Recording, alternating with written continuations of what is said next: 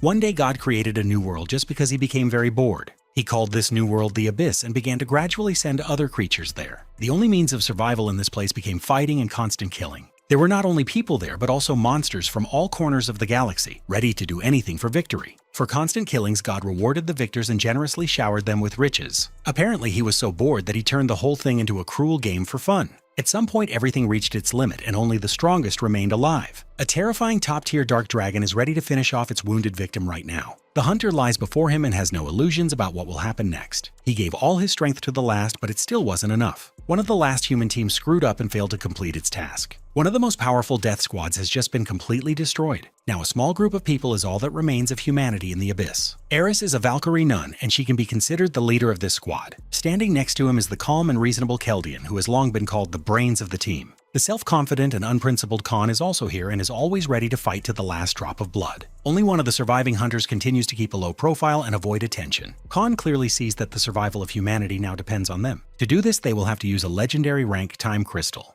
This great ball has a mysterious power and is able to return to the past. This is humanity's last hope, but only one hunter can be sent back. Confident and fearless, Khan decided that this chance should be his. He calls himself the strongest, but his friends clearly disagree. The captain has to step in and have the last word. All the Valkyries who went to battle the Golden Dragon died, and now it's only a matter of time before the monster gets here. Now the surviving hunters have no other choice. The only one who can travel to the past is Khan. He freezes and his whole life flashes before his eyes. All this time he was fighting for survival and was constantly on the brink of life and death. Every day he risked his own skin just to survive. At one point the thought of death seemed like a way out, but Eris didn't agree with it. She asked him not to lose hope and to do everything to give humanity a second chance. Looking at his friends, Khan couldn't refuse this opportunity. Khan started 20 years later than the Allies and still made incredible progress. If his abilities had manifested themselves a little earlier, the future could have been very different. Even Khan recognized his friend's abilities and stepped aside, giving him a chance to return to the past. After some thought, the mysterious hunter finally decided to take the risk. At that very second, the ground beneath our feet began to shake and tremble. This meant that the terrifying Golden Dragon had finally found them and the bloody massacre would soon begin. Keldian asked Khan not to be distracted and promised that they would detain the monster. The three warriors immediately activated magic and prepared for a tough fight. They understood that they would not be able to survive and that this was a one-way ticket. The main task was to buy time so that Khan could activate the magic ball. Each of them was ready to sacrifice themselves in the battle with the dragon and his assistants. There was no longer any point in saving up strength and leaving anything for later because for them this was the final battle. The hunters fought as a true team, covering each other in the most difficult moments. They wished Khan good luck and reminded him that the fate of the people now depended on him. Khan clutched the crystal, feeling the weight of responsibility for those who had given their lives for him. Keldian reminded that one should not kill people unnecessarily, but at the same time we should not spare those who may cause harm in the future. Also, Khan must not forget that he is obliged to kill the monarch Clementine. After these words, the magic ball was activated, and the world was filled with a bright flash of light. Khan's consciousness fell into the void, and it was clear from his face that he was ready for this. When he opened his eyes again, there were frightened people standing in front of him.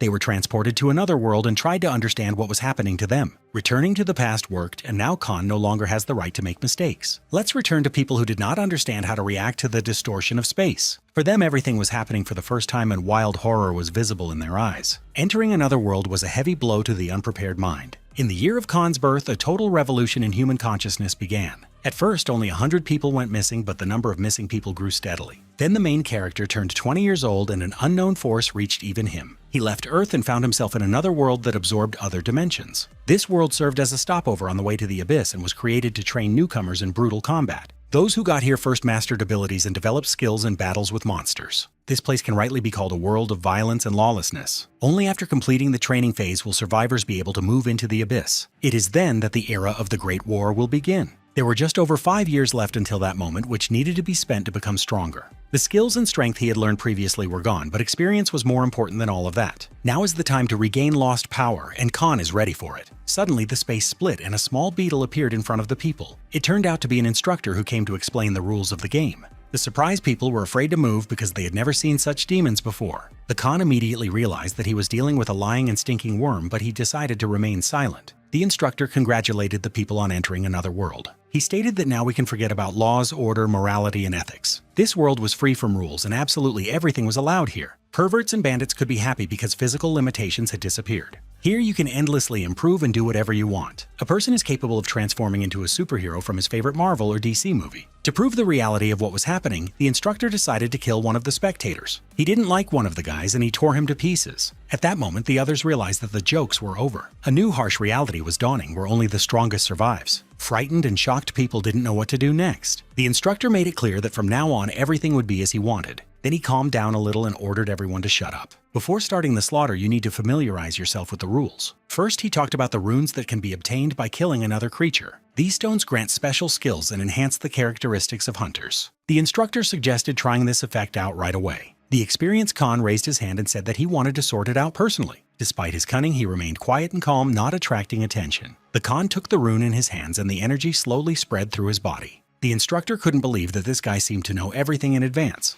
Now people realized that in order to survive, they would have to fight and obtain magic stones. As soon as the rules were announced, people immediately started fighting with each other. Runes could be obtained from anywhere as long as the killing continued. From that moment on, the past lost its meaning and a new life began. The instructor gave the men daggers so that they would have at least some kind of weapon and be ready for a real battle. Immediately after this, a portal opened and one after another, terrible monsters came out into the arena. It was obvious that an inspection was about to begin that would claim a huge number of lives. The smartest ones quickly realized that this is exactly what the learning process looks like. There were almost equal numbers of people and monsters, but this did not inspire hope at all. Some tried to calm down and suggested sticking together and fighting as one group. Khan didn't want to get involved in this. He was originally going to go his own way. The problem was that people couldn't run away from the battle because a barrier had formed around them. The walls slowly but inexorably narrowed, leaving no room to pass or retreat. The monsters smelled fear and began to move faster and faster with each passing second. Of 100 people, only half will be able to leave the boundaries of this barrier. Everyone else will be forced to stay here and fight until the very end. Naturally, panic set in while Khan remained eerily calm. He had been through this stage before and knew that people would have to unite to survive. That time he was among those who were not allowed beyond the barrier. Of the 50 hunters, only 10 survived, and he remembered that day for the rest of his life. Now Khan knew exactly what he had to do and was not going to waste a single minute. Taking out his dagger, Khan confidently spilled the blood of one of the orcs. He cut the monster in two and thus saved one of the guys. It was too early to stop and he immediately rushed on to get more. Cold calculation and unshakable calm made him stand out from the crowd. They looked at him as if he was a superhero without any magical skills. Just a few minutes were enough to destroy an entire squad of goblins and orcs. All of his stats rose almost instantly, cementing the result. At this pace, he could count on rapid and steady progress. All we had to do was keep fighting and not lose our heads under any circumstances. Seeing the mysterious hero fight, people began to decide to unite. They realized that they couldn't escape and would have to fight these monsters. With his confident actions, Khan forced the others to accept the strict rules of the game. It gradually became clear that it was he who led the squad and led them forward. In the future, a huge number of wanderers will appear in this world. The first generation to arrive here will be protected by a training zone for the next 3 months. But one day this stage will end and battles with subsequent generations will begin. For beginners, this is a rare chance to strengthen their bodies and gain real experience. For the first time, Khan caught himself thinking that his friends had been right in sending him into the past. He had no right to make mistakes and knew perfectly well how to take advantage of his experience. Now it was necessary to level up as quickly as possible, and to do this I would have to go down lower. The instructor watched closely and was clearly pleased with the actions of this fearless guy. This time the number of survivors turned out to be unusually large, although usually only a few remained. Now the instructor could remove the wall and leave the people alone with the monsters. He had other things to do, so he simply wished them good luck in the end.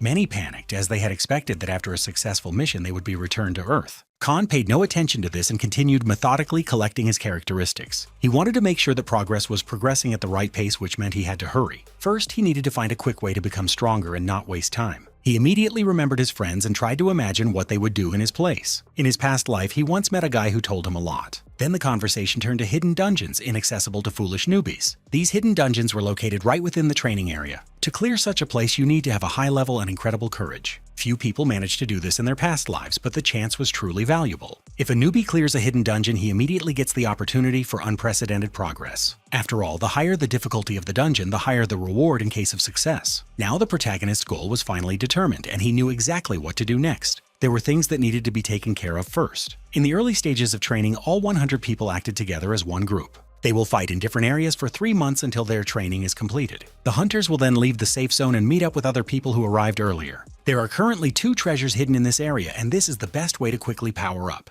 The Khan was ready to go his own way, but noticed an important incident. Conflicts broke out everywhere, and beautiful girls often became their victims. Their appearance became a problem because there were no more rules in this world. It was difficult to turn a blind eye to all this, although Khan understood that it was not his concern. He was about to leave when he suddenly heard his name. He remembered two guys he hadn't seen for a long time since his past life. In fact, they turned out to be his classmates from university. In his past life, they died in the very first battle, so he had long since erased them from his memory. Then Han remembered this girl. Her name was Yumi. She also studied at his university and would not have survived if she had not been helped. Han decided to intervene and take Yumi with him, but the bandits clearly didn't like that. It was already clear that they didn't care about the rules or any restrictions. As soon as they noticed the arrogant guy, they immediately decided to rip his head off. Such people are found in absolutely any society without exception. Even among the saints, there will always be those who sold their souls to the devil. The Khan did not want to fight and waste his energy on useless conflicts, but he decided to make it clear that he would not allow himself to be treated without respect. With a quick, confident gait, he approached the gang leader and looked him straight in the eyes. It was the look of a predator, making it clear that he could bite at any moment.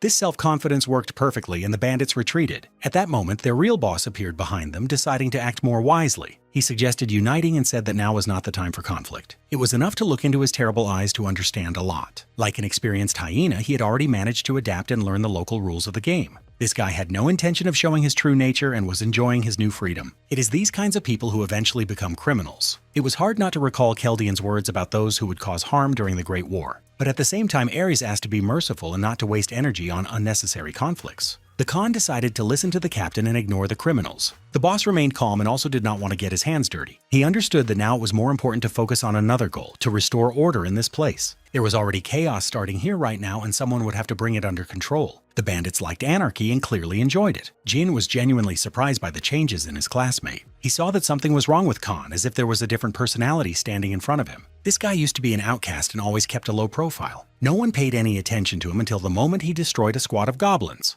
Now even the most arrogant leader of the university was interested in his abilities. The students began to gather together and decided to follow Khan. They didn't know what to do next, but they felt like he was one step ahead. At first, no one understood where exactly they were going, until the leader finally named the destination. He was interested in a specific metro station, as it was there that the first hidden treasure of this stage was located. To get there, you have to go underground and immediately feel the dampness and heavy air of another world. As soon as they entered, Khan was immediately bombarded with questions from all sides. He didn't want to explain every little thing separately, but he still tried to be friendly and help newcomers. Remembering Ares's words, he understood that now he had to be a guide for inexperienced hunters. Khan said directly that he had superpowers and a highly developed intuition. These words shocked everyone, especially Jin, who was used to being the main star of any company. Someone clearly didn't like this, but in the current situation, there was simply no other way out. They could either go their separate ways or follow the man who clearly knew something. The students chose the second option and followed Khan into the underground metro. Suddenly, he grabbed the dagger and instantly prepared for battle. Jin tensed up seriously, deciding that he would simply be killed now. It seemed like this moment stretched out into eternity, and time seemed to stand still. Everyone around tensed up and held their breath in anticipation of the outcome. Khan swung and almost left his classmate without a manhood. In fact, the blow was aimed at an underground worm, which suddenly burst out. These tunnels are home to green worms that crawl out of the ground at the slightest vibration.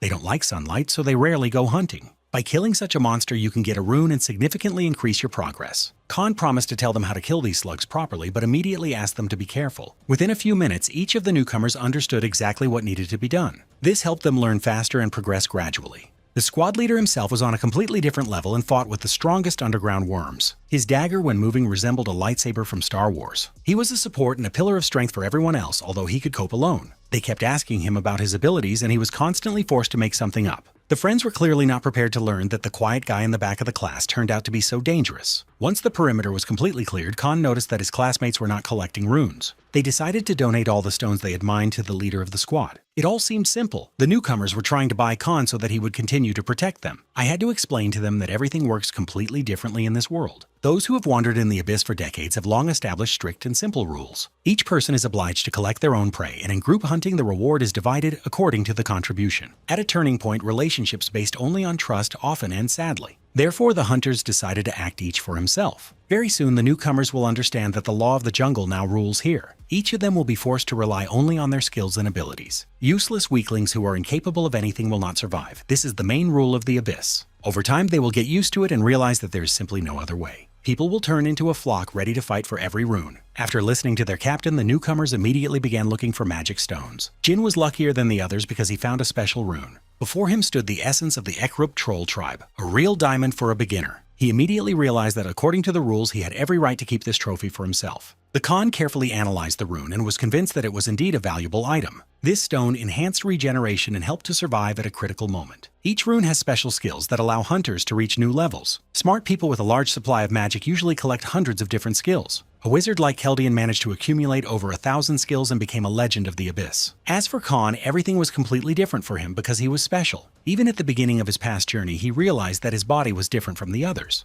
Whenever he tried to absorb ordinary runes, he immediately felt a strong sense of rejection. It soon became clear that he was only capable of maintaining 7 skills. If the team had known about this earlier, he could have chosen much more powerful abilities. At first, Khan saw these restrictions as a serious drawback that was hindering growth. However, he later learned of his true power, the endless evolution of skills. Any absorbed skill began to develop and eventually reached its maximum. It was this trait that allowed him to be on par with the strongest fighters of his time. Because of this unique feature, the friends decided to send Khan into the past. They knew that now he would be able to absorb other skills and become a man who would change the fate of humanity. This time, mistakes are unacceptable, so you need to choose the magic stones to absorb carefully. If everything goes according to plan, it will bring tremendous success and rapid growth. As for Jin, at that moment he had just absorbed the essence of the Ekrip troll tribe. He enjoyed the progress and felt that he would soon be able to catch up with the squad leader. For him, it was a personal matter because Jin always suffered from the syndrome of an excellent student. After distributing the stones, Khan asked his allies to speed up. By this point, he already understood that Jin would see him as a rival, and that was dangerous. He tried not to dwell on it and concentrated on his goals. Now I had to go down even lower to use the metro, as strange as it might sound. At first, no one understood what was happening because Khan remained silent. He knew that the information from the man from his past life was true. During their conversation, another experienced hunter joined them. Thanks to this dialogue on Khan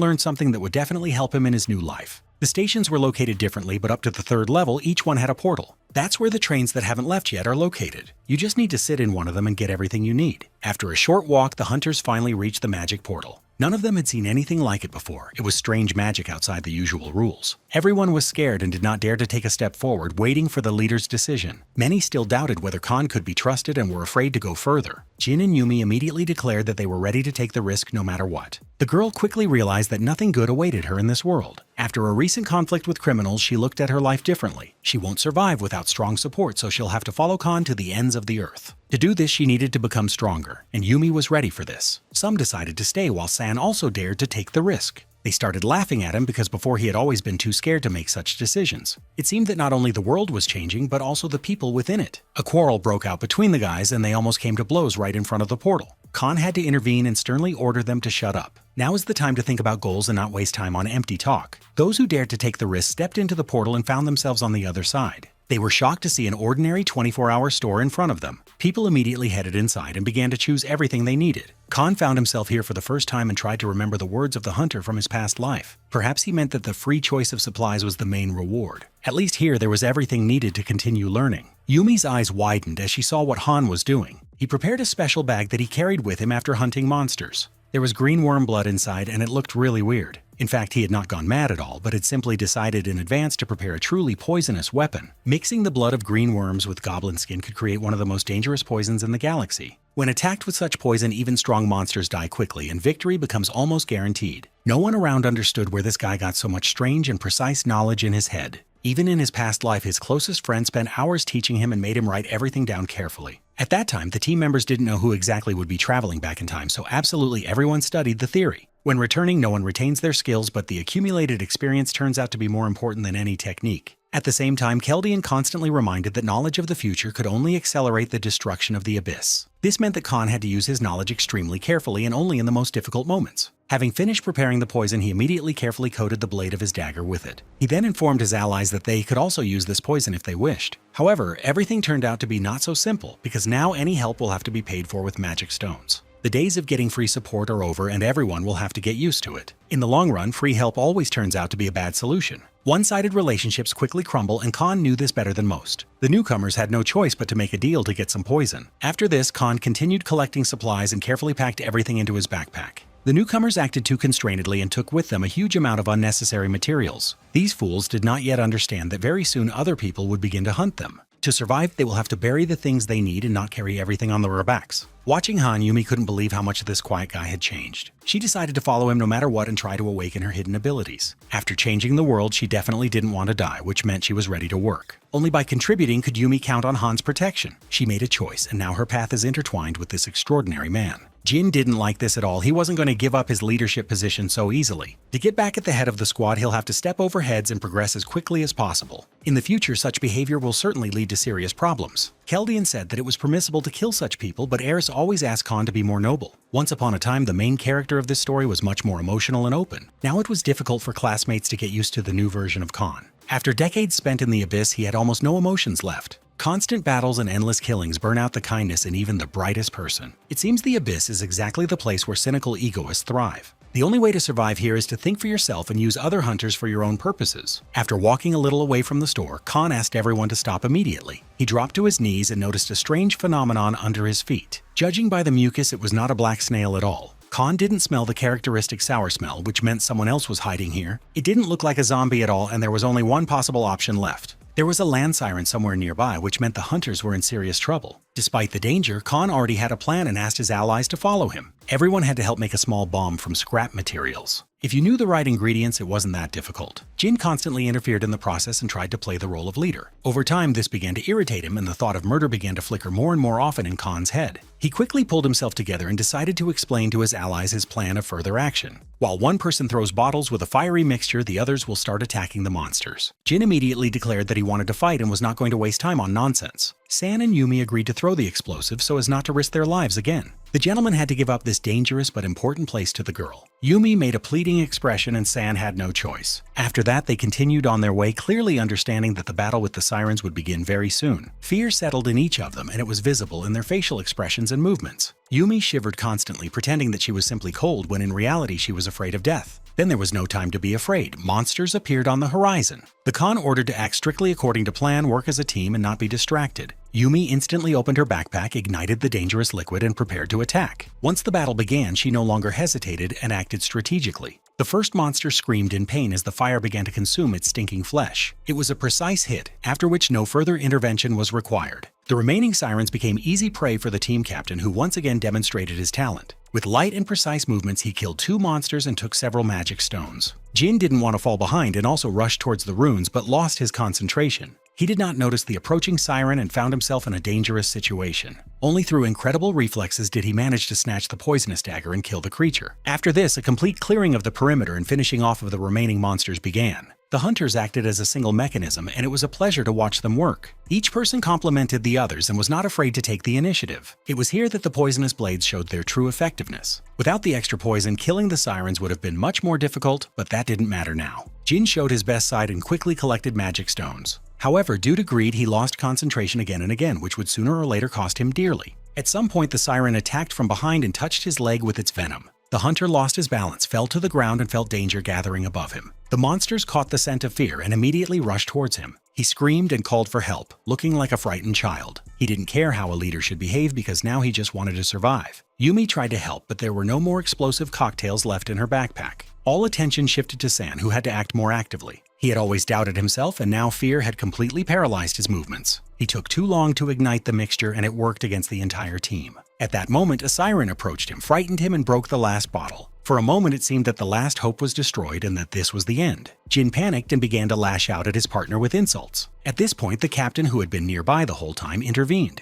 Seeing the danger, Khan approached and mercilessly struck the target with his blade. Several monsters were cut into pieces, and the rest of the team members were saved. The Khan didn't shout or panic. He calmly ordered them to follow the plan and not get distracted. These were the words of a true leader, experienced and extremely cool-headed. Jin tried to catch his breath, his heart still pounding wildly. He had never been this close to death before, but that was no reason to stop. Everyone must collect their runes and continue their journey through the metro. The self-confident blonde felt cheated and decided to fix it. He believed that he almost died because of the hesitant actions of his classmates. Therefore, I decided to take their precious stones as compensation for the fear I had experienced. Just like in his university days, Jin acted as if he could do anything. He grabbed San by the throat and lifted him off the ground, demonstrating his strength. Quiet and defenseless, San could do nothing, gasping for breath and begging to stop. Yumi tried to intervene and influence the situation, but no one listened to her. Jin had no intention of killing his classmate. It was more important to him to assert himself at the expense of a weaker guy. He wanted to regain his lost authority and at the same time easily obtain additional runes. His plan seemed almost perfect, but he completely forgot about the squad captain. The Khan was not going to turn a blind eye to such blatant lawlessness and decided to intervene in time. He stated outright that no one would take anyone else's rewards, otherwise he would show who was the real boss here. It was clear that these words had hurt the blonde, but he couldn't do anything about it. Jin seemed to sense his own weakness and decided to retreat, at least for the moment. Now it was necessary to continue on our way because there was not much time left. Yumi noticed that the behavior of the other newcomers was starting to irritate the captain. At the same time, outwardly, everything suited him, and he had no intention of blaming anyone.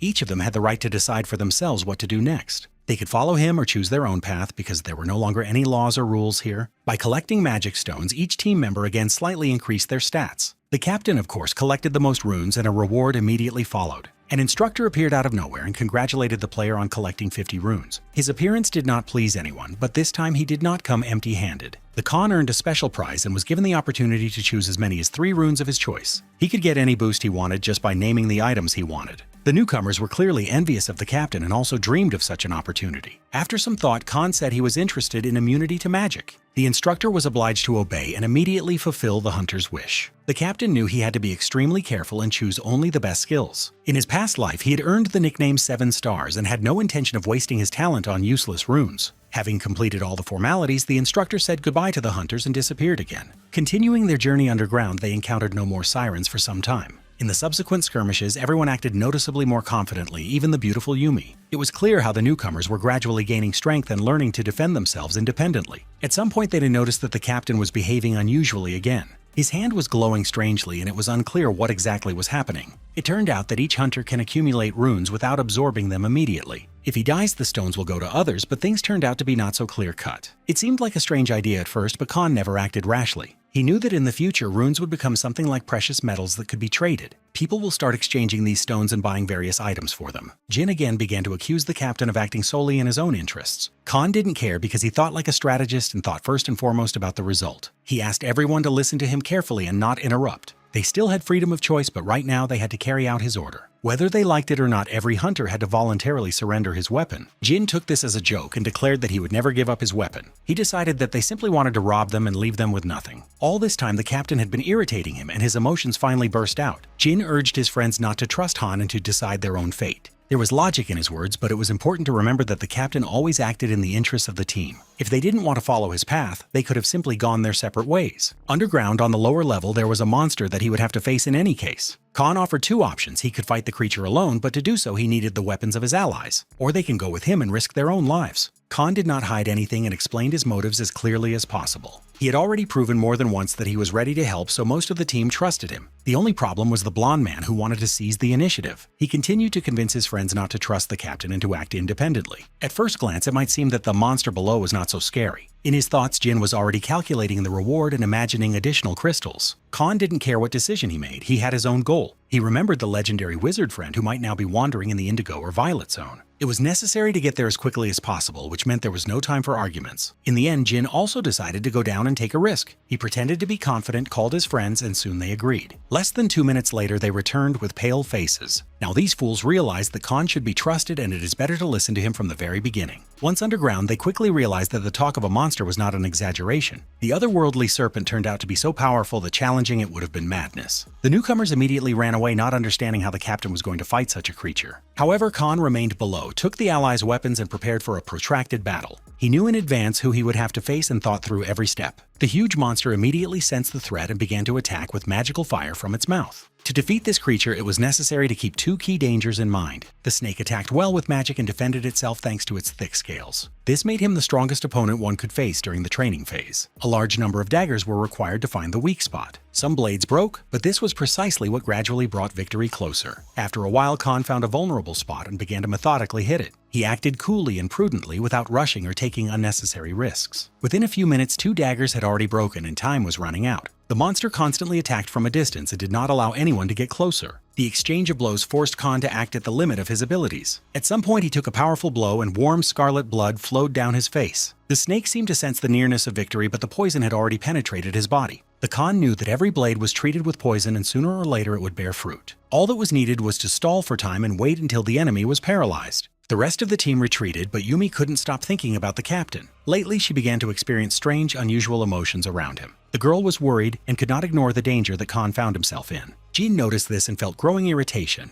He had long wanted Yumi to be with him, and he saw how her attention was moving elsewhere. In the end, she decided to take a risk, abandon her allies, and go down to help Khan. It was stupid and dangerous, but her heart told her to do so, and Yumi couldn't resist. The rest of the hunters also joined in and went together to help the captain. When they went down, they saw a terrible picture. A huge monster was squeezing Khan by the left hand. It was the culmination of a long battle where the fate of the winner was being decided right now. Khan concentrated for a moment, returned to reality, and delivered a crushing blow. The snake squealed like a slaughtered pig and immediately released its grip. By this point, the poison had begun to take effect and the monster began to tremble, losing control of its body. In the abyss, monsters evolve over time and become accustomed to poisons. In the future, killing them with ordinary poison will be extremely difficult, and battles will reach a new level. But now at the training stage, poison was a precious resource, guaranteeing success. All that was left was to finish off the creature and try to use its scales. The Khan was surprised to see his allies returning, as he thought they were already safe. Having defeated the monster, the hunter received a special rune which he did not yet intend to use. Jin decided to take advantage of the moment and take possession of the gem to become even stronger. He pushed everyone away and almost started a fight with San again, who was also hoping to get a small boost. I had to remind myself that in this world there are no more selfless acts and usual gifts. If someone wants to get their hands on a magic rune, they will have to pay a high price or at least take out some sort of loan. Yumi turned out to be the only hunter who could really afford it. The blonde already had the gem, and San again gave in to the girl and behaved like a true gentleman. As a result, the persistent and unyielding beauty received the opportunity to increase her characteristics. By this point, it was clear that she truly deserved respect for her dogged will to progress. Usually, people like Yumi were the first to die, unable to adapt to the new world. With her, everything was different, so even Khan paid special attention to her height. After the battle was over, he hurried to collect some precious materials. Thanks to the memories from his past life, he could create a new weapon for himself. All it took was patience and diligence to achieve the set goals step by step. Long hours of studying theory now gave him a huge advantage. He was going to create a needle with which he could fight the next monster. The second treasure was already very close, all that remained was to prepare. This time, the battle promised to be even more uncompromising because the opponent was on a completely different level. The huge needle resembled a sword but was much thinner and sharper. The blonde man became interested in this weapon and even offered to give all his runes for it. With no more materials left, Han was forced to give up and Jin was left with nothing. Then they continued on their way and finally reached that very lonely train in the subway. At this point, their paths diverged because Khan had to be left alone. He explained that the train would only take one traveler and the rest would have to return outside. It was clear that the newcomers did not want to let him go and felt insecure without their captain. Jin didn't like being ordered around and started trying to get on Han's nerves. This almost ended in conflict, but the captain pulled himself together in time. He made it clear that he would not allow anyone to argue and spoil his well-thought-out plan.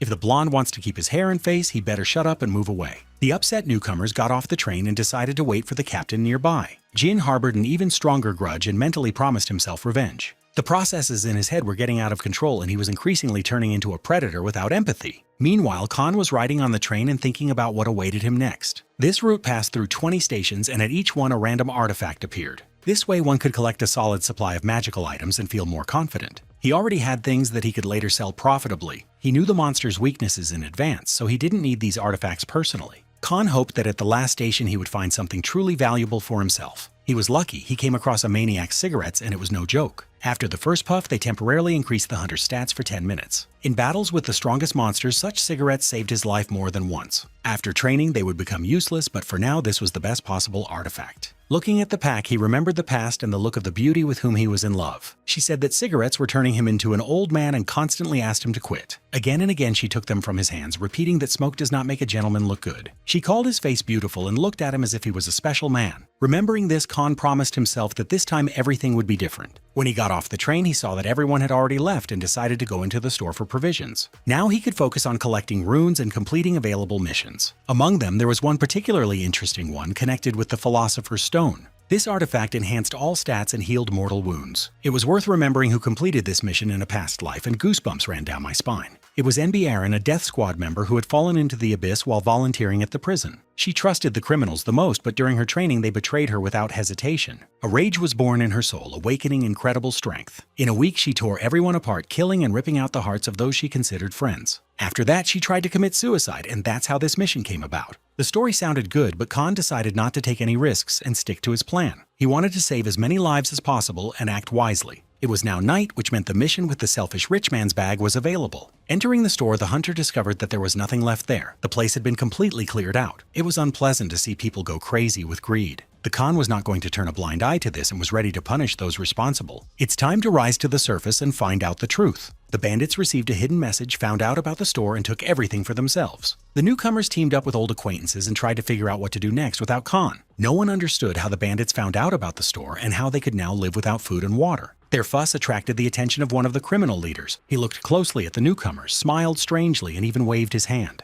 Everyone was shocked, but only one person understood who this smile was addressed to. Jin turned around and walked away, pretending he just wanted to think. In fact, he clearly realized that the criminal was addressing him specifically. The bandits could not have known about the store without the rat giving them the information. The blonde man personally showed me a shortcut and helped me completely clean out the store. Jin knew how to create the conditions that would force Han to team up with him again. Khan will want revenge, but then he will have to fight a whole crowd of bandits. In the end, he himself will come to make peace, and the blonde will get what he wants. All that was needed was to come to an agreement with the self-confident bandits. Having received many runes, Jin became noticeably stronger and demonstrated his power. One crushing blow was enough to make it clear that he was not joking. After this, the bandits decided to trust him and followed him to the underground store. That evening, the newcomers gathered in a safe cafe to count the remains of their food. Suddenly, Khan appeared nearby, having just finished his business. His return immediately brought a smile and relief to Yumi. Jin looked excited, anticipating that the captain would offer to team up with him again. He didn't yet know that from the first minutes, everything would not go according to his plan. Khan first looked at the food supplies and then calmly suggested a snack. He was in no hurry to solve the food problem and simply wanted to satisfy his hunger. The blonde didn't like this. He wasn't going to share food with the one who had abandoned him. He declared that this would not do and called on others to take his side. For Jin, this was a turning point as he tried to regain his lost initiative. He needed to become the new captain and replace the leader. Everyone was confused because before this, Khan had shown himself to be a reliable and fair person. They wanted to feed him, but they saw how much it irritated Jin. Then Khan stepped forward and said he was not going to pay for the food. He had no money, and if they didn't want to share, he would simply leave hungry. It was an unexpected choice, but it avoided unnecessary conflict. Jin knew how to get on Han's nerves, reminding him of ghosts from his past life. Then next to him, there was also a self-confident friend named Khan, who considered himself better than everyone else. But deep down, that guy was kind, unlike Jin, who was rotten from the inside. After Khan left the cafe, the atmosphere collapsed and the team began to disintegrate.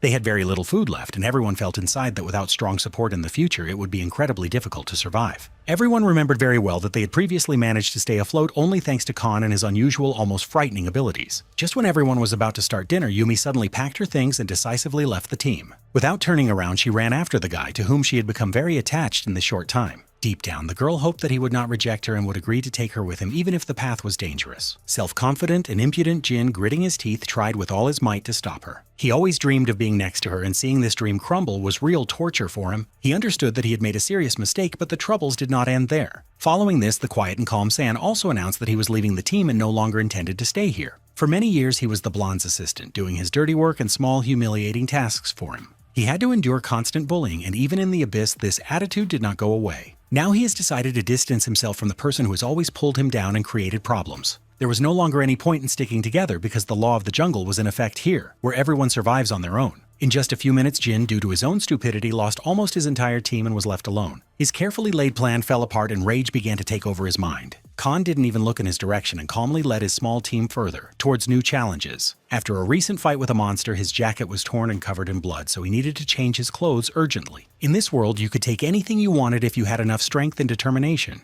As an experienced looter, he entered an abandoned store, took a suitable jacket, and immediately turned to his allies. He warned that none of them yet knew about the moon, which would soon reveal itself for the first time. Only thanks to his past life did he know that with the onset of midnight, the world of the abyss itself begins to change. The local moon was not just a celestial body, but a living organism and a cruel test for beginners. When Yumi saw that giant monster in the sky, her body trembled as if she was back in the darkness of the subway. Then frighteningly strange events began to happen. All the food began to crumble into sand before our eyes. There were already almost no provisions, and now they have disappeared completely, becoming a serious threat to survival. A little later, the hunters noticed that other people began to glow in the dark, even through the walls of buildings. People didn't understand where the food had gone and began to suspect each other of theft. The system deliberately highlighted the hunters, pushing them towards internal conflicts. Everything was arranged so that people would start fighting and killing each other because this is exactly why God created the abyss. God needed a spectacle, and what was happening clearly amused him. Screams could be heard from the houses, people were accusing each other and threatening violence. It was a truly nightmarish world, one that was impossible to get used to quickly. Khan remained calm because he knew that everything would go exactly this way and was simply following a pre-planned plan.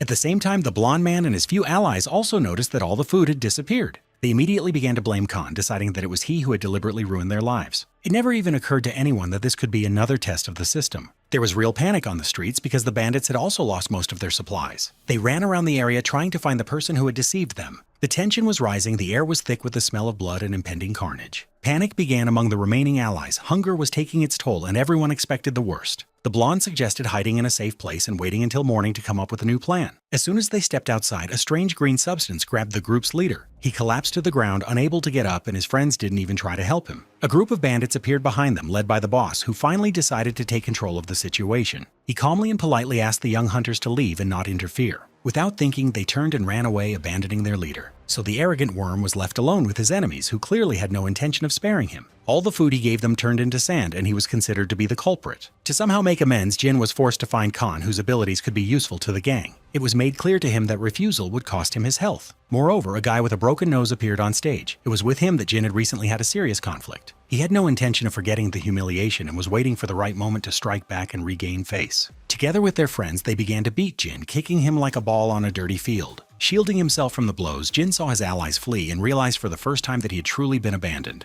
At that moment, something inside him broke, and he swore to take revenge on everyone, even if it meant killing. After some time, Holly and Ken finally found their classmates. They were stunned to see that they had somehow managed to cook the meat and were eating it calmly. The hungry hunters immediately smelled the scent and were sure that someone would definitely share their food with them. Reality turned out to be harsh. Khan coldly warned them not to come any closer. As soon as they crossed the border, he stood up abruptly, took out his weapon, and made it clear that there would be no jokes here. He had no intention of sharing food with those who had chosen a different path and refused to go further with him. The Khan advised them to go to another place and hide until dawn before the situation got out of control. The problem was that by this point they had already been tracked down by angry and aggressive bandits. They needed a victim to vent their anger over spoiled food and ruined plans. The bandit boss was well aware that Khan possessed skills that allowed him to collect an impressive number of runes. He hoped to take these stones and use them to expand his influence in the area. The plan seemed flawless, but Khan had no intention of giving anything away to anyone from the start. He knew he was on a mission called the Selfish Man's Bag. The conditions for carrying out this mission were simple, but only a few knew about them. After the appearance of the living moon, it is necessary to cook and eat as much food as possible. The main goal is to remain selfish and under no circumstances share with others. It was especially difficult when there were hungry people around ready to fight for any piece of meat. The bandits who came for the crystals forgot about their goal when they smelled the food. Khan demonstratively continued eating, completely ignoring their presence. A battered blonde man emerged from the shadows looking more like a pathetic scarecrow than a leader. He began to accuse his allies of betrayal as if he himself was not the cause of what was happening. The boss cut him off abruptly and ordered him to carry out a simple but important task. Jin was told to approach Khan and try to beg him for some meat. The boss understood perfectly well that in front of him was a man with special abilities, dangerous even on his own. However, he was confident that the numerical superiority was entirely on his side. The bandits acted as if they were already in control of the situation and had cornered their prey. Jin obeyed the order and headed towards Khan, hoping to somehow improve his situation. Yumi coldly warned him not to cross the border, looking him straight in the eyes. He ignored the warning, and it turned out to be a fatal mistake. At that very moment, Khan broke his right leg with a crushing blow. Jin lost his balance and collapsed, not immediately realizing what had happened. When he saw that the leg was gone, there was a hysterical scream and senseless pleas. The sight was so pitiful that even the seasoned bandits tensed up. A cold wind blew down the street as if heralding the beginning of a bloody massacre. Having woken up from the pain shock, the blonde began to scream, demanding that Khan be killed immediately. He called for help from everyone, even those who had recently beaten him half to death. The bandits decided to take a risk and overwhelm the individual with numbers, counting on the crowd.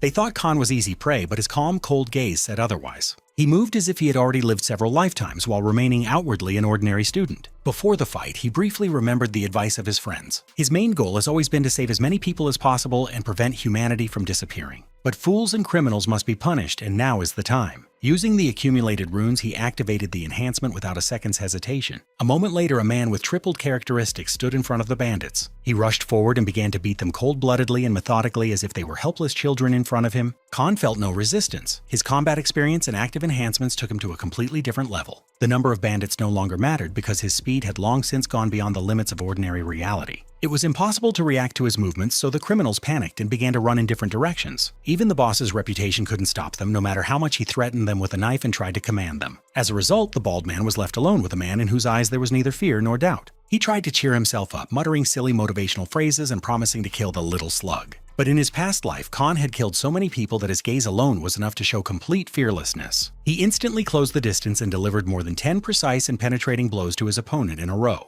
The boss didn't have a single chance. He was turned into a sieve after just the first short exchange of blows. When the battle was over, there were many people lying around choking in their own blood. It looked strange, but Khan did not kill anyone, limiting himself to severe and painful injuries. Thus, he simultaneously fulfilled the request of his friends Keldian and Eris. He then looked at the newcomers and calmly said that the same would happen to them if they did not leave immediately. Ken and Holly didn't want to take any chances, so they quickly looked at each other and immediately understood everything. They turned and ran away as quickly as they had when the bandits attacked Jin. Having finished all the work, one could calmly sit down and continue eating meat, fulfilling the conditions of the mission. Friends looked at Khan as if he were crazy and did not dare ask him unnecessary questions. Everyone silently finished their portion and waited for the devilish night to finally end. A few hours later, a long-awaited ray of hope appeared behind the tall buildings of the ruined city. This meant that morning had finally arrived and the Devil's Moon had to leave this area. In one night, Khan managed to eat about 3 days' worth of food. He felt full and heavy like a wild boar who had no strength left to rejoice. The result was not long in coming. Soon the instructor appeared and handed over that very bag of the greedy rich man. This bag was especially valuable because it could store a huge amount of food without the risk of spoilage. The food problem was solved, but there were still too many dangerous events ahead. Yumi couldn't keep silent and said that she was proud of Han, who had not killed a single person. The leader replied that he would gladly send someone to hell, but the salvation of humanity was more important than personal desires. If he thought only of himself, he would destroy all his rivals without hesitation. But returning to the past is part of a global mission, so he has to act judiciously. The Khan is obliged to establish rules and make it clear that people cannot be killed for runes. If he had dealt with the bandits and taken their loot, it would have been a terrible example for the onlookers. After the world changes, people look closely at the strongest and copy their behavior. Khan has become one of the most prominent figures, so now it is he who sets the direction of development. Unexpectedly, Sen also decided to speak, although he usually preferred to remain silent. He stopped and said that he could no longer walk with them and that their paths were diverging. Yumi was genuinely surprised. While Han had no intention of stopping the young man, he respected the choices of others and was ready to let go of even a close ally without further ado. Yumi had no options left and decided to stay with a stronger and more reliable ally. Besides, she felt a special feeling for him, which was becoming increasingly difficult to hide. Khan saw her fear and inner tension, and deep down he even liked it. Yumi promised to be with him until her last day, considering him the most honest and strong man. After that, they continued on their way and went down into the underground metro again. Meanwhile, in the city center, the beaten Jin was still lying there, dreaming of revenge. He almost drowned in a pool of someone else's blood, but having come to, he immediately tried to get up. Thanks to the runes, his regeneration accelerated, and soon he was able to more or less come to his senses. Trying to get up, he noticed a large shadow in front of him and heard a familiar voice. It was San who returned, although he could have simply left and not looked back. The blonde decided that they would finally save him, help him up, and even find his wooden leg. He was glad, thinking that he had not been abandoned, but this feeling turned out to be a cruel illusion. San looked at him with cold contempt and was in no hurry to extend a helping hand to the man who had humiliated him. He calmly leaned over and picked up the dagger that lay right at his feet, slowly and without unnecessary movements. The blonde was sure that his partner would now finish off the surviving bandits and then they would share the reward. But reality hit too hard, and at that moment he realized that his story was coming to an end. San captured his main enemy, who had bullied him back on Earth during his university studies. In this world, humiliation only continued, and the time has come to finally put an end to it. No one will humiliate San anymore because he promised himself to become stronger at any cost. The cold weapon entered and tore through Jin's body, leaving him no chance to escape. He groaned, and then realized that there was no longer any point in fighting for a life that had turned its back on him.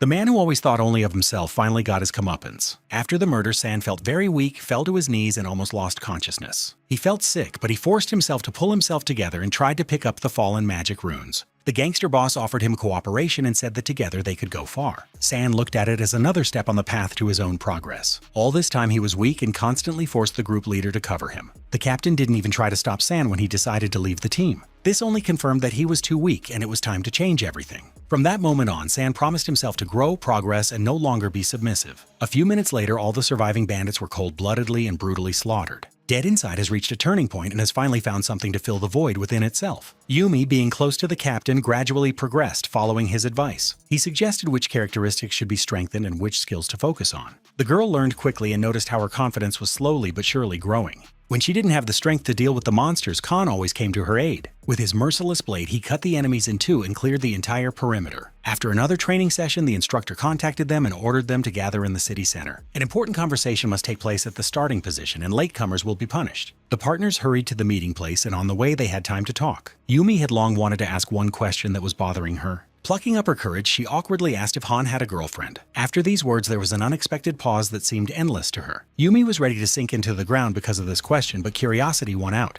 A guy like Khan would probably be pleased with that kind of attention. But Khan was a completely different type of man, and this did not please him. He immediately remembered his past love, which he had lost and which he had not yet met in this life. He couldn't afford to lose her again, and he knew he had to make things right. Han didn't reveal the truth to Yumi and calmly said that he wasn't dating anyone at the moment. For her, this answer became a source of hope, helping her move on and cope with difficulties. The assembled hunters were visibly nervous and tried to guess what would happen next. Somehow they managed to survive these days, but now the instructor has prepared a new test. This madman has prepared a unique gift for them that will not leave anyone indifferent. Suddenly a magical barrier opened, and a huge altar appeared ahead. On it was a monster desperately trying to break free and feast on human flesh. The creature had not been fed for several days and was literally dying of hunger. If the monster breaks out, people will have practically no chance of survival. The altar that holds the creature could crumble at any moment under the pressure of its power. To avoid death, hunters have several options. They can engage in combat, but in this case the chances of success are extremely small. There is another way, say to sacrifice 5 people daily. Having received its portion, the monster falls asleep and temporarily ceases to pose a threat. Finally, the instructor showed a video recording of people from another dimension.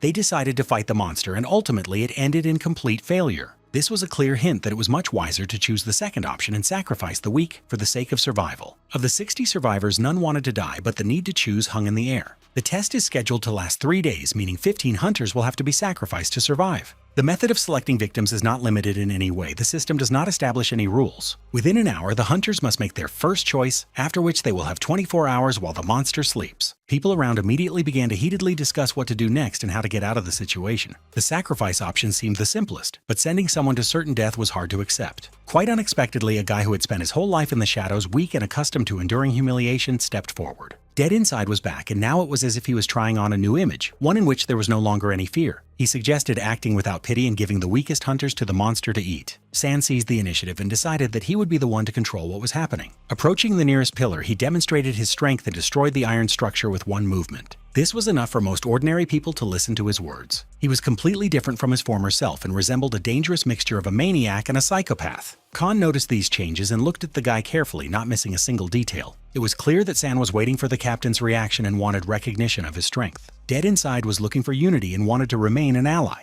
He dreamed of starting life with a clean slate and finally getting everything he was missing in this world. To do this, he needed the support of a stronger hunter, but everything did not go according to plan. Khan stated that he had a completely different scenario in which everyone could survive. This plan has nothing to do with fighting a monster whose power grows every time it devours people. Khan is not offering to fight, he is offering a deal and is ready to take on all the dirty work. To do this, he requires the required number of runes to enhance the characteristics and personally kill the monster. The weak hunters immediately seized on this opportunity and began to urge others to listen to his words. Opinions quickly divided, and there were several reasons for this. Many of the survivors did not have runes as they preferred to hide and avoid battle. There were also those who did not want to share the spoils and considered it easier to sacrifice the weaklings for the sake of an easy passage. Even Khan's promise to kill the monster did not garner unanimous support because the price seemed too high. Apparently, he also planned to use the maniac's cigarettes, which he had received at the beginning of his journey. To obtain the second hidden treasure, you must kill a monster that even Chaldean and Ares could not defeat. Rumor has it that only the Berserker King Clementine succeeded, and even he nearly died in battle. Time was running out, and the hunters had to be rushed to make decisions.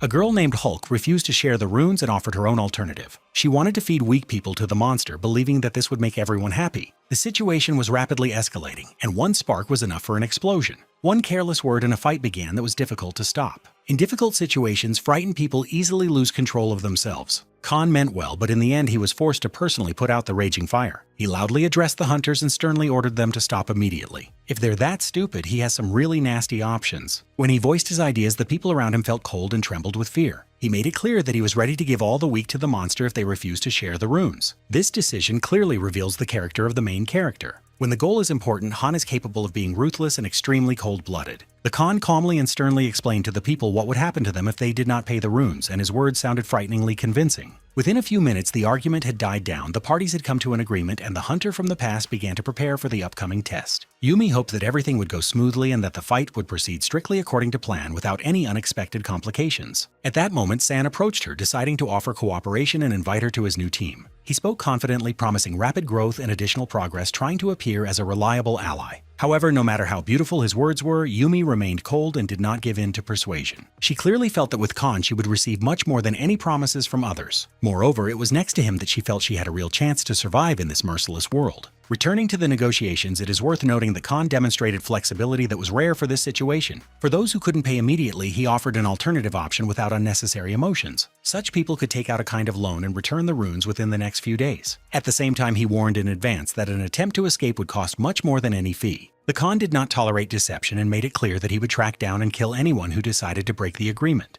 While he was preparing for the fight, San also had no intention of staying away from what was happening. He noticed how Yumi had suddenly increased in strength recently, and it affected him more than he expected. The former loser felt he had to prove his worth and reach the next level. A plan began to form in his head, and very soon he began to implement it. To begin with, San agreed to cooperate with a group of adventurers. These people united for the sake of survival and were not against new connections in an unstable world. Moreover, San already had his own small team, and this helped him quickly find a common language. Meanwhile, at the altar, the protagonist was finishing his preparations for battle. He went over every step of the plan in his head again and again, leaving no room for chance. The demon from the underworld clearly wasn't going to die easily, and victory required using everything possible. Taking a drag from his cigarette, just like in the old days, Khan was momentarily lost in memories. The body became lighter, movements became faster, and the characteristics almost doubled. Confidence filled him completely, and the demon seemed to sense it, reacting to the new threat. The hidden treasure of this stage has only been achieved by one person so far. Now the main question remained, could the hunter from the past repeat this result? The more hopeless the task seemed, the more valuable the reward had to be. Khan raised his weapon and jumped on the demon's head as if it were a normal warm-up.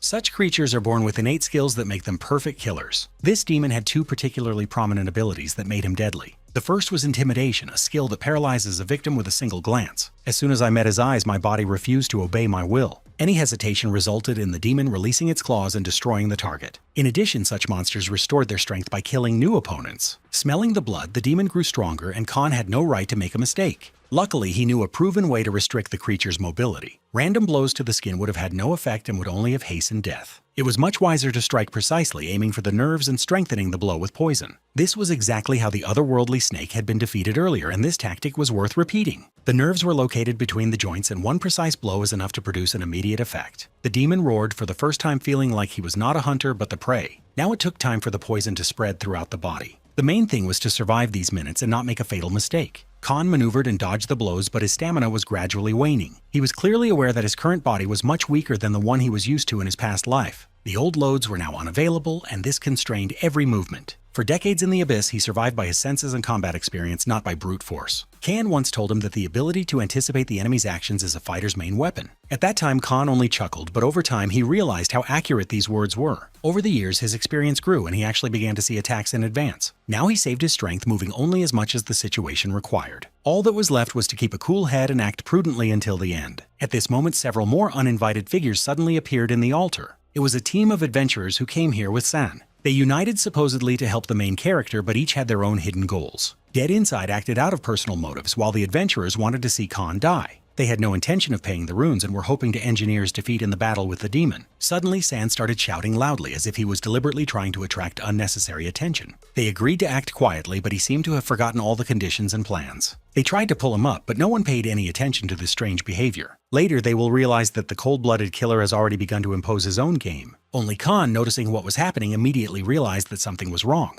The team of adventurers began to slowly descend, intending to intervene in the battle. They saw that the hunter fighting the demon was truly dangerous and needed to be gotten rid of. The plan was simple: wait until the battle was over and then suddenly attack the exhausted Khan with the whole team. The captain of the adventurers acted cautiously, recalling the events of the previous night. He still hasn't recovered from the shock of seeing this guy fight against a crowd of criminals. His composure was striking, as if killing had long since lost its meaning for him. It felt like he came from a world where emotions had long since been completely burned out. Together with the Hulk Girl and several allies, they began to cautiously approach the altar. Behind them stood San with his small team. At some point, things went wrong and the stairs suddenly began to collapse. It was an unexpected outcome that none of them could have predicted. The adventurers fell down, making a noise and attracting the demon's attention. By this time, the monster was seriously hungry and could no longer contain its thirst for blood. The pressure felt much stronger at the bottom of the altar than at the top, and every step was difficult. The adventurers, confident of their success, suddenly panicked. This was given away by the shifting eyes, trembling hands, and sweat running down their faces. They expected Khan to help them in the battle, but he unexpectedly left the battle zone. His goal was to kill the demon, but uninvited guests ruined everything and he refused to take the risk.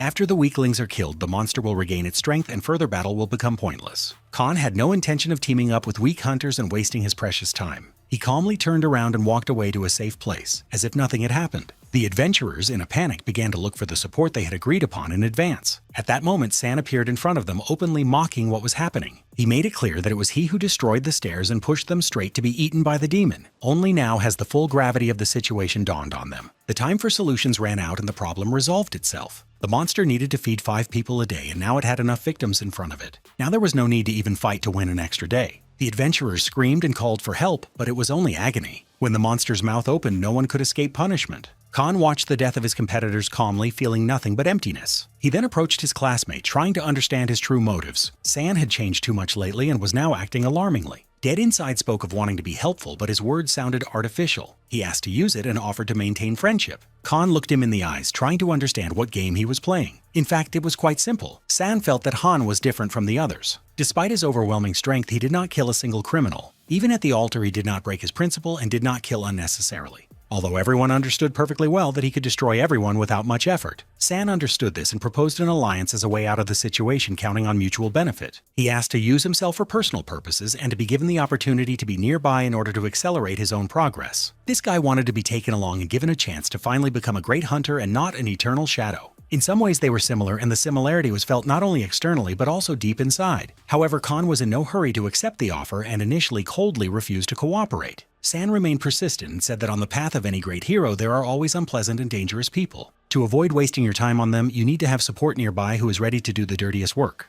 This guy was willing to do the cleaning and fixing the problems just to stay in the main character's shadow. The proposal seemed both intriguing and dangerous, so Mr. Seven Stars began to think about it seriously. He gave his interlocutor hope, saying that he would definitely consider this proposal later. However, he did not guarantee anything, and Sanu could only patiently wait for his final decision. The next stage of training will still separate all participants, so no promises can be made. Han still had doubts about the guy, but he couldn't deny that the offer sounded tempting. His main task remains the salvation of humanity, and for this purpose any methods are acceptable. Along this path there will certainly be those who will interfere, and for such cases a Punisher is needed. The Punisher is a person who acts in place of the monarch and does all the dirty work. All the legendary figures of the future will have Punishers willing to get their hands dirty for their boss. Now San could become such a Punisher, and this would really bring Khan closer to his goal. Some problems will have to be solved the dirty way, so it would be foolish to refuse such an offer. When the second stage begins, Dead Inside may change its mind and show its true face. But if this doesn't happen, Khan will still give him a chance to prove himself in action. Now he has another duty, and he must complete what he started. As soon as the monster felt hungry again, he faced unexpected difficulties. This time, no one was going to feed him or put him to sleep because it was time to put an end to it. The long battle came to an end, and the carnivorous beast did not have time to destroy the altar. He was completely destroyed by a man living his second life. The hidden task is completed, and now all that remains is to collect the special reward from this quest. It was truly worth risking one's life for such a reward because it would give one a huge advantage in the future. The ring of the Vampire King Nirma finally ended up in the hands of the protagonist. This ring will allow him to evolve and win even in battles with the strongest enemies. All artifacts of the New World are capable of evolving along with their owners. Evolution is always accompanied by a change in color, which becomes brighter and more saturated. This applies not only to artifacts but also to runes, which gradually change color as they grow. Single artifacts have always been considered the most valuable items for any hunter. This means that throughout their entire existence they had only one owner. It is no coincidence that Nirmak's ring became Clementine's symbol and helped him achieve incredible power. His opponents were literally torn apart when he activated the secret artifact. Now such a treasure is on Khan's finger, giving him an advantage over his past life. The artifact is currently colorless, but over time it will evolve along with its owner. You need to gradually strengthen and hone your skills so that the ring starts working in real combat. In any case, a start has been made, which means we can prepare for the second stage of training.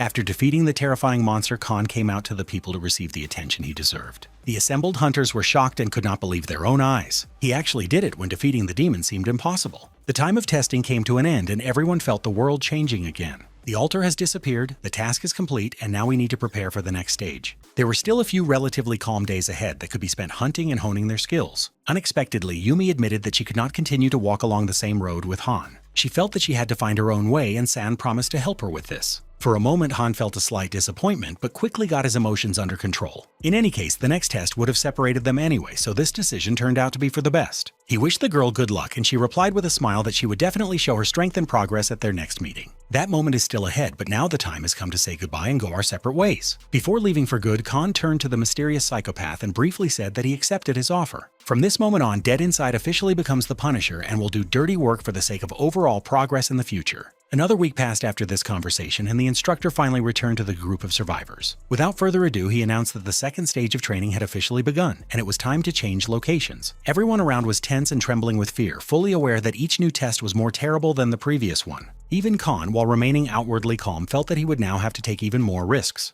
Hunters from different stages were mixed together and scattered into separate rooms. A wide variety of people gathered here, from helpless newbies to experienced killers and outright psychopaths. In order to continue training and move on, it was necessary to undergo recalculation. This meant that no more than 7 people should remain in the room and one had to die. Everyone immediately tensed up, but there was no genuine shock on the hunters' faces. They had seen something similar before and understood that such tests would become the norm in the new world. Many noticed that among them was Khan, whose name had already become famous. Almost no one saw him in person, but rumors about him spread even between worlds. One self-confident girl stepped forward and suggested not to delay the choice. She coldly stated that only those who truly deserve it should stay. Immediately after these words, a real buffalo named Deckel stepped forward. He demonstrated his strength and made it clear that he was not going to leave the world of the abyss so easily. His runes and skill, which allowed him to enhance his stats with magic, impressed even seasoned fighters. He was able to coat weapons with his magic, but he was not the only worthy opponent. The first thing that caught my eye was a healer named Kanman, a cold, collected, and reasonable warrior. Hanchul looked like a true professional, a calm and cool fighter who could be relied upon.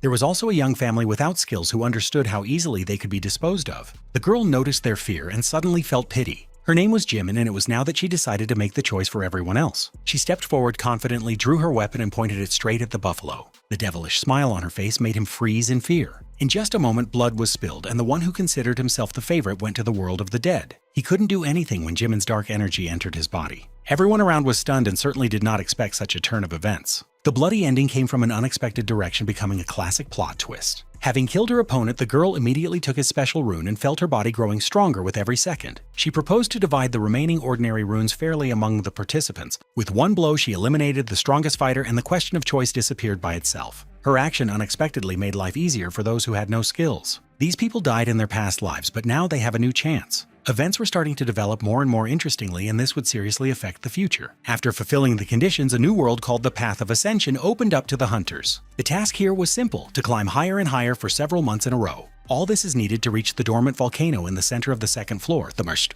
Already the first major target. After completing the training, the world of adventure will open up completely to them. The instructor wished everyone good luck and disappeared again, not wanting to interfere. The hunters immediately began to climb, and Khan, as usual, kept to himself. Some tried to talk to him, but he clearly had no intention of getting closer. At some point, the father of the family panicked and shouted, ordering them to speed up. Right before their eyes, the bridge began to collapse, and the only way to survive was through speed. They managed to reach the top, where the instructor was already waiting for them with a reminder. He warned that over time, the lower islands and bridges would deteriorate, and this condition could not be ignored. While Hanchul was trying to unite the team, Han kept to himself and thought only about his own goals. He behaved in a distant and almost antisocial manner, which noticeably spoiled the overall atmosphere. At the same time, there was such confidence in his actions that people themselves began to follow him, as if he knew the way exactly. Making their way through the jungle turned out to be even interesting, and at first the hunters did not encounter any serious problems. However, after several hours, they still had not found a single bridge up and began to gradually lose patience. At some point, someone noticed that Khan was constantly chewing something, and it clearly did not resemble a normal breakfast. He calmly chewed oak bark and explained that he used it as an antidote. At first, no one understood what he was talking about, because an antidote is only needed against poison. Apparently, these people still haven't realized that they will have to face huge mutants in the jungle. The anacondas had finally gone hunting, which meant a new fight lay ahead. These monsters themselves weren't too dangerous, but their numbers quickly made combat a challenge. Several snakes attacked the hunters at the same time, but soon went straight towards the devil. It wasn't easy to fight, especially considering that the family of ordinary people didn't help at all. The father stated directly that he was not going to take any risks and would only think about his wife and daughter. The difficulties didn't end there, because the healer was also in no hurry to intervene in the fight. He claimed that he could not risk his life, since he would be the one who would have to treat the wounded. Moreover, he immediately warned that he would charge a separate fee for the treatment in the form of magic stones. The guy turned out to be a real psycho, but at the same time a born businessman. This meant that only the most insane hunters would fight. After a few hours, the perimeter was finally cleared and the group was able to catch its breath a little. Hanchul was then contacted by his captain, who was trying to scout out the situation. He made it clear that he wanted to see his assistant nearby on a higher island of this level. Khan instantly caught on to this conversation and understood a lot thanks to his heightened hearing.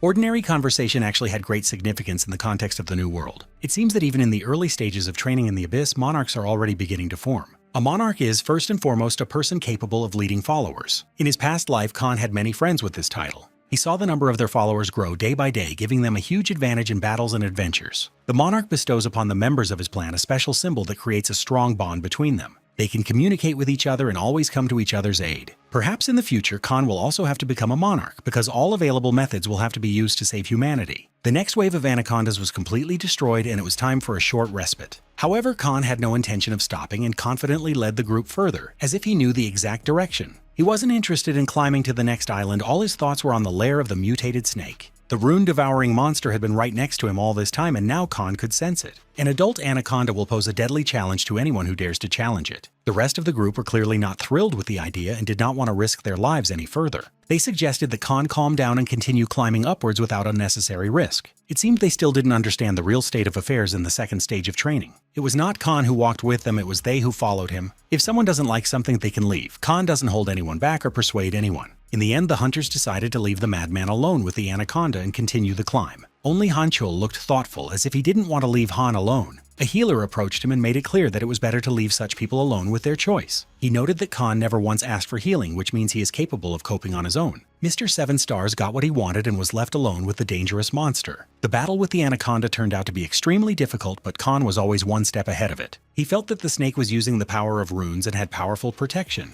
Her attacks were inferior to those of the carnivorous creatures, but her defense was at an elite level. It was impossible to break through directly, so Khan had to act cunningly. The snake always thinks first of its own lair, and Khan knew very well how painfully it reacts to any threat to this place. He quickly realized that if he attacked the lair, the snake would automatically lose its vigilance and begin to act impulsively. Rage will overwhelm her completely, and in that short moment it will be possible to catch the monster off guard. After waiting for an almost grandmaster-like pause, Khan pushed off the ground sharply and delivered a crushing blow without any unnecessary movements. The cold wind seemed to carry the monster's soul away, leaving its massive lair completely unprotected. It was there that what Khan truly needed was located, the egg of the rune-eater snake. In order for the little snake to hatch, it was only necessary to bring the magic stone close to the egg. This creature turned out to be completely unusual and could be useful even for experienced and talented hunters. The principle was simple. You feed the snake runes, after which it will begin to process them. In response, the snake will spit out new runes with the desired characteristics and the appropriate color. For a hunter like Han, this was a huge advantage, allowing him to precisely select the right enhancements. In this life, he had no right to repeat the mistakes of the past, so every step had to be careful and measured. As Khan continued to climb to the next island, the young family suddenly found themselves in mortal danger. The island map proved virtually useless, and within a few hours they were completely lost. At some point, an alarming rustling sound was heard in the dense bushes, and everyone instantly tensed up. The family's whole life flashed before their eyes as they felt completely defenseless against the local monsters. But suddenly a familiar face emerged from the thicket. Mr. Seven Stars appeared before them. He single-handedly destroyed the monster and returned without serious injuries, which truly amazed the newcomers. Khan had no intention of sticking around or helping anyone, but he was genuinely surprised to learn that the team had broken up.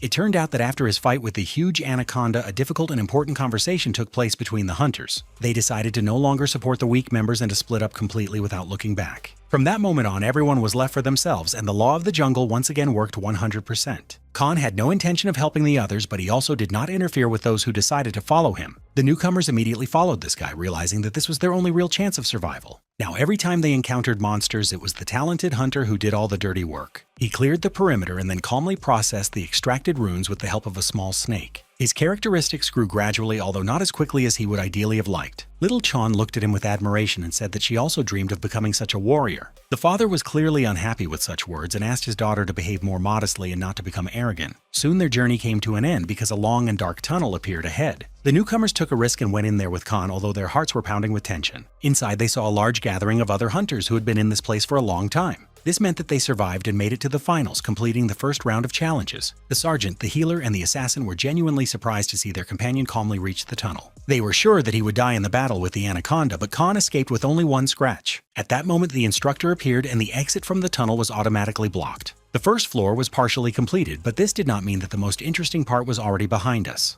Now everyone who managed to reach the top received tickets as a reward. The little purple slug announced that the hunters would have to climb to the next island by activating tickets. 3 people can board a boat, but each of you will end up on a separate island with monsters and traps. 2 hunters can activate 3 tickets and enter the chosen island, but without any guarantee of safety. However, there was also the most profitable option of all those proposed. 1 hunter can collect 3 tickets and choose their own destination island. In this case, he will avoid danger and immediately land on an island filled with treasures. To do this, you will have to kill other hunters and take their tickets. Everything was designed to create chaos, and the instructor clearly succeeded. When the battle began, Khan immediately realized that there was not a minute to lose. He saw many people fall to their knees and beg him for help as the strongest warrior. Not all of them were real fighters and could defend themselves. The young family of newcomers needed support again, but this could not last forever. The sergeant decided to intervene and clearly demonstrate that in the new world only those who are truly strong survive. He was tired of watching newcomers cling to the others and slow down the progress of experienced warriors. He was genuinely happy to see that Khan had survived the battle with the anaconda and decided to offer him something special. The sergeant had spoken with his monarch in advance and received permission for a possible addition to the team. If Mr. Seven Stars wants to become stronger, he was offered to join an elite clan without any unnecessary checks. For any other hunter, such an offer would have seemed like a true gift from heaven. But the man with the past life experience calmly refused without asking questions and simply walked away. From the outside, it might seem that he does not understand the benefits and underestimates the power of the clans. In fact, Khan knew very well how such structures worked and what they cost. In his new life, he had no intention of being a pawn and had originally planned to take the place of the monarch. Meanwhile, the battle for tickets began to rapidly escalate and spiral out of control. People were ready to do anything just to get the right to move peacefully to a safe island. They choked each other, pushed each other, and behaved worse than wild animals, forgetting about any rules. This was in stark contrast to the first trials when many were still trying to maintain human form. The newcomer family could no longer continue the climb and was completely exhausted. They proved too weak and ended up losing their daughter in a brutal fight for survival. Khan was sure that before him was a carefully thought-out performance created by the instructor. He knew that some of the deaths were staged deliberately to add fuel to the fire and break people. It even amused him a little, and he had no intention of showing any unnecessary pity or sentimentality. After the sergeant, a black widow named Jimin approached him. She already knew that Han had rejected the clan's offer, but she still didn't lose confidence. The girl invited him to join her team, promising better conditions and freedom of action. The answer was the same. Khan calmly said that he was not interested. Now he was focused only on moving on to the next stage and wanted to act calmly. After a long and bloody battle, most of the professional hunters took possession of the tickets and moved up. At the bottom, only newcomers remained who desperately needed support and help. They all looked at the strongest hunter, hoping that he would decide their fate. There was a short pause during which the instructor carefully watched the boy's actions. He wanted to see how a person would behave when he was under the pressure of the fear of the crowd and the expectations of others. After a short pause, Khan replied that he was not going to save the losers drowning in the sea. He came back to save humanity, but he wasn't going to slow down his own progress because of others. Those who failed to adapt to the new reality must remain here forever. Having said this, he calmly turned around and walked on as if nothing had happened. The instructor was not disappointed to see the hunter's cold and calculating choice. Khan didn't help anyone, and this became his main sacrifice, moral and physical. To save an entire species, sometimes you have to sacrifice individuals, and he knew that better than anyone. He had to grit his teeth and focus on the target, ignoring the screams of the dying weaklings. So another test ended, and it was time to get to know the central island. There were a few rules on the central island that were vital to remember. First of all, every hunter must understand that the crystal in the castle must be protected day and night. You also need to strengthen yourself through a dungeon unique to this region. And of course, constantly repel the waves of monsters that endlessly roll towards the tower. Each time it becomes more difficult and dangerous to stop these creatures. Skeletons do not feel pain or fatigue, and their numerical advantage plays a decisive role. Despite their own weaknesses, they have too many advantages that make living people suffer. In order to somehow cope with the threat, the main monarchs gathered at a round table for a serious discussion.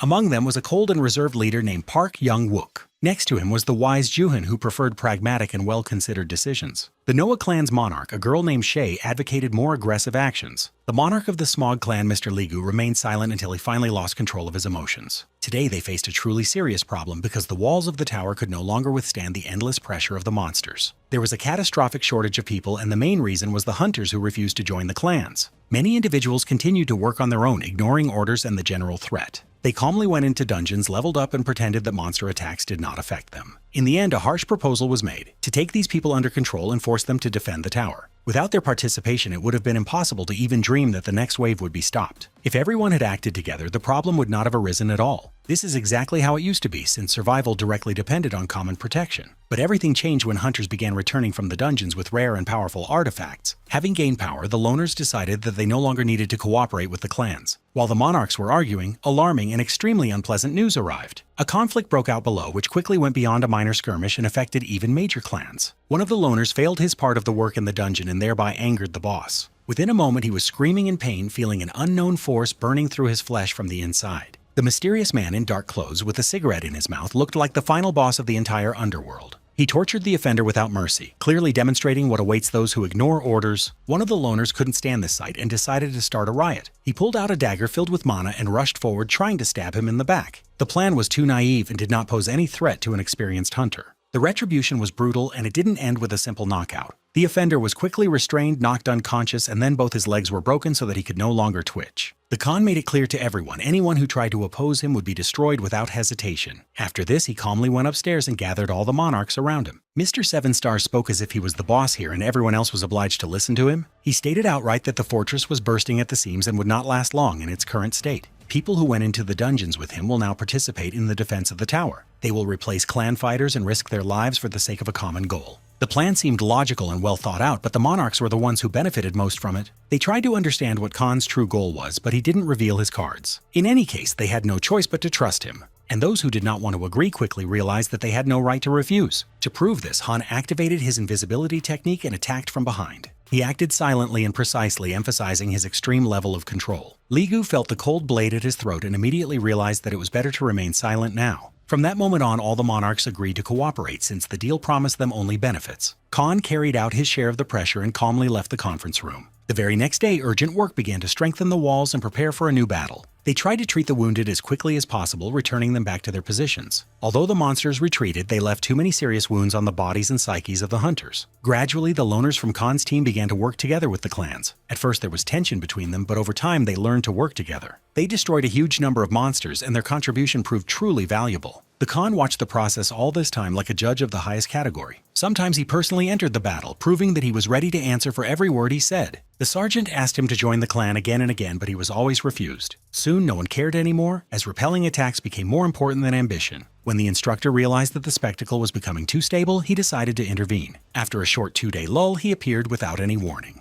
Now the battles would involve demons that were an order of magnitude stronger than ordinary skeletons. As a dubious consolation, the instructor promised that hunters would receive small crystals for killing demons. These crystals could be exchanged for weapons and artifacts in the virtual store, which sounded like a nice reward. Many of the hunters were even a little happy, but they still didn't understand what kind of creatures they would have to face. Even the lowest demons are capable of creating enormous problems, and very soon everyone will see this for themselves. When the portal finally opened, the first such monster began to emerge from it, oppressing the space with its mere presence. There was nothing flashy or majestic about it, but its power was felt even from a distance. Someone had to challenge him, but none of the hunters dared to make the first move. The crowd parted when they saw the fearless warrior rolling up his sleeves and calmly preparing for battle. It was not difficult to guess who it was because only one person was capable of such courage. Raising his sword, Mr. Seven Stars rushed forward and dealt the first blow to the demon without hesitation. During the first minutes, he deliberately forced the situation, testing his opponent and reading his behavior. Either he will break the enemy immediately or he will quickly understand his strengths and weaknesses. Despite the difference in levels, Khan did not even consider the option of retreat. He felt like his defensive abilities had reached a whole new level recently. But there were problems with the attack because he did not understand how to break through the demon's dense defense. It was necessary to use artifacts obtained from a deep dungeon at the cost of considerable risk. Gradually, this began to bring results, and the blows increasingly reached their target. In order to somehow defend himself, the demon had to activate his magical core. The counterattack was so powerful that the hunter was thrown back several meters. Khan heard his own ribs crack, and then an explosion thundered, causing everyone to shudder. Only thanks to the magic sword was it possible to mitigate the damage and stay alive. Those watching the battle saw Khan in a truly vulnerable position for the first time.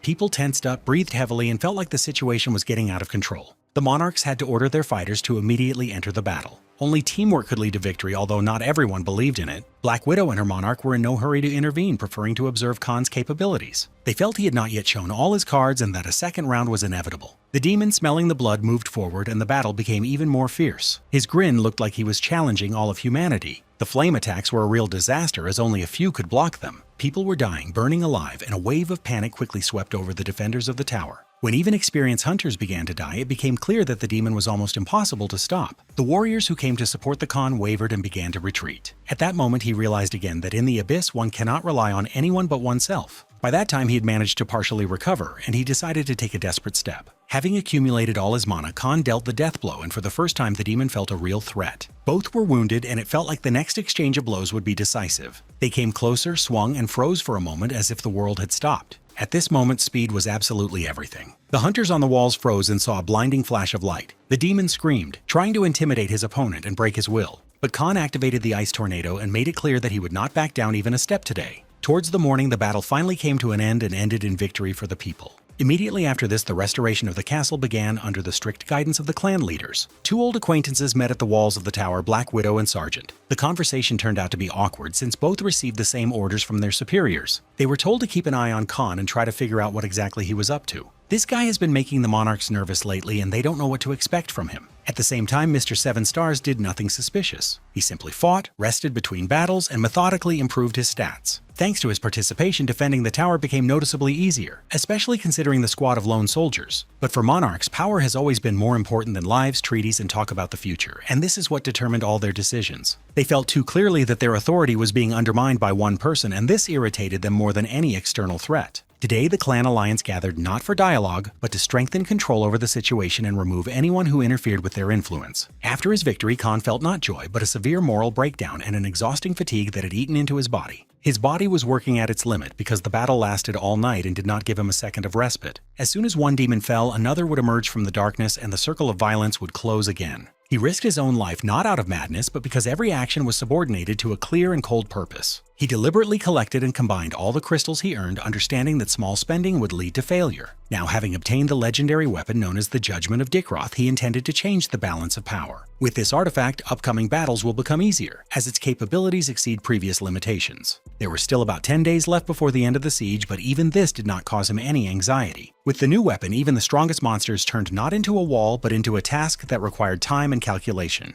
He knew perfectly well that the monarchs were preparing a hidden move, and therefore calmly waited for the moment of their mistake. Whatever happened next, he was going to stay one step ahead and not give them a chance. When the 10 days were over, the instructor appeared before the survivors again without warning. He smiled, but his gaze was filled with dissatisfaction that too many people were still breathing. To shake up the training and add chaos, he announced a completely new stage of testing. The bodies of the fallen monsters began to fuse into a hideous structure right in the center of the castle. The process lasted for a few minutes until the hidden task of the central island was fully activated. The Demon Queen, who had long hidden in the darkness, finally got her chance to take the stage. This battle promised to be a living hell for the hunters if they chose to flee. They were once again faced with a choice: risk everything at once or sacrifice some for the survival of the rest. There were more than 1,000 warriors in the castle, and each of them desperately wanted to stay alive. Theoretically, everyone could have been saved if the central crystal had been activated in time. But the instructor, as always, left the trap for the very last moment. Only 500 people, no more, will be able to be transported to a safe space. All the rest will remain here and become food for the Demon Queen without the right to escape. The hunters looked at each other, instantly realizing that a new wave of internal carnage was beginning. They had made a similar choice before, but now the price was frighteningly high. Some monarchs did not want to take any risks and immediately proposed to begin selecting victims. The singles did not like this decision because they knew too well who would be chosen first. The strong clans were once again going to sacrifice the weak, getting rid of the ballast. They had done it before and were willing to do it again without an ounce of regret. The tension was mounting and the air felt like it would only take one word for everything to explode. It was at moments like these that Khan preferred to intervene because his plan was already ready. He did not want senseless sacrifices and openly stated that this time everyone would have to unite. For everyone to survive, the Demon Queen must be killed with her own hands, even if the chance seems slim. Khan spoke confidently and firmly, pushing through the decision with his reputation and strength. People doubted, but each of them remembered what this man was capable of. A moment later, there were shouts of support, and most of the hunters sided with him. Even some of the clan fighters who respected Mr. Seven Stars supported his proposal. To ensure that no one would disrupt the plan, Khan gripped the handle of his weapon in advance, preparing for the worst. He knew that monarchs could not be trusted, and so he decided to act himself. The central crystal was destroyed by his own hands without the slightest hesitation.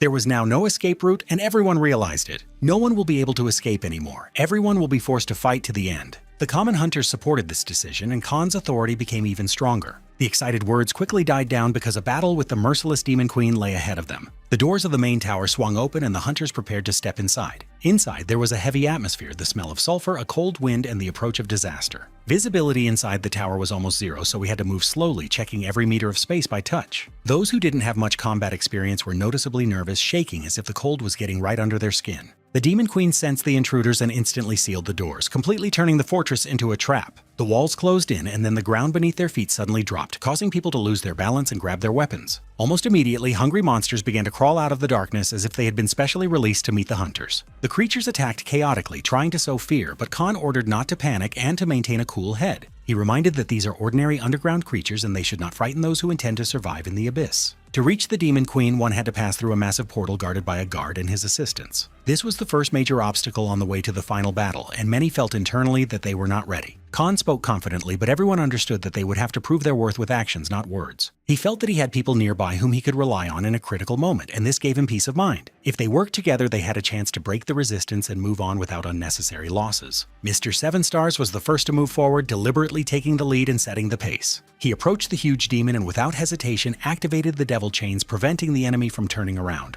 Such massive monsters are capable of breaking the will of an inexperienced hunter with their mere appearance. But thanks to his experience, Khan could read his opponent's movements in advance and did not allow him to force a fight. He took the first blows, after which the chains closed and securely fixed the demon. The other warriors watched in silence for a few seconds as he single-handedly held off the monster. Conscience prevailed, and the fighters began to move forward, deciding to intervene in the fight. Uniting, they rushed forward to support Khan and prevent the demon from escaping. The demon felt the coordinated attack of the people descend upon him at once, and for the first time he flinched under the pressure. His main weapon remained flame, with which he could attack without stopping, burning out the space around him. The streams of fire were so dense that even reinforced blades began to melt after a few collisions. The Khan understood that the battle could not be prolonged, and he headed straight for the enemy's heart, ignoring the danger. They tried to stop him with shouts, warning him that the flames were capable of incinerating anyone who came too close. But he knew exactly where to strike to reach the demon's core and deprive it of its source of power. The location of the ignition crystal was known in advance. All that remained was to withstand the pressure and reach the target. At the moment of impact, time seemed to stand still, and the fighters around felt a brief but noticeable relief. The flame disappeared, and with it the demon lost his main advantage on the battlefield. However, the price for this was high. Many ordinary hunters had already been seriously injured. Adventurers from various guilds were ill-prepared for this level of threat and could not withstand the onslaught. Even without its core, the demon still posed a mortal threat and continued to fight back fiercely. At this point, several clans, having united, took a wait-and-see attitude and were in no hurry to help the others. It was clear that they had come here for their own purposes and were preparing for the next step.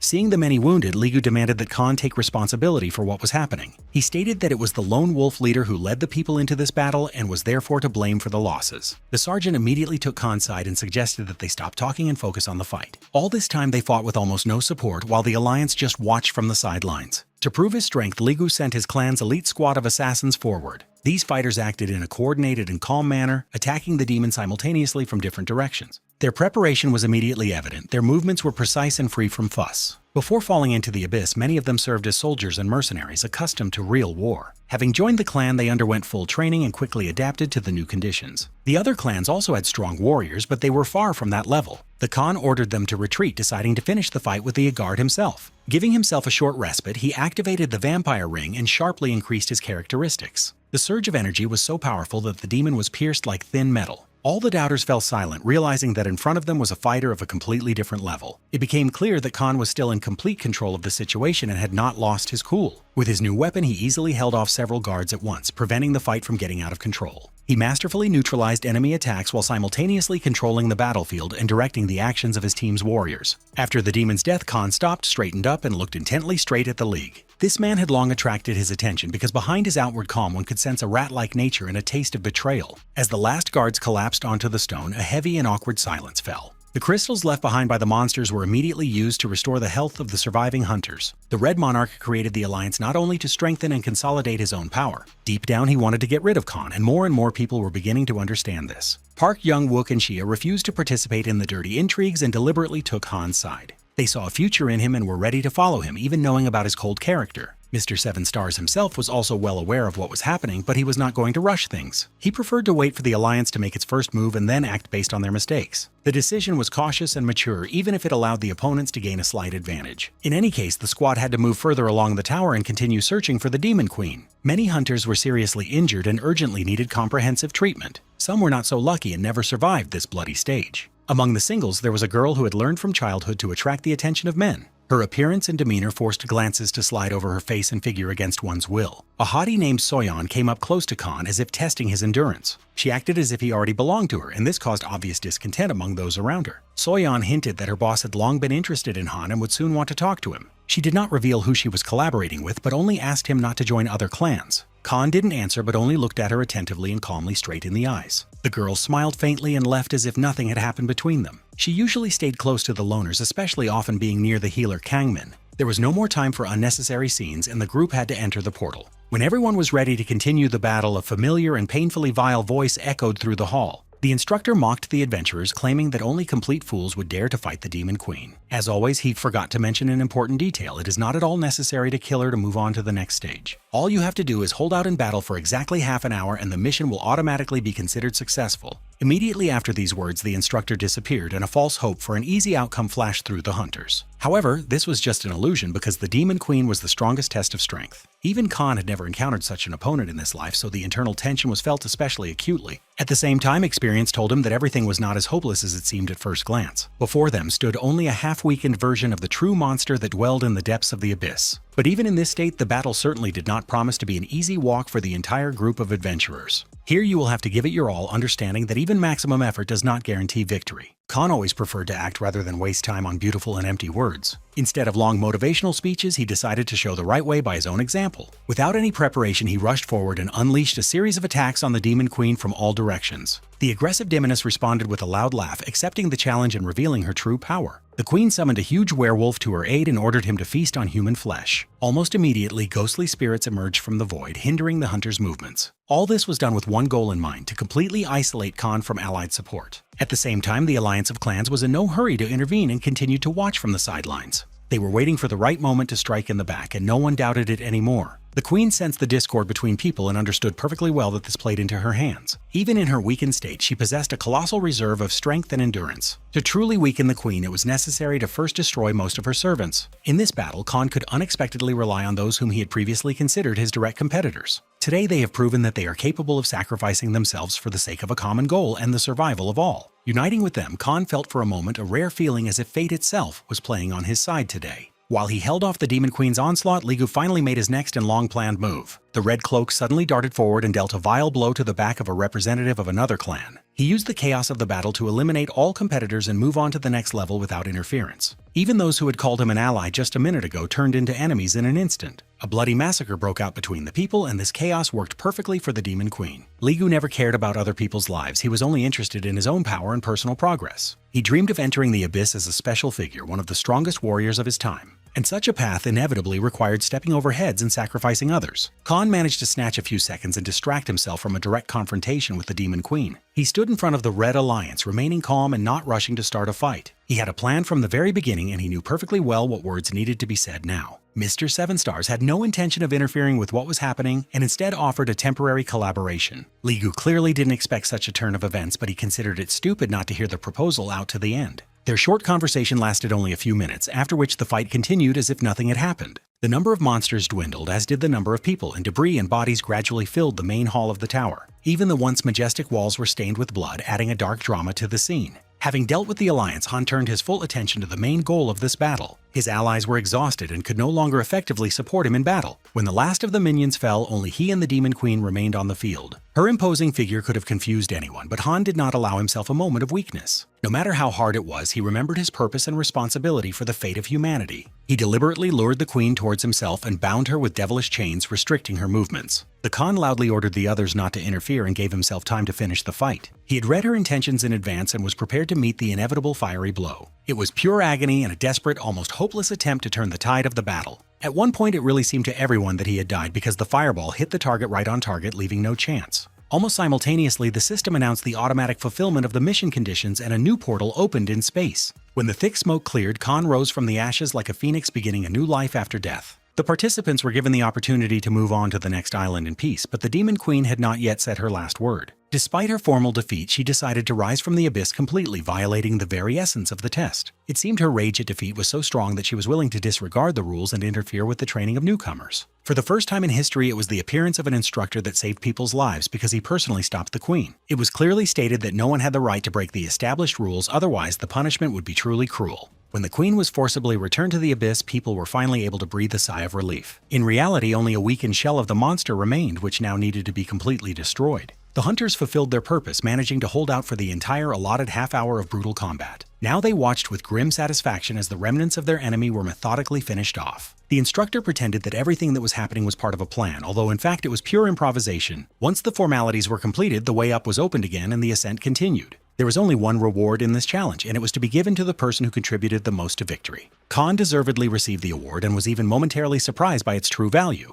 Now he had the heart of the Demon Queen at his disposal, which he could use at any time. This artifact allowed one to raise one's characteristics to the maximum level for a whole day. However, this was followed by a hard rollback, during which all parameters were almost reset to zero. Such an artifact could only be used once and only at the most critical moment of life. People congratulated each other on their victory, realizing that they had managed to survive the impossible. Soon talk began about a Red Alliance that had mysteriously disappeared. Many tried to understand what had happened, but Khan remained neutral and did not reveal his cards. In fact, his secret negotiations allowed him to get rid of unnecessary enemies in advance without entering into open war. He knew that these people had already been eliminated somewhere deep in the forest on the next island. The cleanup was carried out by one of his assistants, a man in a black cloak, who acted without unnecessary noise. A few minutes before, the Alliance calmly left the previous island and moved on to a new stage. They found themselves at the foot of a huge tower, inside which they could quickly level up. All this became possible thanks to temporary cooperation and a gift from Khan. He asked the Alliance not to interfere with further events and gave them a small item to move on to the next stage. Li Gu readily agreed as he gained an advantage without risking anything. It seemed to him that he had outplayed fate, but very soon everything fell into place. The Alliance was suddenly attacked and lost all of its fighters in a short time. They didn't even have time to understand who was attacking them because the enemy remained completely invisible. One fighter was enough to destroy a professional clan of assassins. After a few minutes, Li Gu realized that this was the end, although his body refused to accept reality. The piercing blow of the blade struck straight into the heart, and from that moment on, he no longer caused any problems. The surviving members of the Alliance begged for mercy and tried to buy their way out with money. The mysterious masked killer didn't listen to them and acted in cold blood, as if enjoying the carnage. Very soon it was all over, and an oppressive silence with the heavy smell of blood reigned all around. The killer removed his mask, and it became clear that he was the same classmate of the protagonist. San fully accepted the role of the Punisher and seemed to erase his former name. Khan contacted an ally in advance and instructed him to do the dirty work. When the right moment came, the Punisher came into the forest without hesitation and eliminated all the undesirables. Now he calmly awaited new orders and the next meeting with his boss. After some time, another serious clan approached this portal. They saw a pile of bodies and tried to understand what exactly had happened there. Their true motives remained unclear, but their conversations gave clues to their intentions. These adventurers were willing to kill competitors for rewards and further progress. They took a vantage point and decided to wait until other participants began to exit the portal. Anyone who emerges from there will be destroyed without hesitation because everything was done for the sake of strengthening the next monarch. The map of the islands given to us by the instructor clearly showed the hundreds of stages that we had to climb. All the islands were divided into 3 main groups, and the route always began with the so-called ascent route. Then came the second group, which included the central island where the battle with the Demon Queen had recently taken place. And only the final stage of the training was the dark and infamous island of the Tower. The rewards that could be obtained there attracted many and made them lose their caution. However, Khan immediately warned his allies that this direction was too dangerous and did not forgive mistakes. Many were eager to go to the island of the Tower, but he strongly advised against it. Greedily devouring another portion of food, he calmly and in detail explained the mortal risk. He emphasized that everyone has the right to choose and everyone decides their own destiny. But at the same time, he honestly warned that those who go to the island of the Tower will not make progress and will only die. The beauty in the short skirt listened attentively to his every word without taking her eyes off him. Today she looked especially tense, although she tried to hide it behind an indifferent mask. After some time, most of the adventurers decided to listen to the leader's words. They were exhausted after a long and brutal battle and did not want to take any more risks. It would have been much wiser to take the safe route and head to a peaceful island than to fight the abyssal mutant again. The adventurers began to pass through the portal one after another, thanking Khan for his help and support. He deliberately paused and waited until the last of them had disappeared. In the end, only he and that mysterious beauty named Soyeon remained. She clearly wanted to wait until he entered the portal, and this was no accident. She understood what was happening, but pretended to be ready to play by someone else's rules. As soon as he disappeared, the girl immediately contacted her monarch and reported that the target was approaching the island of the Tower. All professional killers immediately came into combat readiness and took up arms. They were ready to behead the talented hunter without the slightest hesitation. The monarch took charge of the matter personally and coldly promised that this time he would resolve everything himself, without intermediaries or mistakes. He rushed forward, clearly feeling that right now that very opponent would emerge from the portal. As a flash of light tore through space, he barely had the self-control to stop, and only chance saved Soyeon from immediate death. She was sure that Khan had already passed this stage and was long dead, so she allowed herself a relaxed confidence. In fact, Mr. Seven Stars didn't even show up here and once again skillfully fooled an entire clan. Those who had hoped to profit from his crystals, artifacts, and reputation were left empty-handed today. Soyeon reported that this man had warned others about the danger in advance. He did it deliberately loudly without hiding, so that everyone would hear and refuse to go to the island of the Tower. These words finally drove the boss crazy, and he stopped hiding his anger. He took what was happening as a personal humiliation and promised to erase Khan with his own hands. From that moment on, all the clan's people received a direct order to search for the hunter with the devil's chains. A large reward was placed on his head, and the hunt officially began. Monarchs have long been accustomed to eliminating competitors for the sake of easy prey and peaceful growth. They quickly realized that killing people was much easier and more profitable than risking battles with the creatures of the abyss. This practical approach gradually turned them into hyenas who had lost the last vestiges of humanity. After a while, everyone left, taking with them the unpleasant aftertaste of failure. At that moment, the portal opened again, and the main character calmly emerged from it. Another pause saved his life again, as if bluffing had become his innate skill. He did not hurry and went to look for the man who had previously helped him in the dark forest. The Punisher carried out the order completely and earned his master's approval. Moreover, he found the earrings of the 7 relatives, which he had been asked for in advance. At first glance, these earrings seemed like a useless trinket, but in fact they provided a colossal advantage. As soon as he put them on, even the most stern alpha male turned into a dazzlingly beautiful girl. The appearance changed completely, and even an experienced killer would have difficulty controlling his instincts. At the same time, a motley and extremely dangerous company gathered on the island of the tower. Not everyone realized how deadly this place could be and went there for the sake of rapid growth. Among them were also old acquaintances of Khan with whom he had crossed paths in previous stages. In his new appearance, Khan tried not to attract attention, but it turned out frankly badly. Its unnatural beauty attracted attention more than gold and crystals. He approached one of his old acquaintances and proposed temporary cooperation.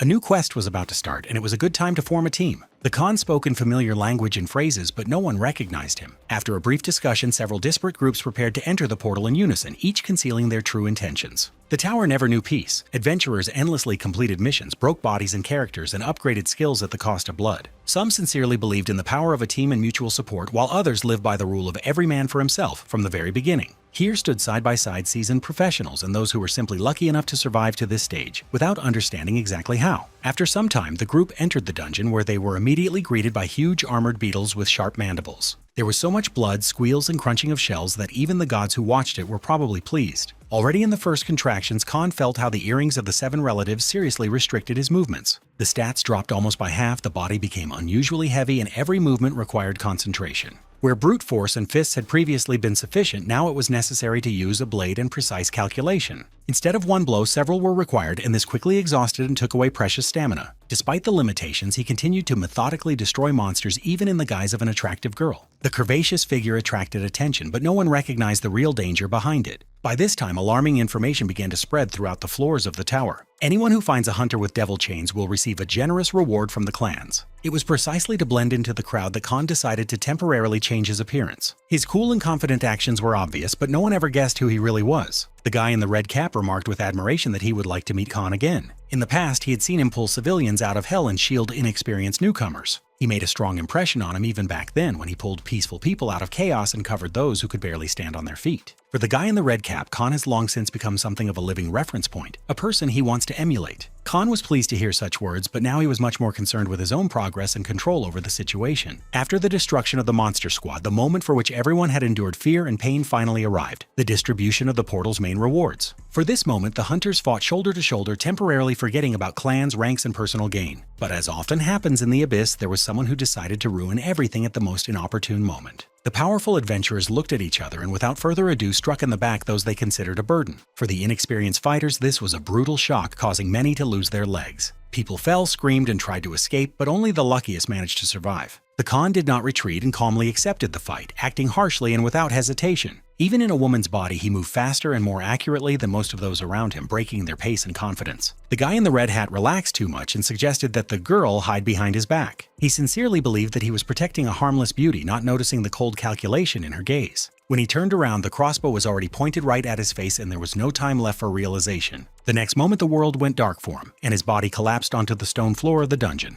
The girl calmly took his crystals without any doubt or regret. Immediately after this, she contacted the monarch and reported that Khan had not been found at this stage. Having finished the conversation, Khan decided to play his own game with her and no longer hide. As the devil's chains closed in the air, the little killer finally realized that all this time she had been hunting not a victim but a predator. She stood silently, her lips trembling, looking at the man who turned out to be much more cunning than she expected. Now she can't mess with her monarch, because from now on it is the Khan who dictates the rules of the game. He made it clear that all this time he had been hiding behind the mask of a beautiful girl. He involuntarily recalled events from his past life that unexpectedly turned out to be useful today. Then he talked with one of the adventurers and learned a lot about the island of the tower. Not only was it an ideal place for rapid progress, but it was also an extremely dangerous and treacherous territory. The adventurer advised not to trust anyone and to constantly look around, because betrayals here multiply exponentially. After analyzing his characteristics, Khan felt that his development had noticeably slowed down. Artifacts no longer provide the necessary boost, which means it's time to replace them with something truly valuable. Now many players are preparing to climb to the second floor of the tower, where an instructor is already waiting for them.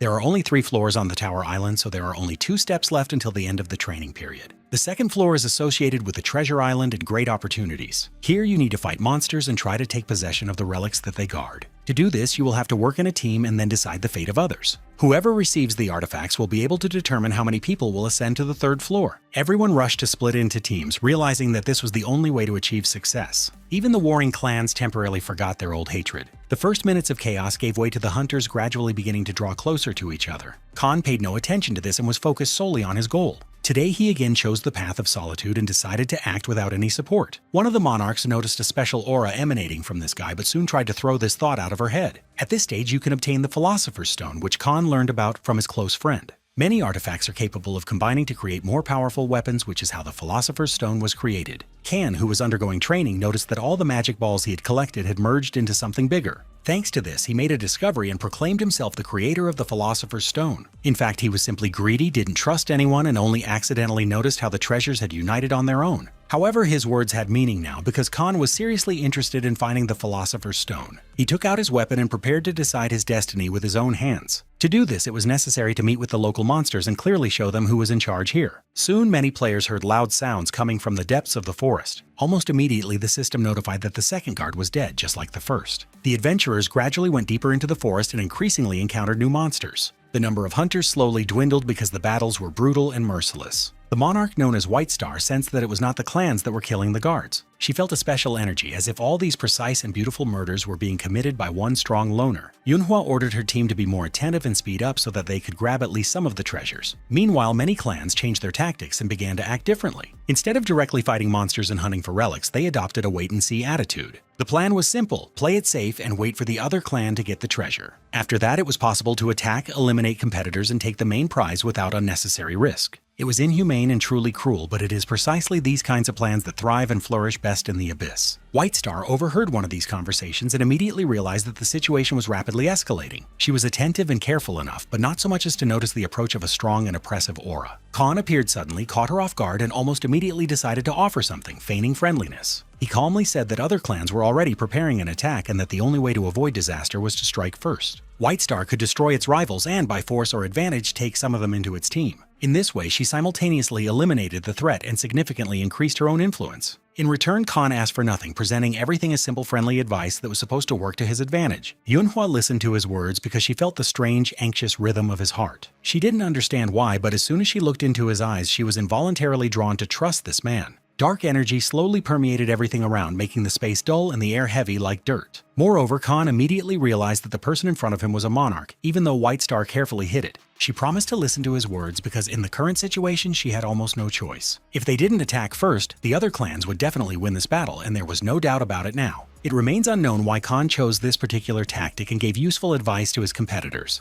Most likely it was again in his interests, and he was once again starting a game of an experienced puppeteer. After that, they went their separate ways, and all that was left was to get ready to watch the most interesting part. White Star and her team counterattacked and paralyzed one of the clans in a short time. They tried to intercept these warriors and force them to fight on their side. Few agreed, but a tough and ruthless approach quickly changes attitudes toward such proposals. Soon the system notified everyone that the chief guard had been killed and the treasure had officially passed to the adventurers. One of White Star's assistants discovered the treasure near a nearby tree as if it had been left there on purpose. Everything that was happening seemed strange, and she clearly felt that there was someone secretive behind this neat outcome. In any case, the White Star clan received the treasure, which means the mission has formally come to an end. Now the monarch could independently decide how many people would move on to the next stage. Everyone began to become visibly worried, realizing that Yunhua was capable of abandoning them and going on her own. At one point, she even deliberately slowed down, deciding to get on her team members' nerves a little. In the end, she took pity on them and announced that absolutely everyone would advance to the next stage. A little later, the portal opened automatically, opening the way to the third floor of the tower island. The frightened and exhausted adventurers rushed to the safe zone as quickly as possible. They believed that it would be easier there, not realizing that the third floor of the tower is the place that most closely resembles an abyss. Everyone was sure that Khan was already far ahead and had long since climbed up to the third floor. In fact, he continued to observe the other clans and was in no hurry to force events. He wanted to eavesdrop on conversations and understand what plans the Dark Monarch was hatching. His task was to monitor the representatives of this clan and do everything possible to ensure that they led him to the leader. Thinking back to his past life, he couldn't forget the countless hours he spent in Keldian's office. Studying the theory with his friend, he learned a lot and prepared for a lot in advance.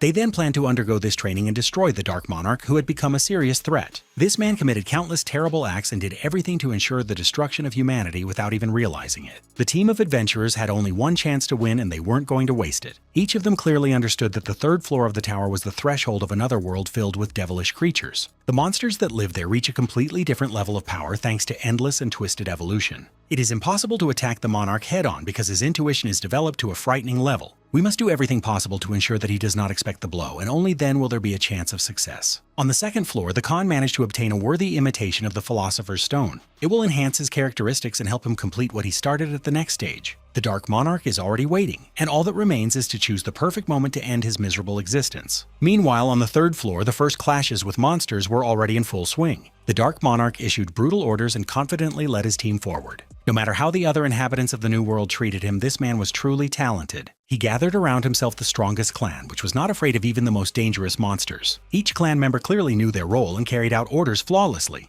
Their cold calm was striking even in moments of extreme tension. At the same time, the leader never sat behind the scenes and always went into battle personally. He led the team, cutting a path with his own magic sword. It was a near-perfect group, incredibly difficult to catch off guard. The leader felt that he had no right to retreat without completing the mission to the very end. For a long time, he destroyed all competitors in order to reach the third floor of the tower. And now being here, he knew he had to destroy all the monsters and open the way into the abyss. Wandering through this eerie world, he saw many dead people forever sealed in the crystal. Among them, there was a man who was especially dear to him, and he understood this only by intuition. The instructor said that everything is possible in this world and advised me to look more closely. Before him was his beloved daughter Suchon, lost at the very beginning of her journey. The strong and cruel man fell to his knees, choking on his own bitter tears. It was his weakness that took him back to the past, when the world had not yet completely broken down. Back then, he was just a pawn in the clan and desperately tried to save his daughter. She screamed and called for his help, bleeding warmly before his eyes. The father did everything possible to save her, but his boss was against it. The Shadow Clan monarch stated that he didn't care about consumables. He ordered his subordinates to protect only him and ignore everything else. Because of this decision, the father was unable to save his daughter, and his heart was forever blackened with hatred. Unable to cope with his own emotions, he decided to take revenge on the man who ruined his life. With his own dagger, he killed the monarch and automatically took his place. The system recognized him as the boss, and from that moment on, he became the Shadow Leader. With his own hands, he destroyed his competitors, doing everything for the sake of strength and progress. The Dark Monarch still dreamed of resurrecting his dead daughter and finding his lost son. That was his main goal. For this, he was ready to do anything, even sacrifice a huge number of his people. The instructor had just informed him that the girl in front of him was just a replica and not a real daughter, but that no longer mattered. She can still be resurrected if you follow certain rules. All you have to do is sacrifice another soul to try and bring back the dead girl. The boss was immediately ready to give away any of his subordinates, but everything turned out to be not so simple. If it worked, everything would be too easy, and the instructor made that clear right away. The victim must be someone outside the clan, and preferably a loner. The Dark Monarch became enraged, and tears again flooded his face. At this moment, one of the assistants reported that new adventurers had penetrated the third floor. This meant that right now there was a chance to get the soul needed to save his daughter. The boss ordered to immediately find any adventurer and bring his head. The hunter who entered the third floor was Khan, who had already managed to kill several dark warriors. He knew that such actions would attract attention, and it even amused him. The maddened Dark Monarch Levon finally came out himself to rip the heart out of Mr. Seven Star's chest with his own hands. To list all his crimes would be a problem, including even those he was only just about to commit. The maddened Dark Monarch, unable to confirm the existence of his daughter, will very soon commit countless new crimes. He will finally focus on searching for his lost son and will become even more cruel and merciless. This is why, in order to save humanity from this threat, it must be eliminated as quickly as possible. Khan finally revealed his true form and stopped hiding behind masks and pretense. Everyone around was shocked to realize that the man they had been looking for so long had been there all this time. Levon laughed loudly like a madman, feeling that he could kill two birds with one stone. He will simultaneously receive a soul to save his daughter and destroy one of the strongest competitors in the training stage. The opponents met eyes, and a heavy anticipation of the inevitable fight hung between them. The next moment, the Dark Monarch rushed forward like a hungry wolf pouncing on its prey. Almost immediately, a powerful explosion was heard, and it became clear that a third party had intervened in their duel. A huge worm burst from the ground, drawn by blood and a long-standing insatiable thirst. While the clan's fighters froze in fear and uncertainty, Khan did not waste a second. He came here to fight the Dark Monarch and had no intention of leaving without achieving his goal. His devilish chains instantly sprang into motion and tore the monster into bloody pieces. One movement was enough to show his true level and absolute superiority. Without giving the enemy a moment's respite, Khan immediately rushed forward towards the stunned monarch. Levon finally realized that his opponent was much stronger than the spies had reported. Khan only pretended to be at the level of ordinary adventurers, but in reality he always stood far above them all. His precise attacks and impeccable sense of distance immediately became a nightmare for the clan's fighters. Levon temporarily retreated into the shadows, allowing his men to try to wear down their opponents with numbers. However, instead of the Khan suffering, each of them faced overwhelming difficulties. Mr. Seven Stars waited calmly and was in no hurry to finish the fight. He waited until he was closest and struck first, as if it required no effort. The speed he developed in this battle seemed abnormal, even by the standards of the Abyss. Combined with perfect weapon mastery, defeating such an opponent became almost impossible. Even when receiving minor wounds, Khan did not lose his pace or concentration. These scratches only fueled his rage and made him even more dangerous. When the clan's fighters became noticeably fewer, the boss's closest ally entered the battle. Using magic circles, she attempted to confuse the enemy and distort the very space around him. All this time, Levon shouted inspirational speeches, pushing his men forward. He reminded them that they had come too far to retreat without avenging their lost families. Levon has always been a skilled manipulator and knew very well which words hurt the most. A short speech was enough to turn the fighters into mindless executors of his will. At some point, the Khan got tired of this prolonged madness and decided to put an end to it. He wrapped all his opponents in devilish chains at once, forcing them to writhe in unbearable pain. Even the boss's right hand didn't immediately realize that he'd fallen into a deadly trap. Having sent her into a heavy knockout, Khan forced the Dark Monarch to remain alone. Levon decided he had a chance considering his opponent tired and rushed to act faster. But Khan always knew how to feign weakness in order to lull the enemy's vigilance. Even now, he masterfully pretended to have missed an unexpected blow. The strongest adventurer dropped to one knee, blood slowly dripping from his wounded shoulder. Levon was reveling in what was happening, choking on bloodlust and not hiding his delight. He believed that he was about to save his daughter, not realizing that all of this was a carefully staged performance. Khan deliberately took the blow to close the distance with an opponent who was dangerous at range. He remembered very well that Levon had always been weak in close combat. The Dark Monarch realized the deception too late, realizing that the battle was far from over. There was no time left to react because Khan always struck first. Many believed that his power was limited by the Devil's chains, and this was a fatal mistake. This surgeon had too many tools hidden until the decisive moment. When the clan fighters realized what was happening, their boss was already one step away from death. He deliberately missed the piercing attack and blood gushed from his mouth, covering his chin and chest. No one expected that the enemy would dare to use his own body as bait to close the distance. Khan went to the end, accepting a serious injury as an acceptable price for achieving his goal. Even when dozens of adventurers rushed to finish him off at the same time, he did not retreat a single step or lose his rhythm. Within minutes, they all lay dead, as Khan methodically cut each one down, leaving no chance. It was then that he acquired a new nickname, the Ghost, because his attacks came before anyone could notice them. The defeated monarch writhed in agony, choking on words, curses, and oaths. His behavior was painfully familiar. He had broken down and screamed just like that before his death in his previous life. Back then, when Khan defeated him and his comrades, only insults and hatred were thrown their way. Levon has always been accused of mass murder and endless cruelty. The monarch never admitted guilt and coldly stated that all these people would have died in the abyss anyway. He screamed, calling his executioners hypocrites, claiming that they were the same murderers as he was. There was an unpleasant truth in these words, for when the situation demanded it, Khan did kill without hesitation. He hadn't even reached the abyss yet, but he was already drowning in other people's blood and destroying entire families. At the same time, he never called himself a killer, because he acted for the purpose of a goal determined together with the team. Even in their past life, they did not shy away from any methods just to prepare for the coming war. At times, it became clear that killing people in the training area was the only way to victory. It was necessary to destroy the monsters even if they looked like people and even if someone was against it. Even Eris, who always strove for mercy and kindness, accepted that sometimes the line had to be crossed. There were people who needed to be dealt with before the end of the training and too much depended on it. Khan kept the team's plans in mind and, given a second chance, acted in almost the same way without making any mistakes. He kept things simple, knowing that if scum got in his way, he would have to act harshly and without compromise. And now at this moment, the Ghost was ready to pull the trigger and put an end to it. Before his death, the Dark Monarch croaked a request to protect his son, but Khan did not even look at him. He cut his throat without hesitation and cleansed the new world of another scumbag. After this, his body seemed to become lighter. He took a deep breath of the air from the third floor and stopped noticing the serious injury. Then Khan again took on a female form and headed towards the portal where the representatives of the other clan were located. White Star greeted him with obvious joy since they had managed to become close during the previous stage. The Khan remained silent as he passed by as if no one existed nearby. When he disappeared, White Star and her comrades decided to check what had happened in the center of the floor. At the sight of the massacre, a smiling and satisfied instructor was already waiting for them. With each passing second, what was happening became more and more exciting, because all this was arranged for the pleasure of the gods. The instructor greeted the adventurers and told them to get ready for the show to begin. He was going to tell all about the Red Cross, which allows the dead to be brought back to life. Returning to the safe zone, Khan once again assumed his true form and finally abandoned his female form. He was in the area where scattered travelers flocked after completing all the grueling stages of training. The fourth floor was essentially a preparatory area, the last filter before the road to the abyss. The protagonist came close to moving to a new level, and there was only one step between him and the next stage. The fourth floor was technically a place for inactivity, but most adventurers preferred grueling training in preparation for the hell that lay ahead. There were many monsters and dangerous creatures living here, each of which could easily become a deadly problem.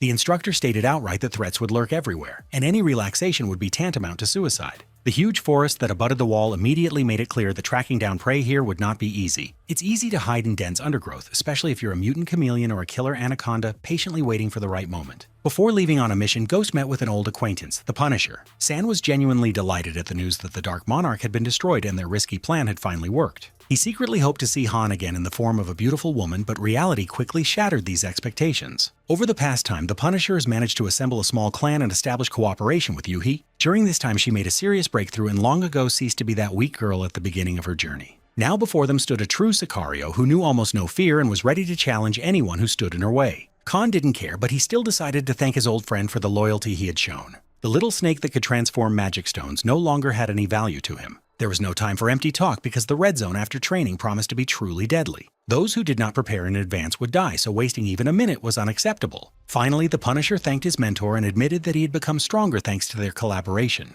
They will meet again in the future, but now their paths have diverged again so that each can take the final step of progress. When the space around was empty, representatives of the White Star clan emerged from the portal. They spoke in whispers, as if they were afraid that someone was watching them. Then the portal widened again and two truly strange figures emerged from it. It was Legion, somehow resurrected from the dead and completely devoid of memories. He went out with his daughter, trying to understand what kind of world he found himself in and what they should do now. The instructor gave them clear instructions and the adventurers obeyed every word without hesitation. They tried to stay in the shadows, not even noticing that the attentive Punisher had been watching them all this time. There was no doubt that he would use this information and pass it on to his boss. Meanwhile, Khan went deeper into the forest, deliberately breaking away from the other participants. He walked without hesitation, as if he knew in advance that everything around him was just an artificial imitation of a training forest. It looked like the tower ended at the 4th floor, but in fact there were 5 levels. The dungeon with the hidden treasure was very close. All it took was a few extra steps. Having drawn his weapon, the ghost began to destroy the protective barrier without hesitation. Having made several holes in it, he went beyond the 4th floor, to where no one had reached before him. He found himself on top and, looking ahead, he clearly saw that this step had forever led him to the point of no return. Before the next mission, he quickly glanced at the specifications and without hesitation began the climb to the restricted floor. The long and grueling journey he had undertaken to achieve this mission had finally reached its final destination.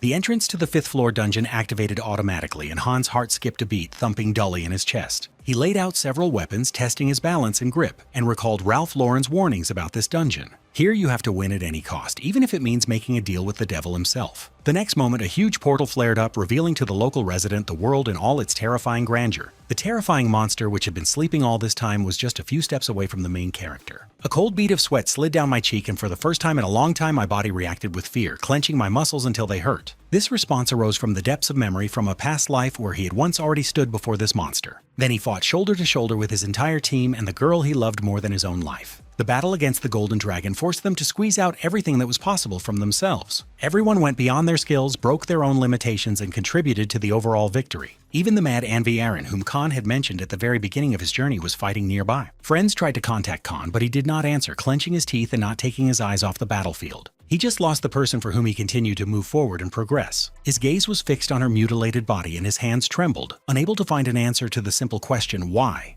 This girl's name was Kiriel, and she always did as her heart told her. At such moments, it was impossible to stop her. She flew towards her goal like a moth to a flame without thinking about the cost. Just before she died, she smiled because she saw that Khan was still alive and standing on his feet. She asked him not to stop, not to look back, and to go to the very end. When her soul left her body, the ghost broke loose, forgetting about the image of an invincible monster. He screamed and choked on tears as if he had just witnessed the death of Iron Man in Infinity War. These memories burned into his consciousness, and he was abruptly pulled back into reality. Looking up, he saw before him the main enemy of his life, a golden dragon named Bellium. The corners of his lips twitched slightly as if he was thanking fate for the chance to fix everything. Before him was a weakened version of the monster, but even it demanded full dedication with no room for error. The imitation of the Philosopher's Stone, obtained only recently, was now very useful, especially if you connect it with the crystal obtained after defeating the Demon Queen and strengthen the Vampire Ring. The effect of this crystal could not be forgotten. Without it, a fight with the dragon would turn into suicide. All stats will rise to their maximum levels for the next 24 hours, meaning the Berserker form will be activated. The next day, Hana would be overcome by a loss of strength and a complete emptiness in his body, but now this price did not matter. It was much more important to stand firm here and now, casting aside thoughts of tomorrow.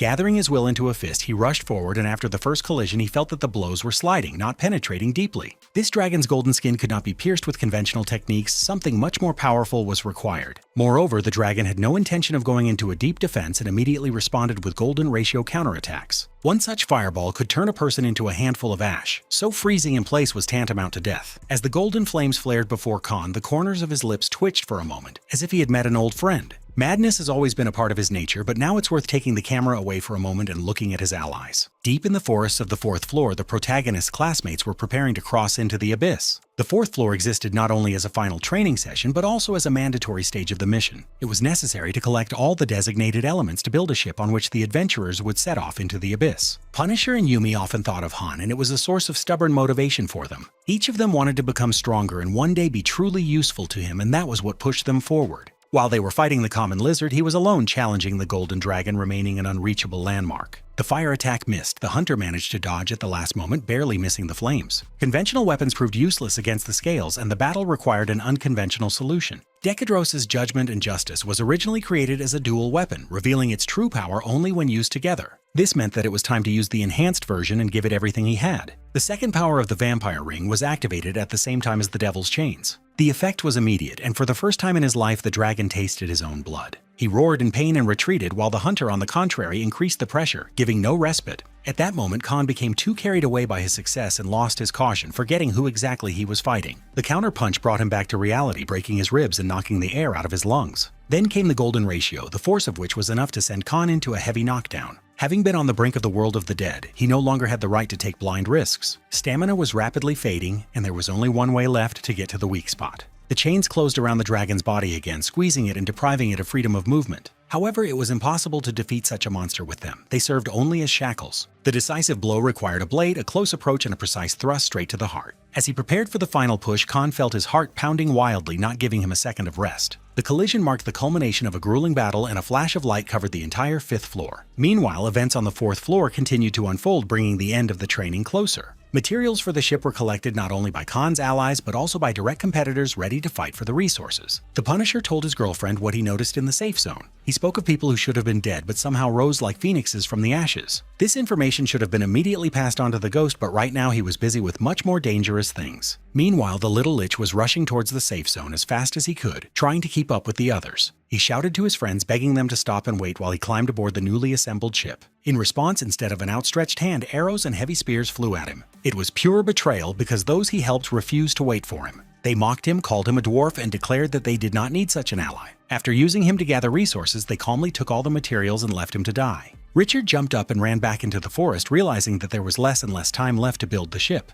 He was shaking with resentment and rage, but his legs continued to carry him forward, forcing him to look for materials again. As he scanned the thicket, he noticed a bright blue flash tearing through the air where the barrier had been broken. A man appeared out of nowhere, and the sight of him filled the little boy with genuine fear. The guy with the torn t-shirt was covered in blood, exhausted to the limit, and could barely stand on his feet. His arms and legs took heavy steps forward as if his body refused to obey his will. But a moment later, the ghost seemed to come to his senses, straightened up, and silently headed towards the material collection points. The kid couldn't think of anything better to do than follow him, feeling the oppressive and frighteningly strong energy nearby. At first, it seemed that the man was about to collapse, but then he suddenly pushed off the ground and soared high into the air. At that moment, the lich finally realized that he had found a real diamond that he could not leave behind even one step. Deep in the forest, many adventurers still roamed, never having succeeded. Gathering ingredients for the ship turned out to be much more difficult than many expected. The instructor deliberately made the task cruel, demanding that the most dangerous monsters be killed. Time was running out, and Khan moved without stopping, not allowing himself a second of rest. Even without a weapon, he did not slow down, ready to fight with his bare hands. He rushed at the huge poisonous crocodile and in an instant covered the ground with its dark blood. Everyone else could only look at this mad berserker with silent admiration. The little lich managed to catch up with his hero and saw this terrible sight with his own eyes. No one has ever killed a poisonous crocodile with bare hands before. From the torn body, Khan tore out a parasite, the material needed to build the ship. He didn't stop there because other components were needed to complete the job. The key element for the huge vessel was the heart of a stone lizard.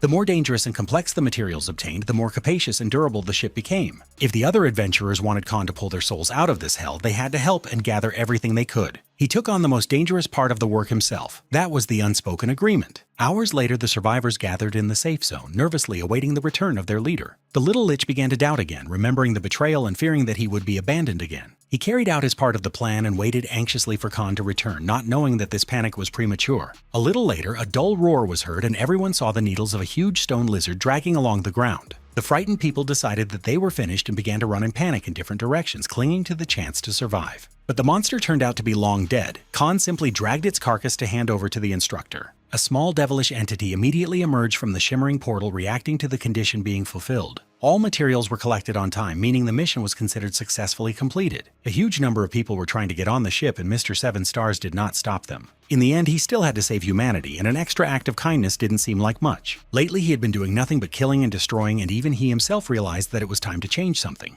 When the huge ship was finally created, joyful hunters rushed on board in a crowd. They were to spend the next few days on a sea voyage, slowly approaching the long-awaited abyss. The instructor promised not to interfere anymore, although no one really believed his words anymore. Everyone was thinking only about how to get some rest, survive, and finally feel the atmosphere of the world that they had been frightened by for so long. As the training area was left behind, a vague and uneasy feeling settled deep in everyone's soul. All this time they dreamed of ending the endless training and feeling freedom. But at the moment of truth, it became clear that the abyss would turn out to be much more terrible and dangerous than all expectations. At the same time, each of the adventurers noted that Arkong acted honestly by letting them on board without any conditions. He didn't respond to the thanks in any way and continued to concentrate on working on his own skills. The first skill I acquired in this life was called the Art of Dragon Energy. From that moment on, he became extremely careful with absorbing skills, choosing only truly special ones. Suddenly, an alarm sounded as one of the nearby ships was destroyed. Drowning people choked in the poisonous water and screamed, begging for a helping hand. These were the same guys and girls who abandoned the baby lich, and he didn't even think about helping them. The next second, a strange sound came from the poisonous depths, and monsters began to rise to the surface. These monsters resembled people completely distorted by mutation. With tridents in hand, they pounced on the survivors without hesitation, killing them without mercy or hesitation. There were too many monsters, and they clearly had no intention of returning to the bottom.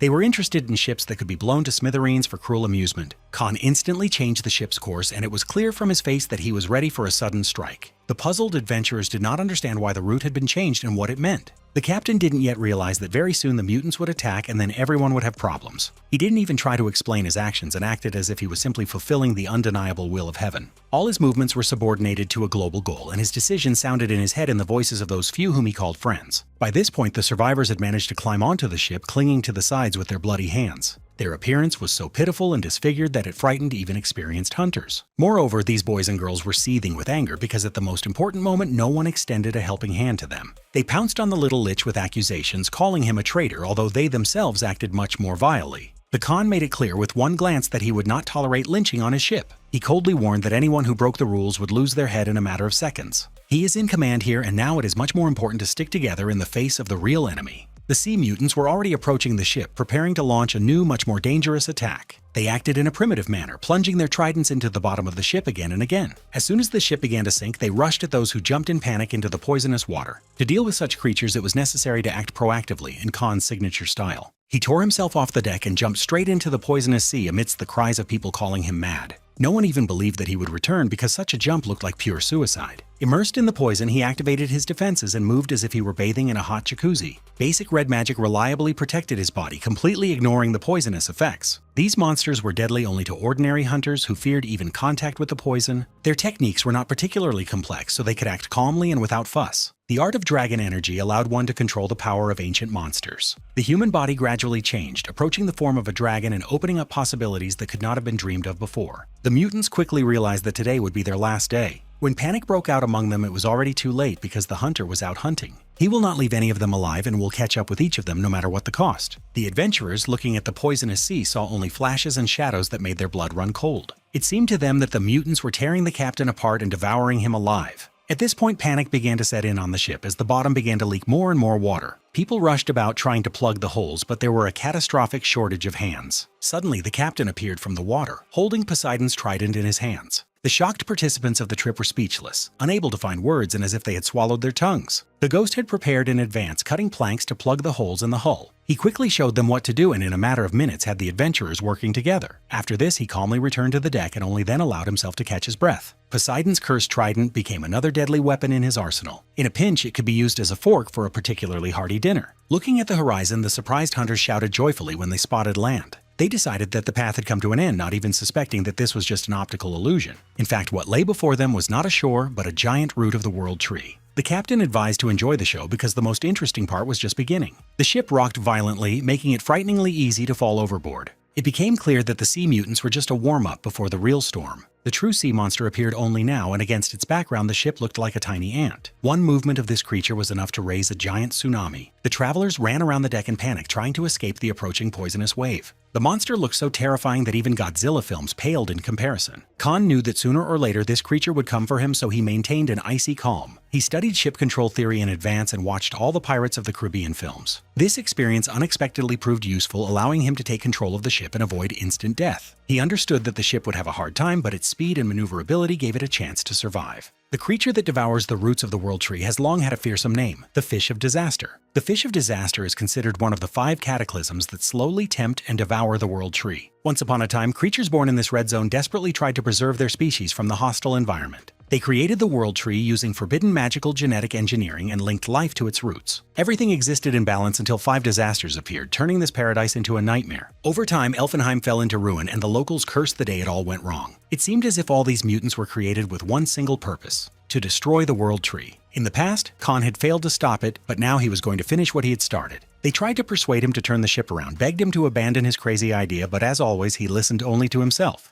The ghost steered the ship straight towards the monster, as if deliberately challenging it. He stated directly that all dissenters could leave the ship if fear was stronger than will. Khan explained that he was obliged to follow this creature and did not intend to hold anyone back by force. In the end, they decided to stop at the nearest roots of the World Tree and give people a break before the coming battle. Here, at the very top where the roots began, the atmosphere was noticeably calmer. Once a great miracle of nature, it now looked like a dying creature unable to save itself. The adventurers scattered among the roots looking for a place to spend the night and trying not to think about the future. The instructor warned them in advance that they had a few weeks and there was no need to rush. Khan advised them not to waste time, but he himself did not join the group. The Fish of Disaster had to return to its roots in 10 days, and during that time it needed to find a suitable ally. He did not allow the ship to be used again and destroyed it with his own hands. The adventurers gradually calmed down and tried not to interfere in the affairs of the crazy captain. As they moved deeper into the island of roots, they noticed a strange metal cross. Without a captain, the little lich decided to take the initiative despite his small stature. He suggested that they not all go to the cross at once, fearing a trap, and insisted on splitting the group.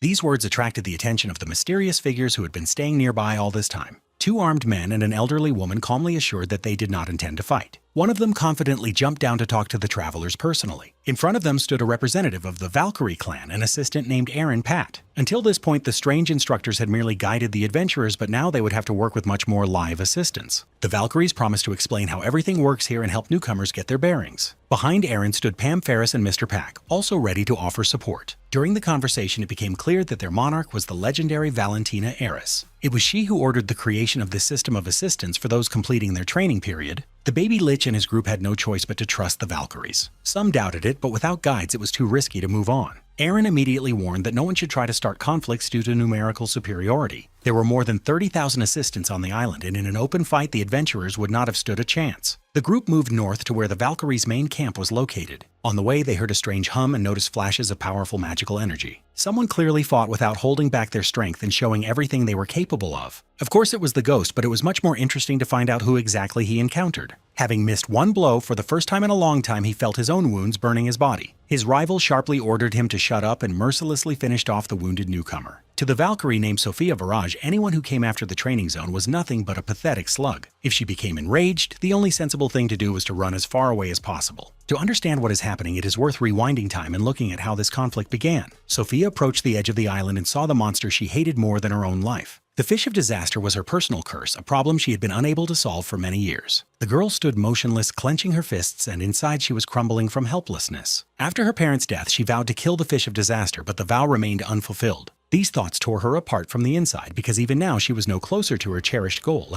Because of these words, she had long been called crazy because no one seriously believed that the Fish of Disaster could be killed at all. No one wanted to risk their lives fighting a creature that was larger than an entire mountain. Everything remained so until a strange traveler appeared who knew her name at first sight. Han, looking like he stepped out of an Aquaman legend, found Sophia himself and without further ado offered to collaborate. He needed her power to destroy the monster that was slowly poisoning the entire world. Sophia immediately decided that this was another envoy of the Quadratus clan. She was wary, and Khan decided to take his old friend's advice. He said directly that he would help her avenge her parents and would do everything to ensure that she fulfilled her destiny. These words caused a sharp reaction, as if he had stepped on an open wound, and it became clear that the advice was dangerous. Sophia exploded without warning and attacked the newcomer with fury, leaving no time for explanation. Her movements conveyed a desire to rip her heart out of her chest, and this could be felt even without magical intuition. The ghost clearly wasn't counting on a fight, much less a duel to the death, with this woman. Victory was indeed doubtful since a representative of the legendary Valkyrie clan stood before him. Sophia was not only an outstanding fighter but also a dangerous mage, capable of casting destructive spells. She fought with equal confidence both at a distance and in close combat. She had virtually no weaknesses, and at any critical moment she could summon 3 Ice Light Jade Balls. Seeing all this, Khan decided to show that he had his own trump cards in store. He activated a special technique of Dragon Energy Art, albeit at the very first level. The Ice Blast was stopped, and it was clear that Sophia was not trying to kill him, but was intentionally maiming him. She was hooked on how he knew about his parents, but by that point Khan had already entered Berserker mode. The conversations lost their meaning because it was important for each of them to prove who was stronger. This clash was a jaw-dropping spectacle, as if titans were clashing before the spectators.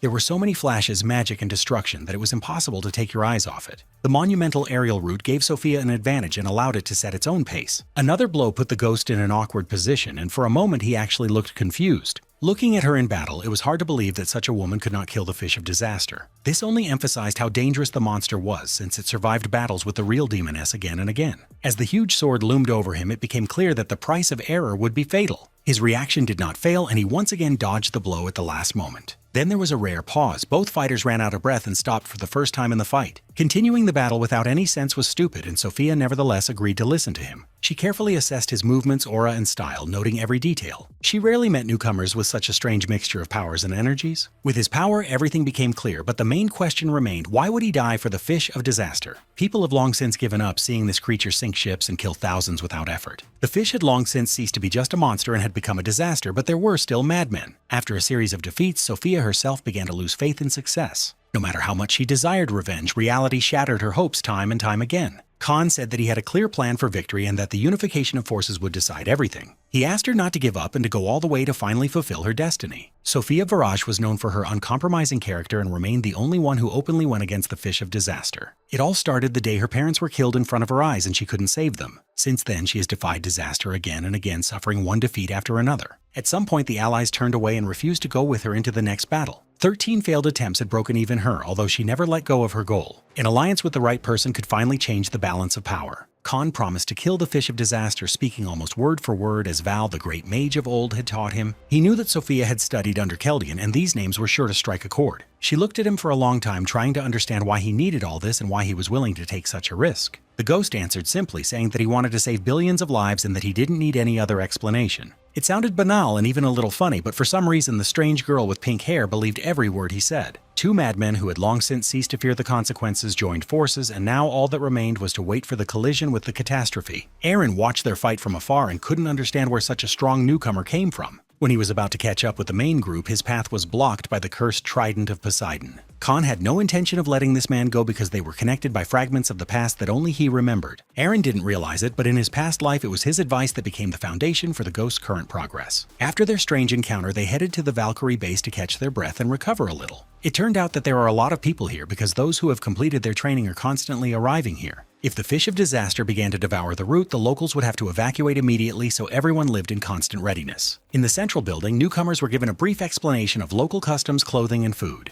There were serious problems with food here, however, especially for those who liked normal cuisine. The local chef claimed he knew how to cook, but reality quickly shattered this illusion. The seaweed dishes looked like they were cooked like slow poison. It was difficult for newcomers to get used to such food, especially realizing that there was no alternative. I had to chew silently and thank fate at least that it was edible at all. Local masters noticed that with each stage the newcomers became stronger. The tests became more difficult, and those who completed the entire course had a significantly higher level of skill. Many still found it difficult to come to terms with the existence of the Fish of Disaster, but almost no one had any illusions left. The guy who interested everyone the most was a guy named Khan because it was he who dared to challenge the crazy Sophia. Rumors about him quickly spread throughout the settlement, and everyone wanted to know who he was and where he came from. His appearance attracted the attention of even the strangest and most dangerous fighter in these lands. A devilish smile was already searching the Phantom's face, anticipating an interesting offer. After a short walk around the safe zone, Sophia found new clothes for her partner. She handed over the things without further ado, showing unexpected concern. Khan saw no point in being embarrassed and was ready to change right in front of her. He even tried to joke and show her his magic wand, but she calmly refused. Apparently, the constant fighting had made her awkward in such situations and she just needed time. They then headed to the newcomer support center so that Han could finally get a proper meal. There, they agreed to divide the responsibilities and work on preparing different parts of the general plan. The ghost had enough time to think everything through and determine every step in advance. Time was running out, so he directly asked Sophia not to delay.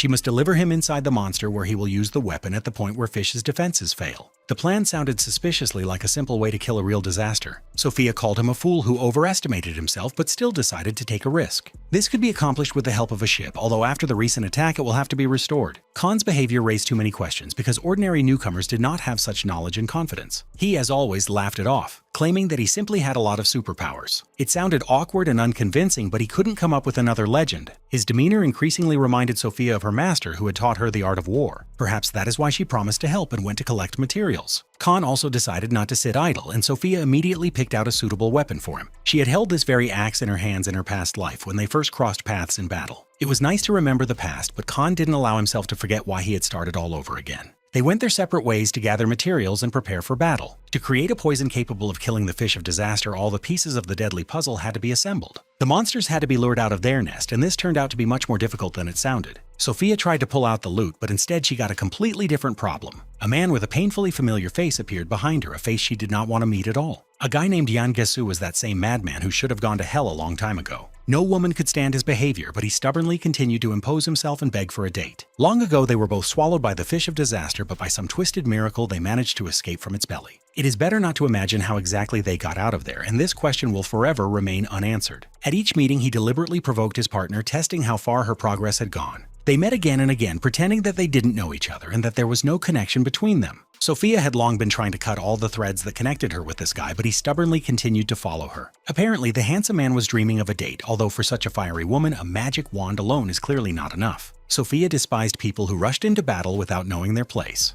At such moments, her hand itself reached out to administer justice and erase such scoundrels. At the crucial moment, Yan opened his third eye, the main skill he was truly proud of. The thousandth eye of the man, imbued with envy, worked with frightening precision and without failure. This skill was so nasty that even Yan's closest allies didn't know all of its features. In fact, Jan came with a specific purpose directly related to Sophia. He heard about a new guy named Han and wanted to lure him into his team. Sophia immediately stood up, but Jan didn't know how to take refusal. In his opinion, she should have entered the Quadratus long ago, back when she was given a chance. But Sophia did not trade her conscience and had no intention of doing so. The monsters poisoning the red zone were known to every local resident. The Quadratus organization turned fear into a cult and began to serve these creatures. They didn't care that such actions would lead humanity to destruction. They gained resources and influence by sending new recruits to certain death. To put it simply, they were fed fairy tales and promised a safe passage into the abyss. And the ships then went to feed the monsters so that later they could collect trophies from the bodies of the dead hunters. Jan justified this by saying that these people would have died in the red zone anyway. The weak and naive, according to his logic, have no place in the abyss, and there was a frightening amount of truth in that. But Sophia made it clear that she would never cooperate with such people. After this, Ian disappeared as suddenly as he appeared, going in search of the ghost. Once upon a time, he was charming and truly handsome. But after he was digested by the monster, his soul seemed to turn black from the inside. Sophia shook off the conversation and focused again on obtaining materials. Meanwhile, the ghost continued to hunt down monsters alone. Having put on new clothes and armed himself with several axes, he did not waste any time. Entering the most dangerous area of the island, he began to carefully scan the space. Monsters known as colts hid in the outer roots, fleeing from the fish of disaster. There they built nests and remained invisible to the untrained eye. A man who possessed the dragon art of energy management was prepared for such a scenario. He activated the skill and openly challenged these stinking creatures to battle. It was necessary to kill them one by one and collect materials. For the ghost, this was a familiar job which he always performed without emotion. The number of monsters in these waters turned out to be abnormally high. I had to work at the limit to clear the perimeter and not become dinner myself. After several hours of carnage, Khan felt he could afford a short break. As soon as he slackened his attention, new monsters appeared out of nowhere. Methodically and without haste, he chopped off their heads as if he were preparing meat for a stew. When the fight was over, it was no longer possible to tell where the blood was and where the poisonous water was. Having collected the precious crystals, he felt his body gradually returning to normal. At this moment, Mr. Seven Stars sensed a strange presence behind him. The sudden attack knocked him off his feet, but his reaction was instantaneous. The blow was stopped at the last moment and could have killed a less experienced rookie. The attacker walked calmly through the danger zone as if he were strolling along the beach. It was that same madman with the third eye named Jan. He came to offer cooperation and lure the ghost to Quadratus. While Yan was describing the advantages of the organization, Khan did not waste a second. With one movement, he almost cut off his ear, clearly indicating his attitude towards the proposal. A cold look became the only and final answer. Ian blushed in surprise, clearly not expecting such a reaction from a seemingly ordinary newcomer. He came to talk and make an offer, but instead of respect, he felt a blow from behind. One Eye made another attempt to persuade Khan to join the team and fight on the same side. He began to list the advantages, but the ghost confidently refused without even listening to the end. Khan knew perfectly well that he was facing a member of a group that worshipped disasters. They feed the scourge fish and kill huge numbers of red zone travelers year after year. They call it tourism, but in reality they are just watching the disaster fish eat people. The more brutal the spectacle, the more money they made, and the entire industry literally drowned in blood. Everything here is built on suffering, and Khan is not going to have anything to do with it. He prefers to kill all the square participants one by one, and it was worth starting with the one-eyed fool. Khan's confident smirk made it clear that he was not afraid of anyone and was ready to fight right now. He deliberately provoked his opponent until he grabbed his weapon and prepared to fight. Jan's first blow was much faster than expected, and it was impossible to dodge. The ghost didn't have time to react and noticed his opponent grinning in response. Blood gushed from his shoulder in a stream, and the protagonist's self-confidence was instantly shaken. In his past life, he never fought this guy and didn't have time to adapt to his technique. Now, having taken the blow, Khan understood what to do and would not let his opponent get so close again. Inspired by his success, Jan rushed forward, trying to finish off his wounded victim. He threw a punch that was too wide and was immediately counterattacked right in the stomach. His breathing was ragged, and he greedily gulped in the cold air for a long time, trying to come to his senses. At that moment, Jan finally realized that the newcomer was not as simple as he seemed. To build on his success, Mr. 7 Stars activated red-level runes, enhancing his stats. From that moment on, he dictated the pace of the fight, and his opponent desperately tried to survive. It was clear that Khan was enjoying every second of the fight and was continuing the game with pleasure. No matter how One-Eye tried to respond, his attacks remained too sweeping and easy to read. Even the side/magic skill seemed slow compared to the ghost's speed. At the last moment, Khan would disappear, appear in an unexpected place, and activate new artifacts. When he got bored, he decided to fight with his bare hands and activated Nirma's ring. For a second, Yan believed in victory as his sword approached his opponent's throat. But the next moment, the ghost stopped the blade with his bare hands and didn't even wince from the pressure. It looked impressive, especially when the sword shattered into pieces and completely lost its meaning. The fight was coming to an end. All that remained was to finish off the victim and show who was boss. A few crushing blows reminded Ian that he was usually just a loser who didn't deserve mercy. He collapsed into a pool of poisonous swamp, not even feeling the stinking liquid burning his wounds. It was too early to kill this fool, especially if he could give out useful information. To make him talk, it is enough to knock out a few of his teeth and break his nose. Ian had just survived the most brutal beating of his life. Even in the belly of the disaster fish, he felt much more comfortable than he did now. At some point, the pain became unbearable, and he began to beg Khan to stop, promising to tell him everything. The ghost was ready to listen, but still decided to deliver the final blow. Khan realized he had overdone it when he felt pain in his hand. He had lost control of his emotions today. A moment later, Jan got a chance to speak and spilled everything he knew. One of the bosses of the Lighthouse clan tasked him with finding a talented newcomer named Khan, known as the Ghost. The man who ordered the search turned out to be Karl Moran, whom Khan had not encountered in his past life.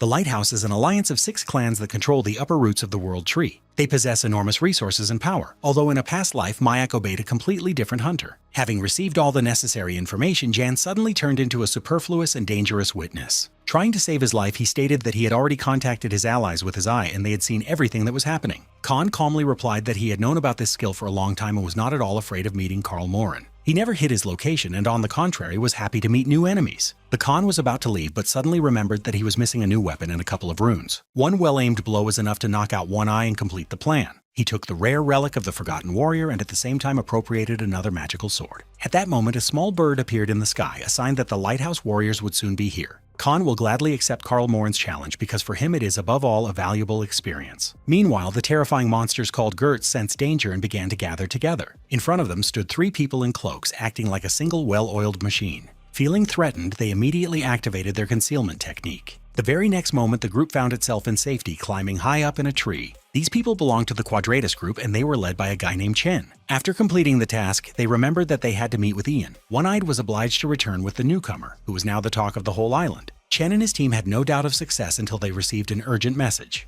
A blue carrier pigeon approached them, reporting One-Eye's complete defeat. Without wasting any time, the group set out to find Ian and find out what exactly went wrong. When Jan opened his eyes, he immediately realized that this was not a dream. It was hard for him to accept the fact that he had lost without a single chance to an ordinary newbie who had just completed his training. His weapons and runes were gone, and a strange, unfamiliar wound remained on his arm. In the final moments of the battle, Khan gave him a gift, but the memories of it were blurred. Now Jan had to return to the ship and meet with Karl Moran to decide what to do next. He immediately activated the blue carrier pigeon and sent a message to his boss. Upon receiving the news, Karl immediately felt a surge of rage. This always happens when you send people to do dirty work and they can't handle it. It looks like the man in the red mask will have to do everything himself again, otherwise his plans will fall apart. A few minutes later, Jan was already on the ship, feeling his body begin to tremble with fear. The creaking of the deck and the smell of damp wood filled him with primal terror, because he knew how cruel Karl Moran was. One of the leaders of the lighthouse and the commander of the stormtroopers was a truly ruthless man who did not recognize pity. For failing the mission, he immediately punished Jan with several crushing blows straight to the chest. While one eye tried to catch his breath, the others froze, afraid to anger the boss with an unnecessary movement. Then strange sounds were heard, and it became clear that everyone on the ship was starting to have serious problems. A huge flock of Gerts gathered at the shore, ready to attack and start a bloody hunt. No one understood how they got here, because such monsters always move in a straight line. Chen and his squad deliberately led the Gerts to the center of the island and then returned to protect the ship. This meant only one thing: someone had broken the rules and deliberately brought monsters here. Smelling the familiar scent, Carl instantly realized what had happened and threw the knife straight at Yan.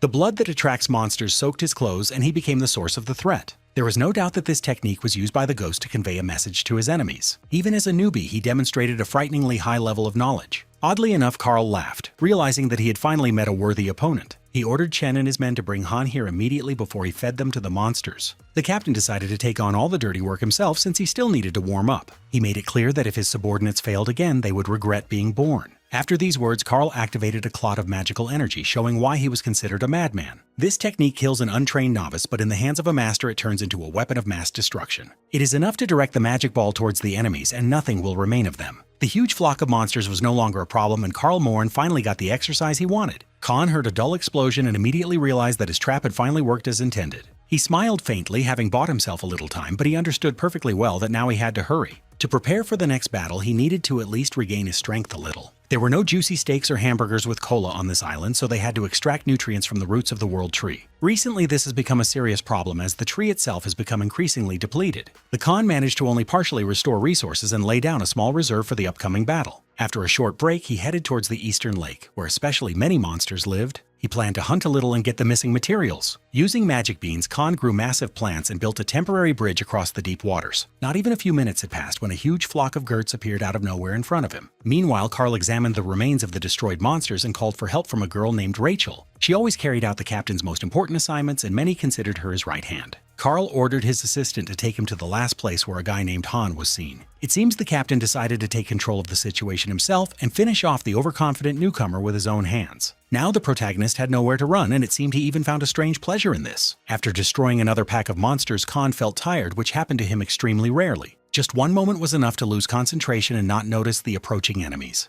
There was a flash of light, and Han turned around to feel an arrow of death flying towards him. It was only by a miracle that he managed to dodge, although Chen had never missed before. This marksman's precision skill allowed him to kill almost with his eyes closed. This meant one thing: it was impossible to fight such opponents at long range, where they felt like the masters. The ghost tried to close the distance, but immediately missed a hard blow and warm blood flowed from his hand. Few people know, but Gerts are often compared to sharks because they hunt based on the smell of blood. As soon as the main character's blood got into the lake, the monsters immediately went mad and rushed at the wounded man. Now the ghost had to fight two types of enemies at once while remaining seriously wounded. The members of Quadratus decided to take advantage of the situation, especially the aggressive and somewhat naive Miller. She always preferred close range and head-on collisions. Landing next to Han, she challenged him, confident that her allies would support her. There were indeed magicians hiding in the trees who immediately strengthened Miller with streams of magical energy. With the boost, she lunged forward like a bull seeing the matador's red cloth. The Khan was not going to give up without a fight, so he drew his sword and accepted the battle no matter the cost. The smell of his blood still attracted monsters, and he had to literally tear himself between two fronts. Miller felt that the initiative was on her side and sought to end the fight as quickly as possible. Before the mission, she was told that she would have to fight an ordinary newcomer who had just completed training. She didn't take it seriously and didn't even bother to stretch properly. Now, after the first exchange of blows, Miller realized that she would have to earn the victory. Khan quickly analyzed the situation and realized that the initiative was clearly not on his side. To turn the tide of the battle, he could not do without the help of a truly powerful artifact. Just recently, he reached a new level of development, and Nirma's ring revealed its second form.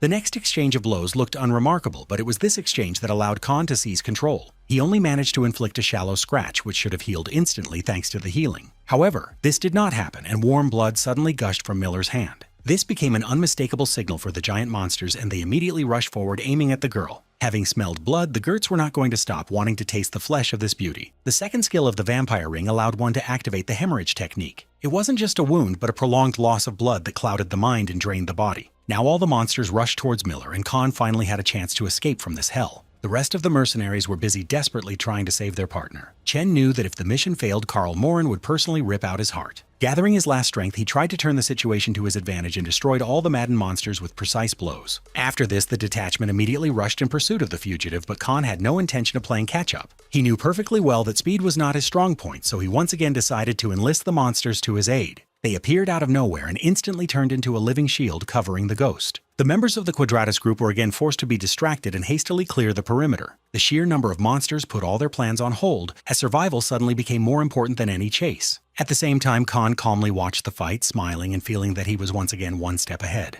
Having escaped pursuit, Khan continued to search for roots that could satisfy his hunger and provide useful nutrients. There was still a lot of work ahead, and he wasn't about to exhaust himself right now. Conflicts gradually began to flare up between the hunters in this area due to a lack of food. Newcomers were not allowed near the high roots with rich resources, leaving the best places for the strong. They were thrown down to where there was almost no food left, which most often meant a slow death. The abyss mercilessly brought out the darkest sides of human nature. Here, no one shared resources willingly, so many newcomers suffered even after completing their training. Little Johann Licha, who arrived here with the ghost, couldn't believe that everything was ending this way for him. He came into conflict with the local order too quickly and realized that his chances of survival were almost non-existent. It was at this moment that help arrived that no one expected. Khan attacked the boss of one of the groups without warning and clearly demonstrated what happens to those who don't want to share food. The other bandits didn't even think to intervene when they saw their leader lose consciousness in a matter of seconds. Most of them scattered in different directions, leaving all the food they had obtained for the newcomers. In fact, Khan came here not to save others, but because he himself was hungry. He even had difficulty remembering Johann Lick, even though they had sailed together on the ship and had been trained on the 4th floor of the tower. If the newcomers are really hungry, they can eat with him because Khan was never greedy. Finally, Johann asked for a ship and offered cooperation to reach the higher roots of the tree. He thought that this way all the newcomers would be able to forget about hunger, but Khan had a different opinion. He said he was going to destroy the disaster fish and clear the area of threats once and for all. Very soon the territory will begin to prosper and travelers will no longer have to fear starvation. From the outside, it sounded like pure madness because only a madman would dare to challenge the fish of disaster. They were about to say goodbye, but Johann still decided to understand why this guy helps people so much and strives to save humanity. The Khan replied that this was precisely why he had returned, although deep down he felt that the true reason was completely different. Before leaving, he gave the boy the gem he had obtained after defeating One-Eyed Yan. It is precisely these kinds of actions that give ordinary hunters hope for a bright future. Johann looked at Han and saw in him a hero who could one day save the whole world. He dreamed of following his example and at least getting a little closer to the image of a living legend. Perhaps one day he would succeed, but for now he remained just a little boy with big dreams. The conversation with the child forced the ghost to look deep into his own mind. He was on his way to meet Sophia, but he still had no answer to the question of his true motivation.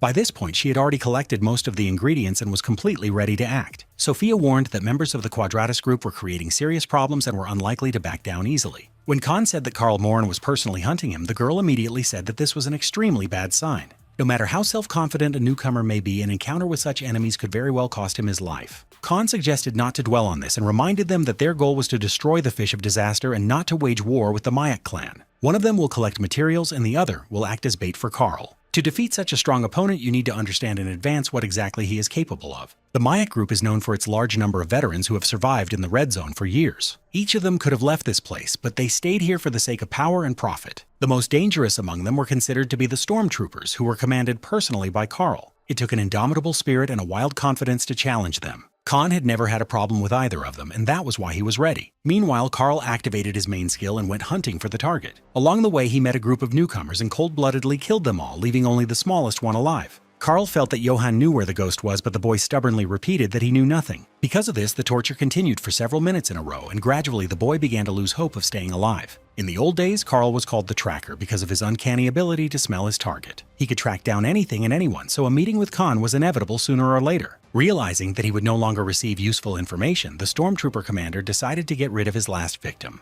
The Qi energy was already ready to kill the little boy despite the monstrous difference in levels. At the very last moment, the madman stopped and looked away as if sensing something more interesting. A shadow of a man appeared before him belonging to the very guy they called the Ghost. This was Khan, a confident, legendary hunter who always laughed in the face of danger. In fact, in front of Karl there was only a copy created by activating the illusion stone in Johann's pocket. At first, Karl did not understand this and was seriously determined to win. When the illusion was broken, he realized he had been deceived, and an uncontrollable rage flared up inside him. The commander could not stand the ridicule, and at such moments he became treacherous and bloodthirsty like a predatory whale shark. With the last of his strength, Johann, who was watching what was happening, realized that his friend was in real trouble. The real Khan was at that time at the birth lake of the Kukuls, the place where these monsters breed. When the Kukulsas tear apart the outer roots of the World Tree and draw nutrients from them, the water is cleared of poison. These substances are useful not only for monsters but also for ordinary people, significantly strengthening their bodies. After the illusion disappeared, Karl quickly found the trail and caught up with the enemy. Right now, he was also on this island and saw his enemy with his own eyes. Khan didn't even try to hide and honestly admitted that he had brought him here on purpose. The fun had officially begun, and the commander promised to reduce the newcomer to ashes with his very first attack. Khan chose an unexpected tactic and suggested playing hide-and-seek. Usually he accepted any fight and never retreated, but today he had to act flexibly and lure the enemy into a trap. Karl Morin was primarily known for his Kree cultivation technique, which was called the Art of Red Jade. This force resembled a magical flame, incinerating everything in its path. To move confidently through the swamp, Khan used chia seeds more than once. Plants grew almost instantly, paving his way away from danger. He had no intention of engaging in an open fight where his opponent's technique could create serious problems. It was necessary to maneuver, use speed, and force combat at close range. Moreover, the ghost clearly understood that it was worth calling on monsters to help and bring chaos to the battle. They all rushed towards Karl, blocking his way to the newcomer. Any other hunter would have been scared and retreated, but the mad stormtrooper commander only laughed loudly.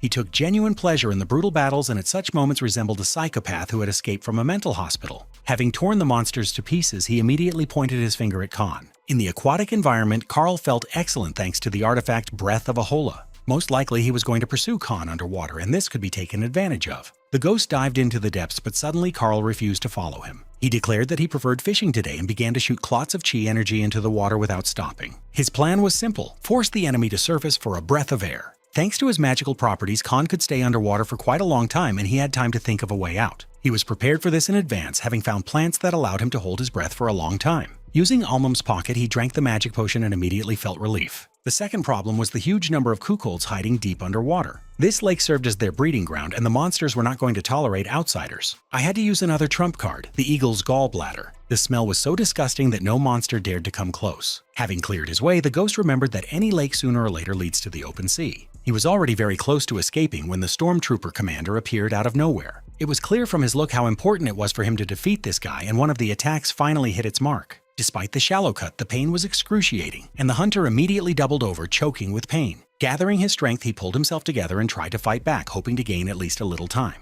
Karl quickly got tired of all this and decided to end the fight as quickly as possible with his unconditional victory. Just as he was about to attack, Karl suddenly felt himself suffocating, even though there should have been a magical artifact around his neck. It turned out that during one of the exchanges of blows, Khan had quietly intercepted the artifact, depriving his opponent of maneuverability underwater. Now the ghost was not in any danger, and he could remain in these conditions for as long as he wanted. Considering the other artifacts on his body, it could be said that he was now almost invulnerable. The next attack using the vampire ring caused Karl to bleed profusely. It was a simple, even slightly crude trick, but it worked best. The monsters from the depths of the lake immediately rushed to the source of blood and formed a tight ring around the commander. Karl tried to hold them back with the Jade Flame technique, but it was becoming less and less successful with each passing second. Energy was rapidly depleting, as was the air in my lungs, restricting my movements and depriving me of strength. It became impossible to think about continuing the fight, and Karl unexpectedly decided to retreat. He promised that he would definitely return to take revenge and take personal revenge. Khan took advantage of this opportunity and headed as quickly as possible to the meeting place with Sophia. The girl was already tired of waiting and was increasingly wondering who she had gotten involved with and where this guy got so much self-confidence from. Gradually, she began to lose patience and even admitted the thought that he had become frightened and abandoned the idea. Just as these thoughts took hold, a real tsunami suddenly arose behind her. From the depths of the sea arose a ship like the Flying Dutchman, captained by a sea devil named Davy Jones. Sophia jerked in fear and almost attacked, but then she spotted a familiar figure. Exhausted and drained, Khan raised his ship from the seabed and gestured for her to come on board. He did not destroy the ship, but only deliberately sank it so that other players could not take advantage of the find. When the ship was needed for hunting, Khan calmly raised it from the seabed using magic crystals and his own power. His strange and incomprehensible skills aroused Sophia's increasing interest. She had never met people with such experience immediately after completing their studies. As always, Khan remained taciturn, did not explain anything, and concentrated on preparing the magic solution. All his attention was focused on the beginning of the hunt for the monster that had turned the red zone into a lifeless wasteland. At some point, they heard a familiar sound, foreshadowing the approach of disaster. Looking into the sea distance, the travelers saw a huge fish of disaster cutting through the endless waters. First, the monster had to be attracted, and it seemed they knew how to do it. Everything was going according to plan until suddenly spears started flying at the ship.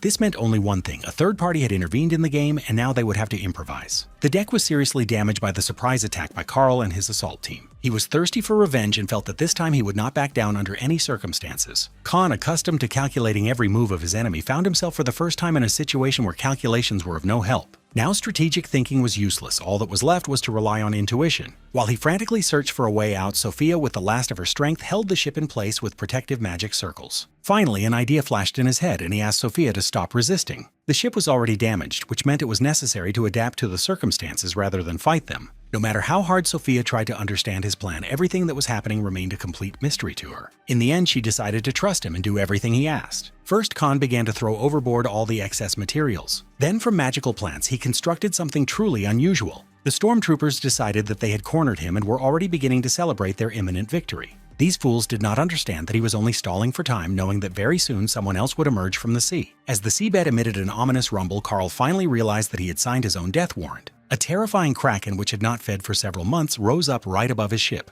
It seemed as if the monster had swum from the distant Caribbean seas to conquer new territories. This monster rarely went hunting, but if it rose from the depths, no one could escape. It couldn't have been a coincidence, and everyone felt that it was Khan who had summoned the kraken. Having gained a slight advantage in speed, the ghost had already begun to close in on the fish of disaster. He had to get inside, and to not give the stormtroopers time to come to their senses, they immediately began chopping the kraken into small pieces. The local chef even managed to ask for ingredients for squid soup, but there was no time for such nonsense. It was necessary to catch up with the ghost at any cost and kill him with my own hands. The thirst for revenge gradually consumed Carl's mind, and he increasingly resembled a man who had completely gone mad. He no longer noticed the obstacles and thought only about how to destroy the arrogant newcomer. If before he concentrated only on truly important tasks, today he was ready to take any risk. Even when his assistant tried to stop him and reminded him of more important matters, Carl completely ignored her. It became a personal matter for him. He felt he had been outplayed and was eager to regain his lost superiority. For this, he was ready to sacrifice not only his plans but also his own team. If someone refused to follow an order, Carl could kill that person with his own hands. The stormtroopers decided not to anger the commander and followed him without further ado. Meanwhile, Khan had already found himself inside the stomach of the fish of disaster, where the Bay of the Lost Ships was located. The place resembled a gloomy dungeon filled with the smell of rot and sticky slime underfoot. Once inside, Jan took a few confident steps forward as if he had entered familiar territory. This is where he used to lure desperate tourists before they were swallowed by the monstrous fish. There was a huge amount of treasure lying around that had long since ceased to belong to anyone. For people like Jan, who had long since lost their conscience, this was easy and familiar money. Seeing the mountains of treasure, the stormtroopers momentarily lost their minds. They should have quickly returned to reality because the enemy was already very close. The ghost was deliberately luring them into a trap, preparing to pull the trigger of his game.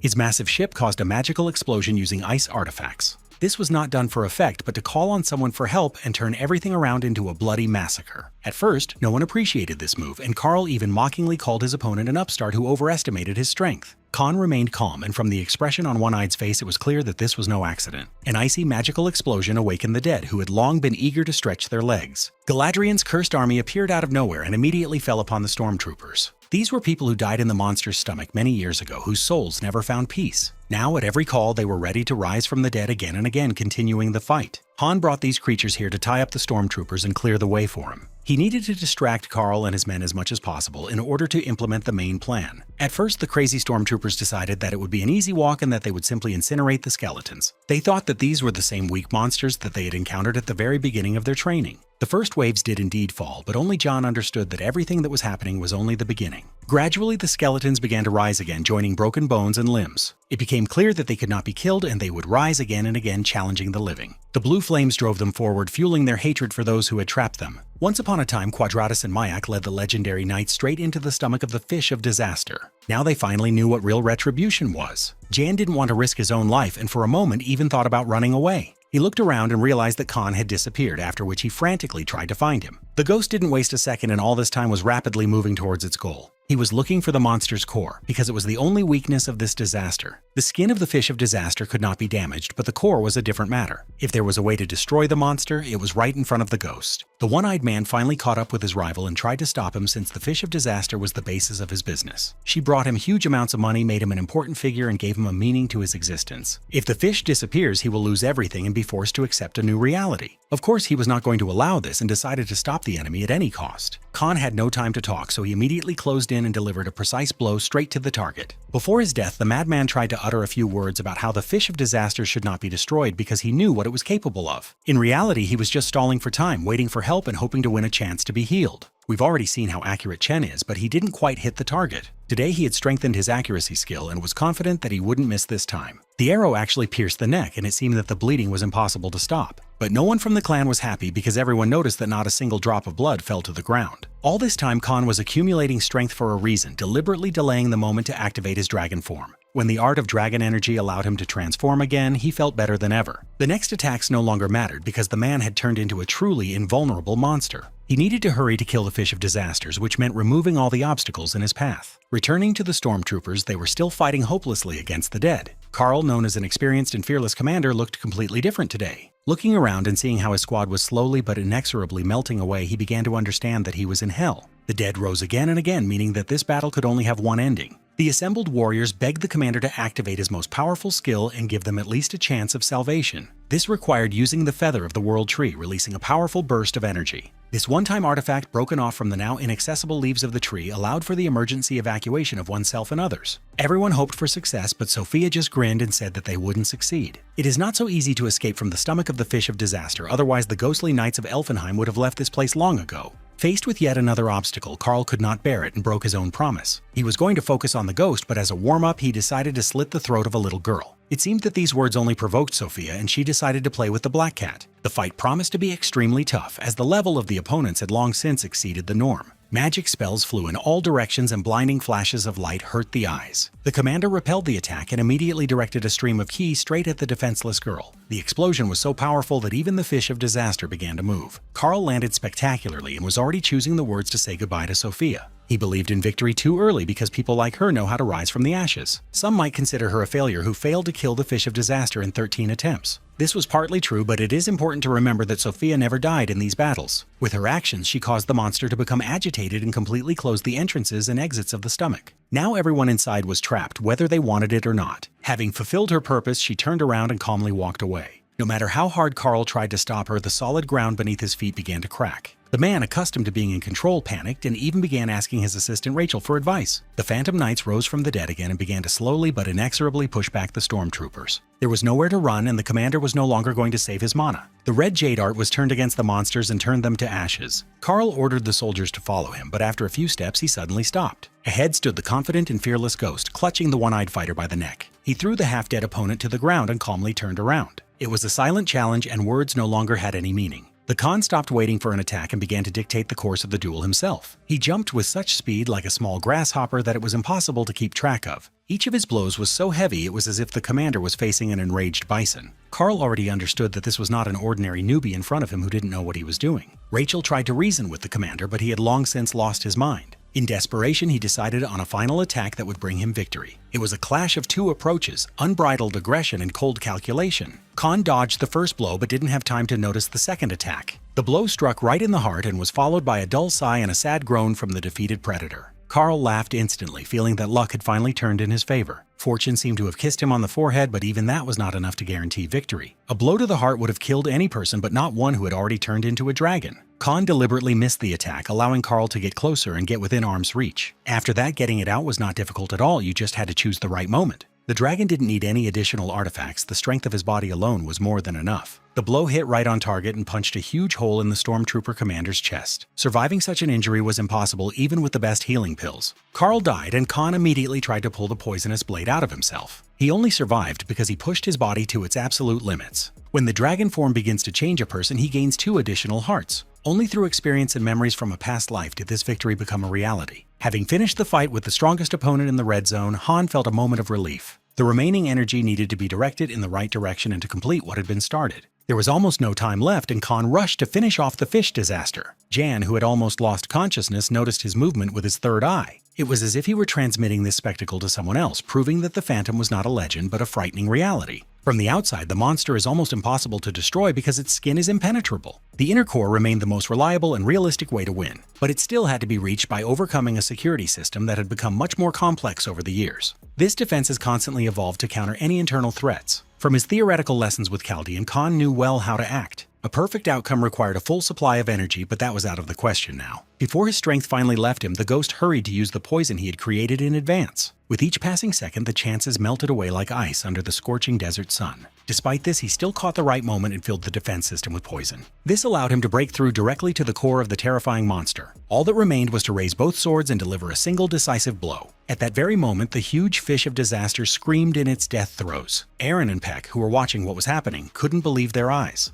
Sophia asked them to come here during the day, and now they understood that it was not in vain that they trusted her. No one yet fully realized that the monster was dying, although a premonition was already in the air. Meanwhile, the pink-haired beauty left the danger zone. Peck tried to warn his friend to dodge, but Aaron, as always, didn't listen. Because of this, Sophia crashed right into him, and there was not a drop of romance in this collision. She nearly broke his ribs and spine and then pretended as if nothing had happened. The monster screamed louder and louder, and everyone needed to get away as quickly as possible. Watching this, the whole life flashed before the eyes of the fearless princess. She remembered the promise to kill the fish of disaster and avenge her dead parents. Even though she didn't do it with her own hands, Sophia felt that thanks to Khan, the goal was achieved. My eyes filled with warm, salty tears of joy, it was a real victory. The fish's inner core was torn apart and the energy gradually left the monster's body. Sophia grabbed the two stunned boys and pulled them away from danger. Only now did they realize that the monster was actually dying and that the girl they had been laughing at had been able to do it. A man named Mikhail was watching what was happening. The assistant warned that if the monster's rampage intensified, the area could be seriously damaged. Mikhail ordered that the report be sent immediately to all allies. As he watched the events unfold, he felt that a new era was beginning. The destruction of a huge catastrophe will destroy the fragile balance that has been maintained in the red zone for many years. Now the rules of the game will change forever, and no one knows where this will lead.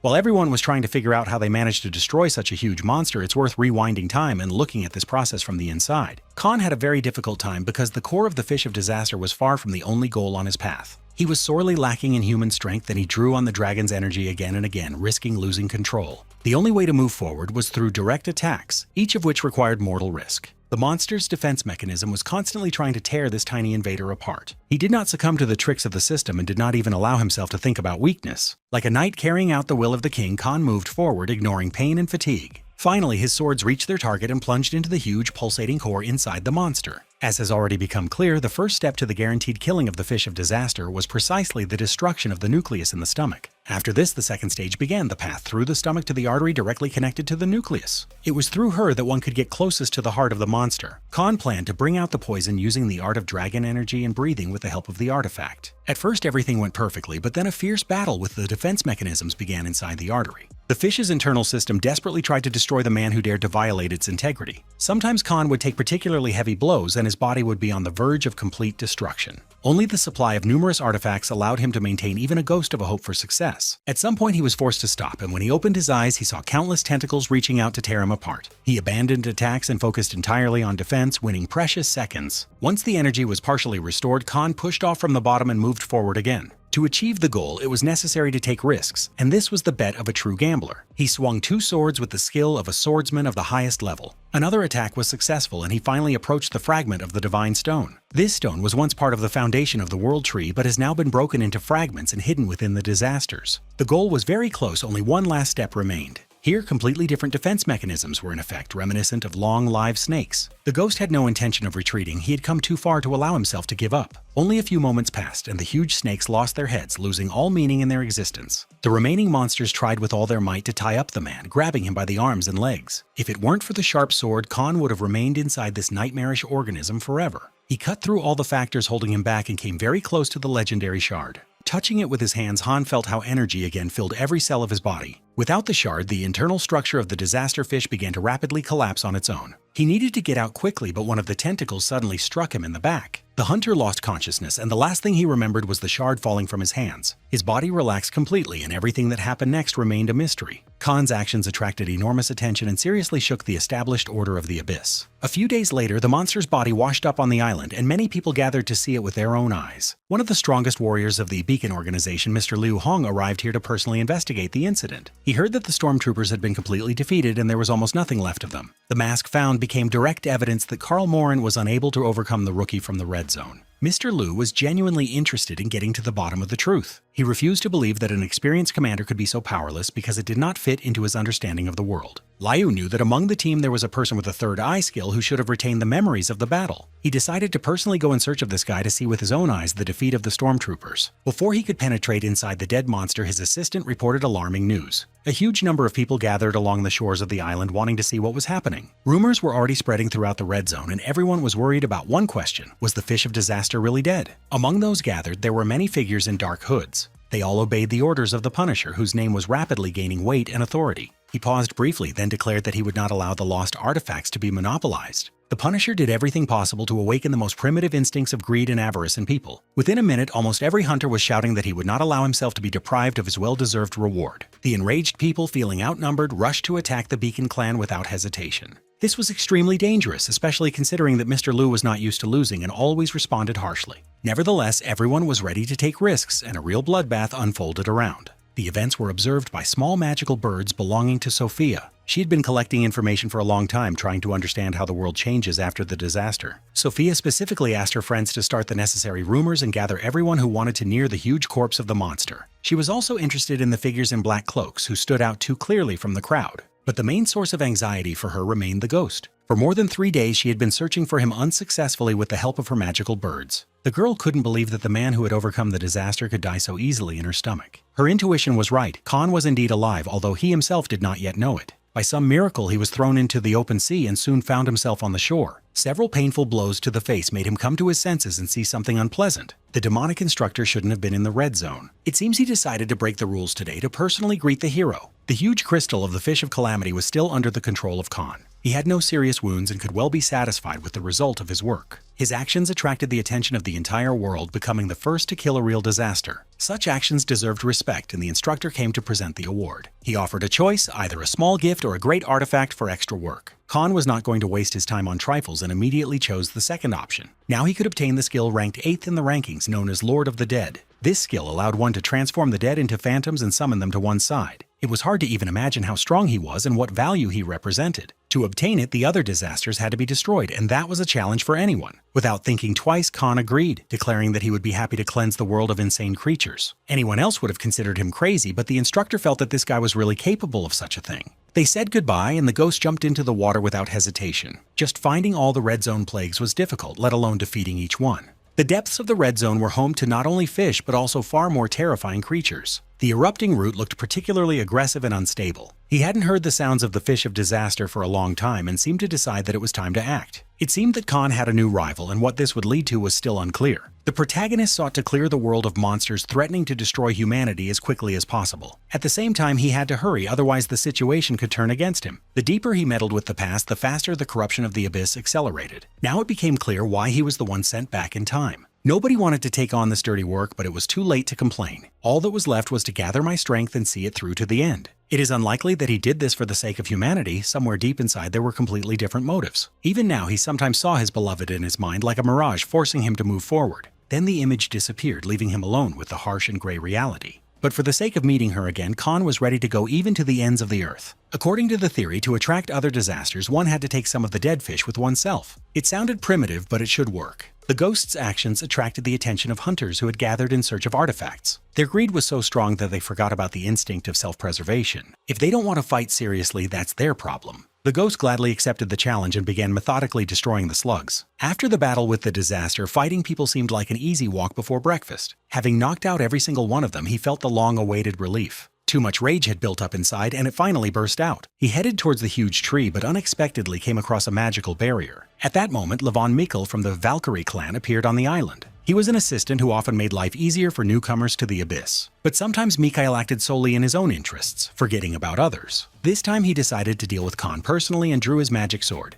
There was a familiar energy in the air. Another wizard was here. Sophia finally found her lost friend and rushed to help him. She was genuinely happy to see that he was okay, which could not be said about Mikhail. He suggested that she step aside and let the men talk in private. In response, Sophia immediately activated the spellbook, making it clear that she would not back down. Mikhail admitted that fighting would be too dangerous and decided to limit himself to talking. He had already heard that the fish of disaster was killed by a certain ghost, and he wanted to verify this for himself. Mikhail extended his hand to Han and offered to make a deal. In exchange, the ghost received guaranteed support from assistants. Mikhail promised to change the place so that the red zone would become an ideal territory for newcomers. He had long needed a storm that could disperse the stagnant waves. There was no need to think long, and Mr. Seven Stars immediately accepted the offer. He had already begun to calculate the advantages when he felt a powerful vibration in the ground. A huge, terrifying monster began to emerge from the depths of the island, devouring everything in its path. The demon's huge mouth opened before the hunters, and it became clear that today would not be an easy walk. It was just the stem of the erupting root of one of the disasters, capable of drawing everything around into itself. The hunters' first instinct was chaos. They rushed in different directions, hoping to win at least a chance of salvation. Not everyone succeeded, and in the first seconds of the attack, the ground was covered in blood. The wounded screamed and begged the captains for help, but in such hell it was almost impossible to command. Mikhail panicked and seriously considered escaping until another adventurer suddenly grabbed his arm.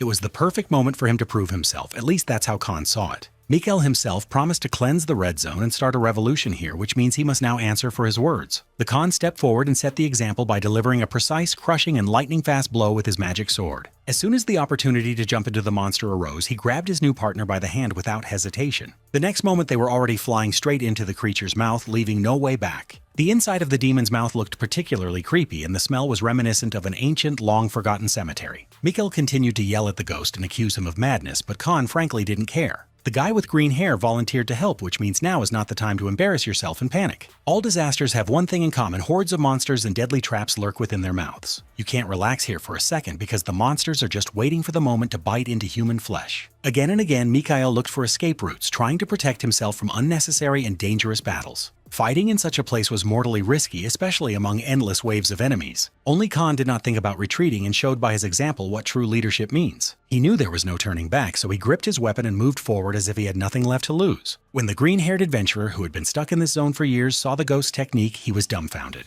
The fear seemed to evaporate, giving way to pure interest and almost childish delight. Sophia Viraj experienced similar feelings, instantly activating magic circles to support her partner. Together, they effortlessly cleared the perimeter of the first wave of monsters. Sophia came here for her friend and didn't even think about running away, unlike the frightened Mikhail. It was time for him to make a choice and understand who he was, a cowardly boy or a man ready to go to the end. The second wave of monsters was already approaching, and it was necessary to act clearly and in a coordinated manner. For the sorceress Sophia, this had never been a problem, especially now that she had help. Mikhail finally made up his mind, raised his sword, and activated the Thousand Heavens Vortex. He was ready to stay here just to see the true power of the Seven Phantoms to which Sophia belonged. He also wanted to understand who this guy was who knew no fear and always moved forward. He had a sense of power that could change the people around him, true leadership, and an innate fearlessness. In battle, he moved so calmly as if he had been destroying monsters since childhood. It soon became clear that Mikhail was also well prepared and an excellent swordsman. The number of enemies gradually decreased, leaving a faint hope for a respite. Thanks to her observation skills, Sophia was able to obtain valuable information. The erupting root turned out to be the next disaster with a fish-like organism. Attacks from outside were useless, and the demon's mouth served only as a crustacean organ of another disaster. It could only be killed from within, but its true body was hidden under the world tree. Sophia analyzed almost the entire body and finally found the path to victory. It was necessary to strike at the right point to stop the flow of monsters and the heart of the disaster itself. Getting there will be extremely difficult. You won't be able to get there without the dragon form of the man from the past. Despite everything she had seen, Sophia was amazed again and again by his skills. The art of body transformation became even more powerful and looked almost magical from the outside. Mikhail still didn't understand who this guy was and where he came from because such skills were not available to beginners. The transformation of the body using energy could not last long, so it was necessary to hurry. No matter how strong Khan was, he couldn't cope without support, and Sophia was ready to give it. By this time, Mikhail had already sent a request for help to the clan on the surface and was waiting for a response. A new wave of monsters was approaching, the red-eyed creatures rushing at a frightening speed. For a brief moment, Khan seemed distracted and immersed in warm memories of his past life. This vibe of lively support, calm confidence, and the feeling of a shoulder nearby was all too familiar to Khan and resonated with something from a past life. He allowed himself to linger in that feeling for just a second, felt a warm nostalgia, and then abruptly returned to the brutal reality of the battle. Now you will have to use absolutely all of your accumulated resources and squeeze the maximum out of your own body, even if your body can't handle it. The enormous crystal was deliberately shattered into pieces to release the energy contained within and bend it to his will. The epicness of the moment went beyond the pale as Han raised his sword above his head and deliberately allowed the monsters to attack him from all sides.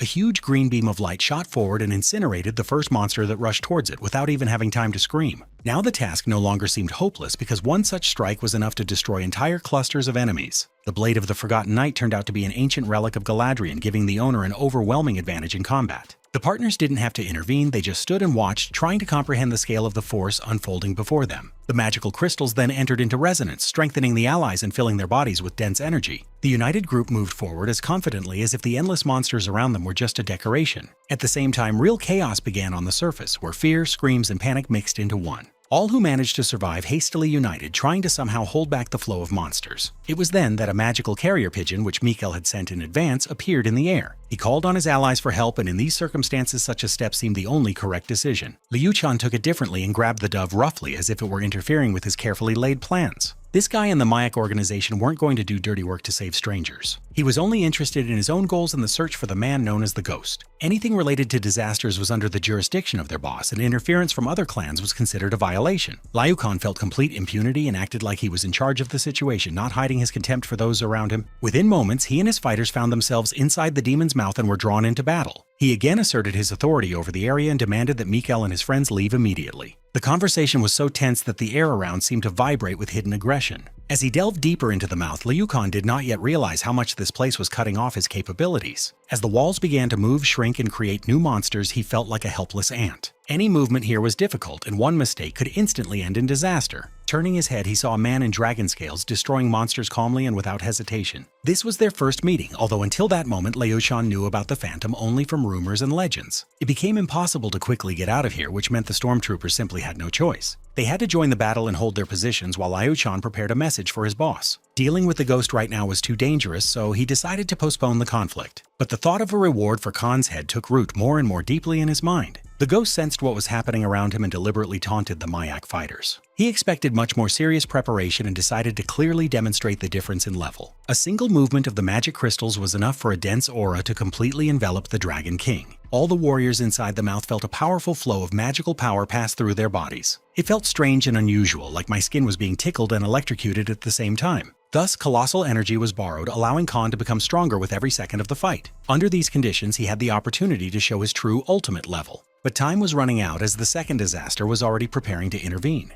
The demonic root was clutching a huge blue cube in its branches, resembling an ancient magical relic. He sensed an invasion and knew the threat had to be dealt with immediately. This is why it was decided to call on the legendary warriors of the past for help. At the same time, the battle inside the mouth flared up with new fury and noticeably increased speed. The arrival of an additional squad of adventurers added even more chaos, pressure, and tension to the battle. One could have different opinions about Liu Khan, but it was impossible to deny his magical talent. Having gotten into the swing of things, he decided to take advantage of the chaos and get rid of Khan right now. This promised advancement and recognition, but such decisions often come at a high cost. Instead of concentrating on the current battle, the lead stormtrooper's thoughts were already on another confrontation. As the monster closed its tentacles around him, Liu Shan trembled like a small, frightened kitten. If it weren't for Sophia's timely help, there would be nothing left of this guy. The Khan borrowed energy from ordinary warriors, but in exchange gave his allies part of a magic crystal. This was necessary to maintain balance and make sure they could cope. Right now, the Ghost was already far away, having warned Sophia in advance that he would go and deal with the main threat. She tried in every way to stop him and persuaded him to fight together as a single mechanism. Moving forward while leaving the monsters behind was impossible, so Khan decided to split up. The allies were supposed to provide security, but he would risk his life to destroy the second disaster. Inside the central root area, the situation felt truly unsettling. Here, two huge blue warriors immediately caught the eye as if they had risen from their graves. These two monsters were part of the defensive system protecting the inside of the root. Khan quickly realized that before him stood the last of an extinct race, the only survivor of the Elfheim army. A battle with such a warrior would have been a real test even for a talented adventurer. It wasn't enough to simply swing the sword here, as Han didn't have the advantage of experience. Before him stood a monster of the past against whose background even the strongest man seemed like a small insect. Sweeping and crushing blows flew from all sides as if King Kong himself had descended on Khan. We had to go on the defensive again and again, completely forgetting about our attacking potential for a while. Unable to come up with anything better, Khan used the vampire's ring, adding this power to the relics he already had. The power of destruction was activated, and for the first time in the battle, the Ghost went on the counteroffensive. It was difficult because one of the 5 generals of the Elfheim army was nearby. This monster was named Ekadrin, and he was one of the most powerful wizards serving Fabian. Together, they formed a union that was practically impossible for an earthly being to break through. Khan thought differently, which is why he came here alone without any support. As he left, he distributed his power and left behind several crystals to help his friends deal with the monsters. Now the missing relics were missing, but this was no reason to regret the missed opportunities. Enormous elves protected a massive root that glowed even in the pitch darkness. As soon as things got tough for them, they immediately called on Galadriel's army for help. The Blue Dead, risen from their graves, rushed at the man who was not used to feeling fear. By that time, the Beacon clan, along with 2 of its strongest adventurers, had dealt with the monsters and hurried to catch up with Khan. They expected things to get easier, but instead they saw dead people from the past. The harsh reality quickly brought the hunters back down to earth, and everyone felt the fear of death. Even Sophia, being a member of the legendary 7 Phantoms group, was at a loss for a moment. If this continues, the Liu Han clan can be considered completely useless. While they were fighting for survival, Ghost was on another level and was fighting the Titans. It was difficult to even get close to this guy because his magical superiority could be felt from afar. From all sides, magical monsters from the past pressed upon him and Khan was torn apart. As soon as he felt a little progress, the elven generals immediately appeared ahead. Blood trickled down his lips, leaving a bitter taste of defeat and bringing back memories of the past. At the same time, there remained one target, the central heart, and it was there that the blows had to be struck. The Elfheimians are creatures that once ruled the Red Zone using magic, genetics, and biology. After creating the World Tree, they wanted to maintain balance, and for this purpose they created another plant, hiding it deep under the roots. Over time, due to disasters, the plant ceased to perform its original functions and became distorted. It was created to support the tree, but over time it turned into one of the disasters. Now it lacked power, and all it could do was stall for time. Now it became clear why the demonic root had activated its defense systems. The 5 generals existed solely to protect this internal system. Over time, they evolved into an undead army, carrying out any criminal order of the demonic root. These monsters were much stronger than ordinary people, and fighting them was not easy, even for the Dragon King. The regeneration of dead elves was at an extreme level, creating the feeling of endless zombies. Again and again, they rose up from their falls as if the damage they had suffered meant nothing. The 5 generals were just a distraction to make Khan forget about the main goal, which is exactly what the demon root wanted. Once again, using the vampire's ring, the ghost decided to change the balance of power in the duel. He gathered all his strength and rushed forward at the same time as his evil and terrifying opponent. Finally, the battle entered its final phase, and the final round began as unexpectedly as the previous one. But this time it was different because Khan finally landed the crushing blow and spilled his opponent's blood. He acted with the utmost ruthlessness, making it clear that he was not going to waste a single minute of precious time. The first attack was successful, but the second magical elf could not be forgotten. He was there all this time, waiting for the moment to strike from behind. Khan managed to react and noticed a new magical cloud of energy flying towards him. Reacting to such attacks became increasingly difficult with each passing minute due to dwindling forces. Even the strongest warriors run out of energy sooner or later, and at such moments their character comes to the fore. It is character that separates legendary individuals from ordinary champions. Khan had to hurry because other hunters wouldn't be able to hold off the undead from the past for long.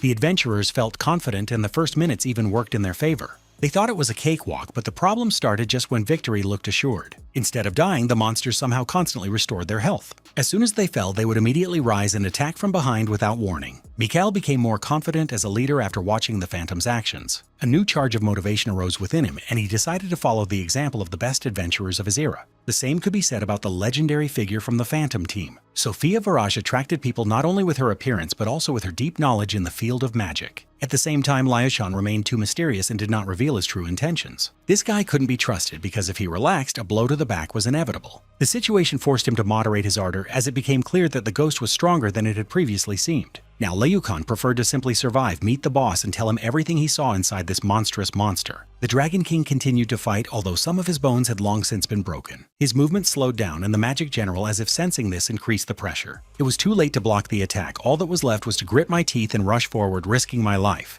In a sense, Khan could be called a gambler because he always took risks without thinking about the consequences. This is what allowed him to bypass the Dark Wizard's defenses and finally hit the real target. The blow was so powerful that the magic sword almost cracked under the pressure. Khan lingered in this territory, lost control of his emotions, and decided to destroy everyone, like a berserker from the world of the dead. When his patience ran out, the truly bloody minutes began. A few swings of the sword and the legendary generals of the past were destroyed. He could have started with this technique from the very beginning, but instead he spent too much time exchanging blows. As soon as the generals fell, their immortal army also went to the world of the dead. No matter how much the adventurers rejoiced at their victory, this was only the beginning. New trials lay ahead. The ghost was supposed to move on, but Liu-shan tried to stop him. He and his crew were not so stupid as to voluntarily go to meet death in dangerous ways. Today, due to an emergency, they followed Khan, but this will not happen again. The ghost did not object to the separation and suggested that everyone go their own way. He swung his sword in front of his opponent's face and struck him with a speed that was impossible to catch. It was a show of superiority to let everyone know who was the real boss. Only then did the adventurers notice that this swing of the sword had actually cleared the way ahead. Khan cut open the monster's insides, and a moment later everyone felt the tsunami approaching. A red, frightening liquid gushed out at the adventurers without any warning. The stormtrooper leader shouted and blamed Han, but by that point no one was listening to him. It seemed as if history itself did not want anyone to leave this creepy party. The leader of the stormtroopers decided to use the most powerful artifact, hoping that it would work. It was high time for him to accept reality and realize that he was now at the mercy of the Phantom. This feather will not work against disaster, so it is best saved for calmer times. The Divine Stone blocks all such artifacts and prevents adventurers from taking complete control of the territory. Here, the demonic root parasitizes the World Tree to completely control the center of the Red Zone. The Khan must get closer to the location of the plants, and to do this, he has taken with him the relic of the 5 generals. If you use a piece of Divine Stone, you can awaken the relic and stabilize all your internal energy flows. The stormtroopers constantly accuse Khan of drawing them into dirty games. They had wanted to go home for a long time, but they couldn't do it because of this guy's game. Now they are all trapped, even if some of them don't like it. Until the Dragon King completes all his affairs, they will have to reckon with his rules. Anyone who follows him will definitely find a safe way out of this place. Khan guarantees it. He promises that the red zone will finally change and that it will become much calmer than before. Guys like Mikhail have been wanting to make a change for years, and this is a chance for them to take a step towards the future. At his first meeting with the Dragon King, he voiced his desires for a change in the balance of power in the red zone.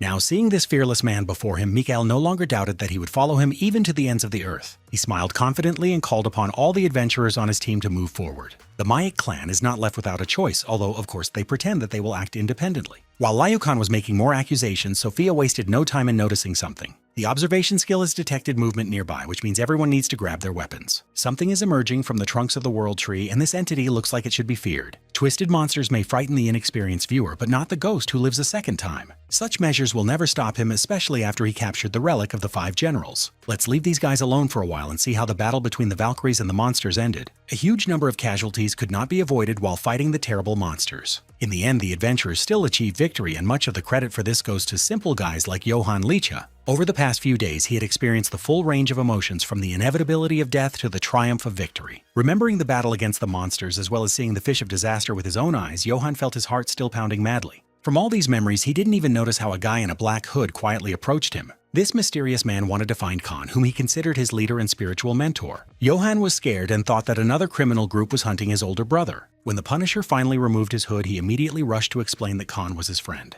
The two quickly became acquainted, and Johann was quick to ask all the questions he was interested in. He had long been trying to find Khan's friends and find out what goals this guy was pursuing. Of course, the Punisher knows nothing because he only pretends to be truly close to the ghost. They are simply using each other for their own purposes, but this can in no way be called a real friendship. San has long dreamed of catching up with his leader's progress and promises that sooner or later this will become a reality. He thanked Johann for the valuable information and quickly said goodbye. The search will continue, as will progress, which must never stop. The Punisher had no doubt that while he was searching, the boss was engaged in a fierce battle against death. In fact, this is true because Khan cannot stand aside calmly for even a minute. As soon as he sees an opportunity to fight, he immediately uses his skills and goes straight into battle. With every minute they watched this guy, everyone around them realized that he was truly special. Just recently, the stormtrooper leader wanted to fight Han, but now he was afraid to even think about it. Looking at them, the ghost reminded that no one should fall behind. A moment later, he rushed forward as if he had watched a lot of comics about Flash from the DC universe. The frightened adventurers ran after him because no one wanted to stay with the monsters without the support of the Dragon King. They really need to hurry to prevent the demon tree from finishing the process it has started. The creation created by the perfect implantation of internal plants is now coming to an end. Thanks to this, we were able to create an alpha, and now we need to activate the awakening technique. Alpha must follow the orders of the demon tree and maintain the balance of the red zone. The monster ordered the Alpha to immediately destroy the intruders and ensure complete security of this territory.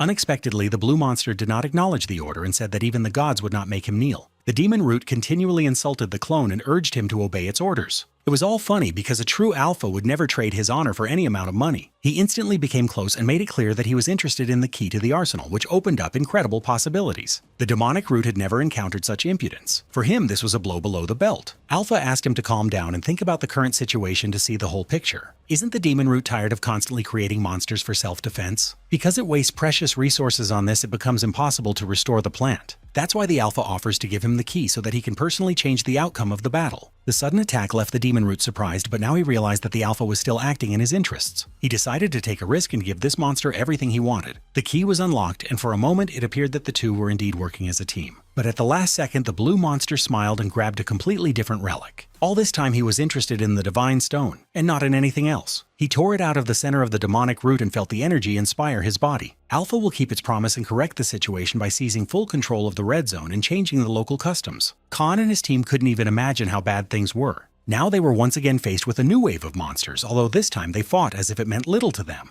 Even the most inexperienced fighters gradually became hardened in the conditions of frantic battles. Progress was noticeable even to the naked eye, especially among talented adventurers. However, in this area, monsters always have the element of surprise, which allows them to surprise. People are not used to fighting in closed areas. The environment seems to be pressing in from all sides. The situation sometimes turned out to be unfavorable for them, and at such moments general panic began. Khan even had to slow down a bit and help his allies, otherwise most of the people would not have returned home. With his magic sword, he paved the way forward even when hope abandoned the hunters. None of these terrifying types of monsters could frighten this man. As if inspired by divine skills, he fluttered like a butterfly and stung like a bee. Looking around, Khan noticed that his team was doing well. Each of the leaders took the initiative and confidently cleared the perimeter of monsters. Even people who play by their own rules fought for the good of society today. This means that the ghost has a chance to forget about ordinary monsters and finally head closer to his goal. With the help of the speed attribute, he didn't spend much time on his way to the magic element. Entering the wooden castle, he saw in front of him that same magic cube shining with a blue flame. The plant had lost its power source, and as soon as Han realized this, he immediately heard a strange sound. An unknown person called him down, and it was a clearly unfriendly voice. This guy never turned down an adventure, and this time he decided not to change himself. He realized that someone else had taken a piece of the divine stone. The Khan thought that he would have to fight against the man who dared to interfere with his plans. He was very surprised when he saw a creature that looked like one of the warriors of Elfheim. At that moment, it became clear that another battle awaited him, and this time victory was not at all guaranteed. Now, it is important to talk about the key because this is the real name of the 5 Lipia which the 5 generals had. Those who collect all these relics gain power and control over the world tree. Now Khan has the key of one of the generals, and it looks like Alpha really wants to get his hands on it. The relic is called a key only by those from Elfheim, which is how Khan realized who was standing right in front of him. It is not difficult to guess that this is just a copy created from dead particles of the original. The elf asked to give him the key, and in that case he would not kill anyone. The Khan looked closely into his opponent's eyes and decided to make him a return offer. He advised giving him a piece of the Divine Stone since a fake was unworthy of holding such a powerful relic in his hands. It was a serious challenge, and for a moment the elf even felt constrained, not knowing what to answer. Within a moment he was laughing so loudly it was as if he was auditioning for the role of the Joker. He finally realized that the man in front of him didn't know his place, and in that case he had no choice but to destroy this guy. After casting a few spells, the Alpha created a weapon for himself and prepared for battle. He thought that the person in front of him was an ordinary person, and that was why he acted so relaxed. It was necessary to show this man his real place and take away everything he needed. The black portal that opened before Khan was so large that it could accommodate an entire army. The boy who challenged the ordinary clone felt his muscles tighten like steel ropes.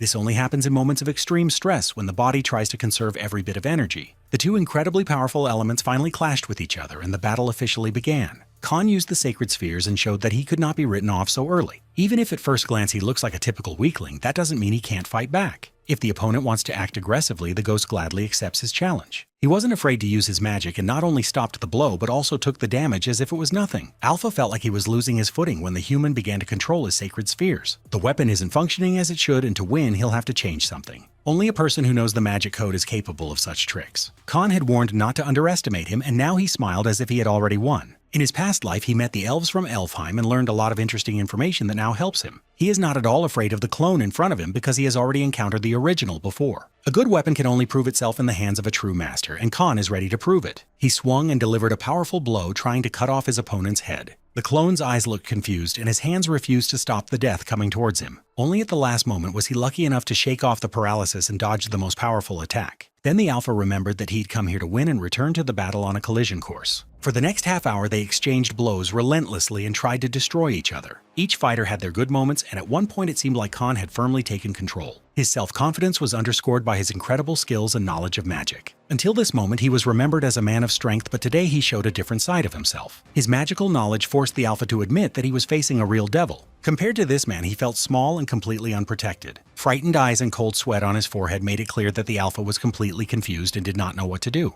At some point, he remembered that he was created from the remaining parts of a legendary warrior. This revived in him an incredible thirst for victory as well as self-confidence. From that moment on, the battle turned on its head and the Alpha discovered a new weapon. The 6th item in the ranking is the Heavenly Soldier Armor, which allows you to compensate for the lack of skills. This is an invulnerable set of armor that absorbs weapons to grow. It cannot be penetrated by any absorbable weapon, which means that Khan now has another reason to win. He would have really liked to get his hands on such an artifact, but from that moment on, he no longer had such a strong advantage as before. Now each of his subsequent attacks caused less problems and his stamina was gradually depleted. Alpha, on the other hand, felt more confident after the period when he was ready for death. His development had become too fast and the odds in this battle had been balanced to perfection. The mutual pressure was so strong that each fighter lost too much energy. If this continues, none of them will survive and they will die before the battle is over. Khan couldn't let that happen, so he took risks and kept moving forward even when it wasn't justified. It was through this incredible risk that he obtained the armor of a heavenly soldier. The absorption did not go according to plan, and it was very difficult to stabilize the body's condition. Alpha felt like he didn't even have to fight to let this guy drown in his own greed. He gave Khan absolute control over the armor, and the man instantly felt incredible pressure. All the body's systems screamed and called for help, making it clear that the first mistake would lead to death. There was a creeping feeling that my internal organs were trying to crawl out right now just to leave the sinking ship.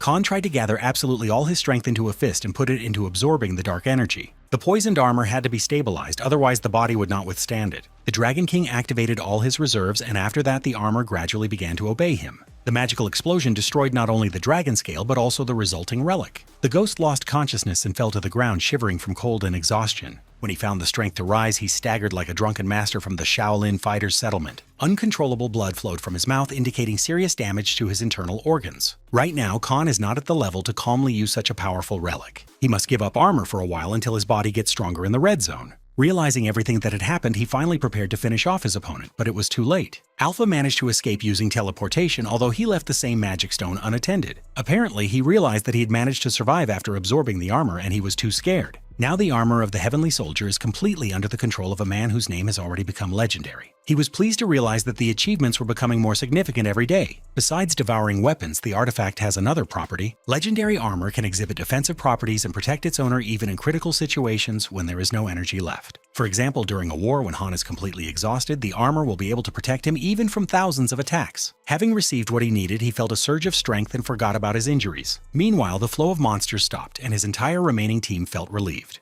They saw that Khan had disappeared somewhere, but they didn't know how to find their way to this guy. The stormtrooper commander did not miss the opportunity and began to mock the ghost. This guy called him a cowardly runner who took advantage of the moment and ran to a safe zone. All these jokes ended when the real legend appeared behind him. After this, Liu Khan immediately apologized for his words and said that they were just jokes. He reported that the demon root was already dead, although it was not he who had to destroy it. There's no time to talk about what happened now. First, we need to return to the surface. The Khan promised that all people who followed him would find safety, and he was prepared to keep his word. Despite talking with his friends, his thoughts were filled with the same alpha clone he had fought a few minutes ago. If this monster takes advantage of the king's power, the situation will become much worse. Most likely, this alpha went straight to the magic flower. By giving up the armor of the Heavenly Soldier, he did not remain a loser and seized the power of the king. Despite this, after receiving the powers, the main body was still in a dormant state. The world tree has withered and Elfheim is no more, so humans will have to be used to replace the elf. Alpha is ready to revive his kin and restore that same legendary glory of Aragorn. The previous king was never able to save his family or even his beloved and unique Elfheim. In the end, he lost himself until tomorrow with his left essence and weakness in tense moments. Alpha wants to fix all this, and to do this, he will have to get the key that is in the possession of that very man.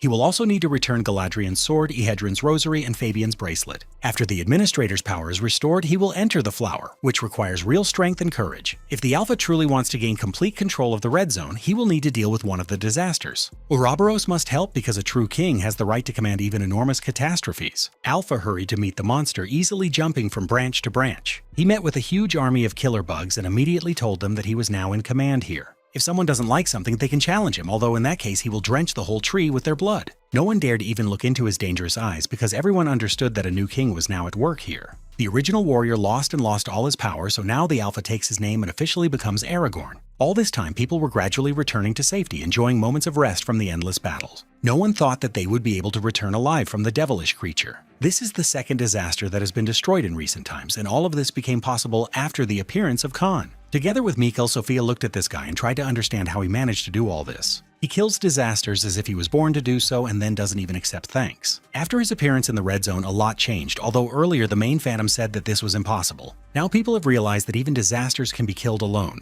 All that remains is to wait until the main Phantom meets this guy in person and sees what he is capable of. From now on, the Red Zone will be safer and people will feel more comfortable entering it after the training process. A little later, another messenger dove appeared in the sky with unexpected news. Usually these birds come alone, but today there was a whole crowd of them. Apparently, some very insidious news has arrived that will quickly bring people down to Earth. A small group of adventurers is currently trying to escape their own death. One of them tripped and fell, but the other two didn't even notice. He screamed and begged them to come to his aid and not to abandon him to his fate under any circumstances. No matter how hard his friends try to be a team, when facing death's embrace, everyone thinks only of themselves. They ran away, leaving him alone, and a few seconds later they heard their friend's dying cry. The huge beetle tore him to pieces as if he were looking at a tasty piece of bacon. The monster then continued its journey and came across a group of adventurers. The monster looked at each of them and the orders of the new king sounded in his head. Aragorn ordered the beetles to detain the adventurers until he gained full control of Ouroboros. They cannot be allowed to leave this place and enter the Orange Zone. Of course, the beetle was not alone. There was a whole army behind him. They all hissed and screamed and then went to carry out the king's order. Very quickly, rumors spread among all the adventurers and people already knew what to expect. They trembled in fear when they saw the approaching terrifying army of monster beetles. Instead of getting a safer red zone and comfort, people were faced with an even more dangerous threat. Absolutely all clans and teams in this zone had to unite to maintain at least some balance of power. If they allow the bugs to break through, it will mean the complete collapse of the red zone. Now, it doesn't matter at all which clan you belong to.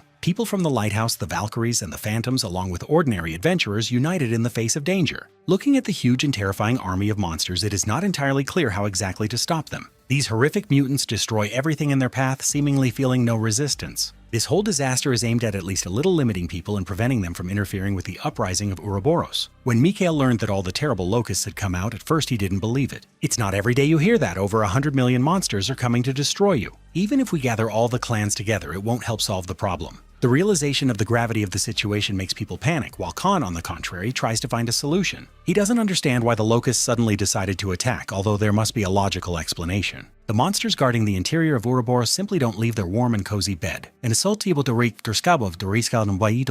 They protect everything that can penetrate the sleeping titan, so they cannot leave their place without reason. Most likely, the one behind all this is the same clone of the ancient king who called himself Aragorn. It might have been expected that he would become an additional problem, but no one could have imagined that things would be this bad. The head of the stormtroopers did not miss the opportunity to blame ghosts for all the troubles. He said that there had been stability and comfort here for years until Khan came. Friends immediately stood up for the Dragon King and asked the representatives of Mayak to shut up. Now is not the time for stupid conflicts. It is much more important to find a way out of the situation. The first thing we need to understand is how long it will take Ouroboros to descend. Apparently, people still didn't understand that the locust attack wouldn't end the problems. They could not even imagine that another disaster was awakening from its slumber to attack. Even though Aragorn is considered a clone, he still holds royal power, at least part of it. His orders were enough to make the beetles move forward and take control of the disasters. It takes some time to gain full control over one of the 4 disasters. Once the process is complete, Aragorn will send the monster down to Earth and order it to kill all living creatures. This is why it is urgently important to understand how much time people have. Sophia Viraj, known for her experience and knowledge, quickly analyzed the situation and said that there were 2 weeks left. At first glance, this seems like a long period, but in reality, time flies by. Liu-chan realized that it was all over and that no one's orders mattered anymore because the red zone was in danger. He ordered his men to report to Sir Miyamoto what had happened and prepare to retreat. This guy is not going to sacrifice himself and fight along with the rest. If an opportunity to escape arises, he will take it without any hesitation.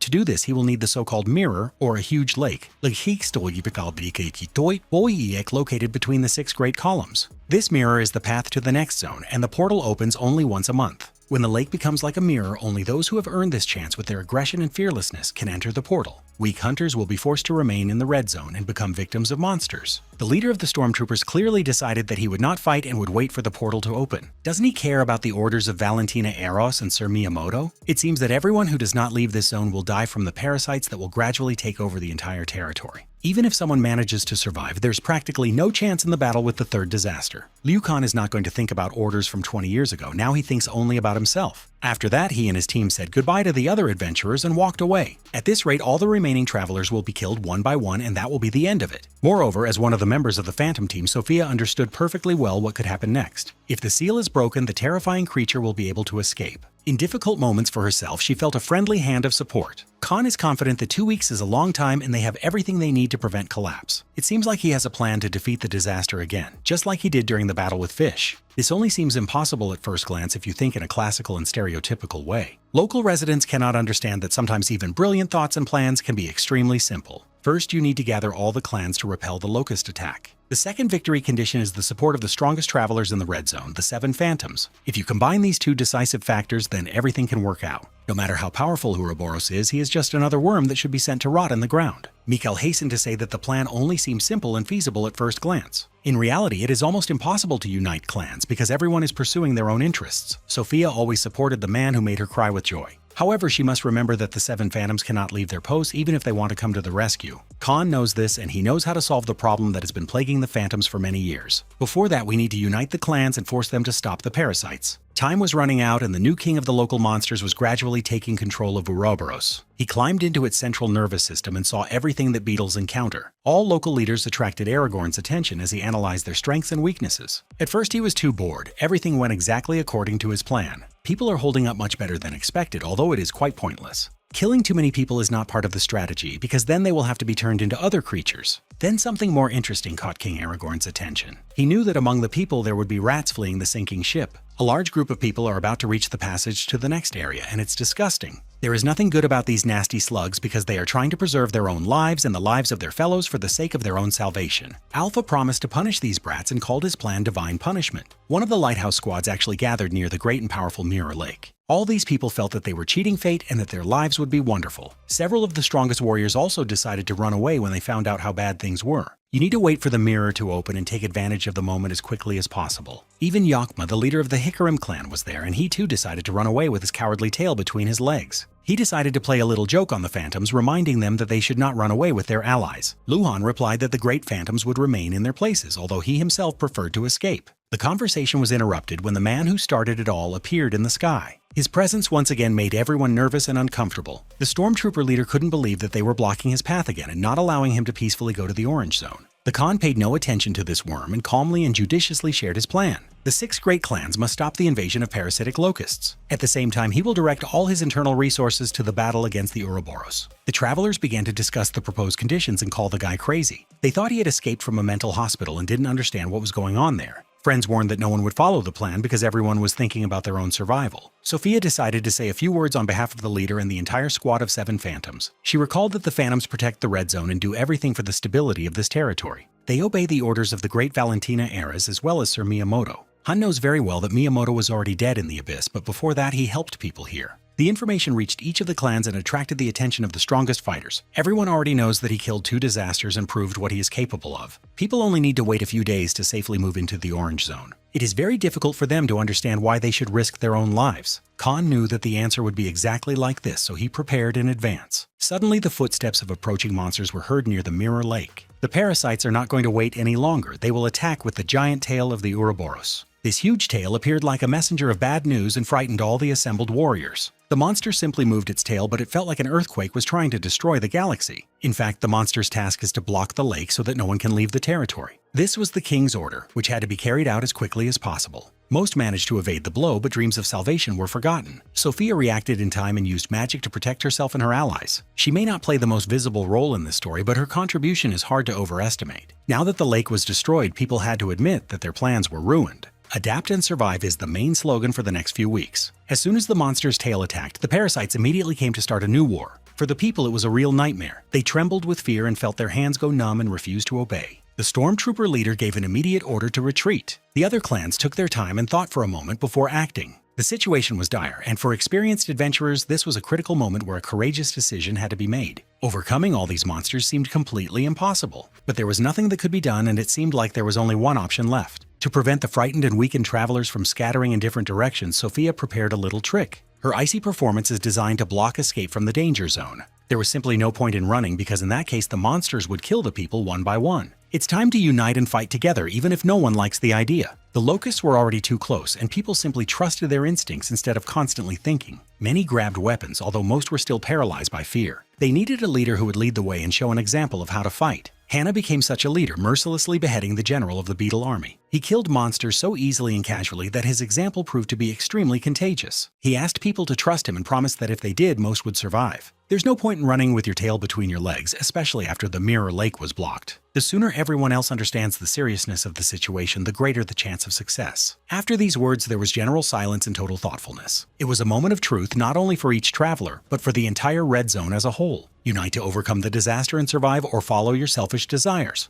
Having absorbed the atmosphere, the monsters seemed to also feel the heaviness of the moment and stopped for a second. They then rushed forward to bury the people alive in the Red Zone. By that point, a titan like Yakma had already made his decision long ago and was simply waiting for the moment to announce it. He smiled wickedly and said that he always liked guys like Khan for their aggression and drive. After this, the magic beam created a magic weapon for the titan, and everyone around realized that a bloody massacre was about to begin. One blow was enough for the people to support their leader. From that moment on, they had to make sure that the locusts that filled the lake could not leave this place. The order was given for general mobilization and preparation for a bloody war. For the first time in their history, the 6 great clans united to defend the Red Zone. And if something goes wrong, it will all be Khan's fault, but that's a completely different story. Throwing aside all the beautiful words, the adventurers grabbed their weapons and began doing what they do best, killing monsters. The parasites had something to say in response. The large number of monsters could not be ignored. Until this point, only one small detachment of stormtroopers from the Beacon clan had not intervened in the battle. They were trying to figure out what to do next, looked confused, and were afraid to take responsibility. Everyone tried to rely on the commander's words, but when the time came to make a decision, Liu Kang disappeared somewhere. He was always a scared little boy, and today only confirmed his weak character. He was sure that it was the ghost who had orchestrated the bloodthirsty war, and he did not want to risk his life for the sake of other fools. Meanwhile, the real man got to work with his partners. The Dragon King acted as if there were no limits for him, and he himself wrote the rules of this world. The scales protected against missed blows, and the magic sword guaranteed successful attacks. Following the Hecarim clan, other units also joined the war, and there was unity among them during the battle. This helped to at least slightly slow down the descent of parasites from the surrounding mountains and plains. Now Khan must take care of other matters. Mikkel will be responsible for controlling the war, even if he doesn't like it. This guy wasn't warned, he was just informed when it was too late to refuse. The time has finally come to meet the leader of the Seven Phantoms, a man named Miyamoto. Mikkel always wanted change, but he didn't seem to understand that change needed to come from within first. He has an incredible responsibility on his shoulders today, and it will be interesting to see if he can handle it. Even though he may seem scared at first glance, you can be sure that this guy will show his best side. Meanwhile, a serious meeting took place at Mayak headquarters. 7 Phantoms are already here, and they are in no hurry to interfere in the meat grinder against the parasites. These people formed a team to guard the ancient seal, and today it was time to discuss their next steps. In addition to Sophia, this team includes the aggressive attacker Beck, the sorceress Mariante, the healer Tina, and the support fighter Kyle. They all obey the orders of Miyamoto, who looks particularly depressed today. He became angry at the constant shouting, ordered them to shut up, and then spoke with a calm expression on his face. No one should argue with each other, especially considering that both options are good. It's understandable for those who want to join the battle and help people, but first and foremost, the Phantoms must guard the seal. They swore to act according to the plan, and under no circumstances should they break their agreement. First, you need to find the reason for what is happening in the red zone, and then move on. The negotiations were disrupted by the unexpected appearance of the lead stormtrooper. He came to report what had happened and to ask his leader for advice. Liu Chan immediately began to talk about the battle that took place in the Mirror Lake area. In all his worries, he completely forgot to explain what exactly he was doing near the portal. The boss quickly realized that his assistant wanted to escape and immediately accused him of cowardice. No matter how hard Liu Chan tried to justify himself, it didn't matter anymore because he wasn't supposed to be near the lake. Now Miyamoto demands an explanation, otherwise the leader of the stormtroopers may experience the fury of the heavens. The Phantoms looked at him warily, but their eyes showed contempt. They were never afraid and always moved forward, unlike people who were ready to abandon their friends. Liu Kang began to apologize and tried to justify himself like a little boy driven into a corner. The boss found the right words and consoled him, and then the conversation quickly ended. Miyamoto was always a wise man. He analyzed the situation and understood why everyone around him wanted to escape so badly. The situation is truly difficult, and one can understand every cowardly adventurer. According to reports, a certain hunter named Khan was indeed the one who started this whole mess and caused chaos in the red zone. The Phantom boss suggested that this guy could help fix the situation and even wanted to meet him. It was at this moment that information emerged that an unknown warrior had just appeared near the headquarters. He came to the meeting himself even when no one invited him. The long-awaited meeting between two legendary figures has finally taken place, and it will soon end in something terrible. Until now, no one could even imagine that very soon these two people would become enemies. They got acquainted cheerfully because Khan behaved as if he was talking to an ordinary person. He decided to get straight to the point and said that he wanted to kill Ouroboros and needed the help of the Phantoms. At first there was silence. Everyone looked at this guy and thought he was joking. To make his intentions clear, Khan uttered one word, Akuma. Now everyone really took him seriously. Even Sophia turned pale and started to break out in a cold sweat. Khan called upon the Phantoms to remove the seal, and within a moment several sharp blades were near his neck. Here they are not accustomed to such jokes and made it clear that disrespect is punishable by death. Miyamoto wasn't quick to jump to conclusions, though he was curious as to how this guy knew about Akuma. In the Red Zone, travelers know about 4 main disasters. Besides Demon Root, there is Ouroboros, Royal Bee, and Calamity Fish. However, deep within the trunk of the World Tree, there is another terrifying monster that is hidden from view. None of the travelers know this secret called Akuma. When this monster was first discovered, it became clear that it had to remain sealed. Such a dangerous creature cannot be released into the wild, otherwise the world will descend into chaos. Compared to this creature, other disasters seem like small animals that you can play with a little. The very existence of Akuma was kept secret, and the only ones who knew about it were Miyamoto and his team of Phantoms. They were clearly aware that if Akuma were to break free, the travelers in the Red Zone would die. The Khan understood perfectly well what would happen if the seal was removed and still insisted on it. It's all because of the relics that the monster controls, namely the chains of Akim and the spear of Kargorn. The clan leader tried to understand where an ordinary guy got such information. Sophia immediately made it clear that she hadn't said anything, even though it looked extremely suspicious. The other Phantoms were very wary of Khan and even suggested beheading him. Analyzing the situation from the outside, they saw that it was because of him that all this chaos had started. Most likely this guy came just to get a reward for obtaining the relics and is only looking for his own enrichment. He supposedly doesn't care about the lives of other people, but Sophia thinks differently. She told her friends that she had fought with him against the Fish of Disaster and also the Demon Root. The girls saw with her own eyes that this guy could be trusted because he was special and unique. The support had an effect on the other phantoms, and the swords did not pierce the traveler's heart. Then Miyamoto stepped forward to explain how complicated it all was. He didn't use fine words to show how cruel and heartless Akuma could be. He tried to explain why this monster could not be defeated, and in doing so he tried to test the ghost's resolve. Khan immediately accepted the challenge, activated a magical flare, and prepared for battle. To prove that he was capable of defeating Akuma, this guy activated almost all of his magical skills. He must defeat the phantoms at the same time and make them respect him. If it worked, then at least he would be given the opportunity to get closer to the sealed being. For the most experienced warriors, this was a challenge they could not refuse. Not a second passed before they drew their weapons and ran forward to behead the imposter. Magical flashes and sword strikes could be seen even from several kilometers away. From the outside, it was nice to see how well coordinated the Phantom team was. They acted as if they were a single mechanism, complementing each other. As soon as one of the participants attacked, the second immediately covered the rear, and the third provided additional magical support. This created an incredible effect for everyone who encountered the Phantoms. But the same is true in the opposite direction. None of these people had encountered a person with such an overwhelming aura and powerful artifacts. The ghost turned out to be the Phantom's kryptonite and very quickly grabbed them in his iron vice. Victory was guaranteed, and now no one looked down on him. Thinking back, Han seemed to find himself in the moment when he was trying to figure out who Miyamoto was. It was already known then that this man had ruled the territory and then died after the opening of the Abyss. Valentina honestly admitted that Miyamoto was different from the leaders of other clans because he always acted like a true leader and did not demand praise. His innate talents helped him stand out from all the other heroes who followed the awards. This man remained alone in the red zone to help the newcomers get through the difficult stage. It was his own decision, and it could be said that he sacrificed himself to protect Akuma's seal. He could have chosen a completely different path, achieved progress, and even become the greatest hunter. Valentina Eris is sure that if Han ever meets Miyamoto, he should trust him.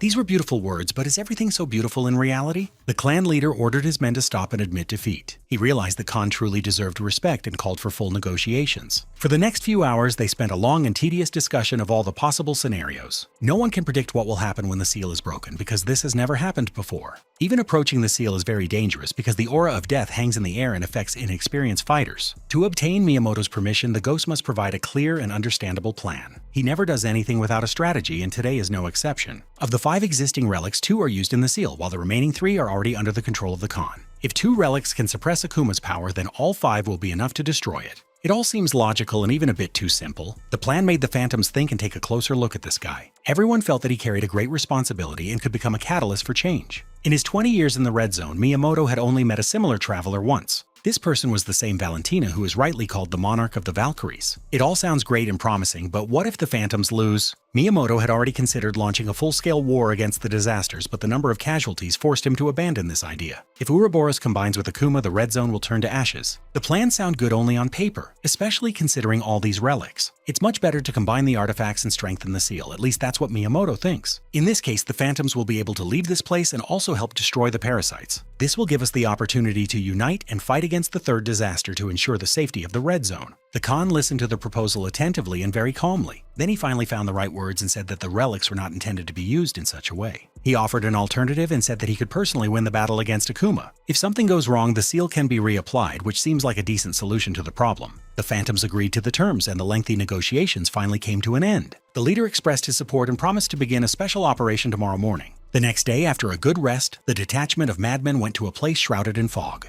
The smell of burning, coupled with the cold wind, made everyone feel a little uneasy. The air in the area was thick with mud, and only Miyamoto remained calm and confident. The Khan looked at him with a disdainful look, as if he did not trust this leader. He had already noticed something strange during the negotiations, and now he kept replaying the memories in his head. It had to do with the Chief Phantom's drink, which was clearly magical. Sophia saw her friend's nerves, but was afraid to say an extra word. It is much more important now to unite. The task that lies before them seems impossible. After years in the darkness, Akuma finally awakened. He smelled the change, and his body prepared for battle. Before we see what happened next, I suggest we go back 20 years. The legendary team found themselves in a strange place and tried to understand what happened there. The human-shaped stones indicated that these people were once alive. They all died due to an attack of incredible power, and most likely it was a creature locked away by the seal. This dangerous creature must not awaken, for even from a distance its deadly aura can be felt. Over time, the seal weakens and cannot be left unattended, otherwise sooner or later the monster will break free. In simple terms, adventurers are facing a ticking bomb right now. They decided to come up with a plan to deal with this, and one of the team members decided to take the initiative. That man was Sir Miyamoto, who said he knew what to do. His weapon eater technique helped in a difficult and seemingly hopeless situation. He clearly understood that in the next zone he would have to start all over again, but he still took the risk. The seal was crushed by the weapon eater, and that was the price Miyamoto paid. This way Akuma won't be freed, although the master will have to remain here to maintain the seal. He could have achieved incredible heights in the abyss, but he decided to make an unexpected choice in favor of ordinary people. He said that he was pursuing the goal of human survival and was sacrificing himself for good intentions.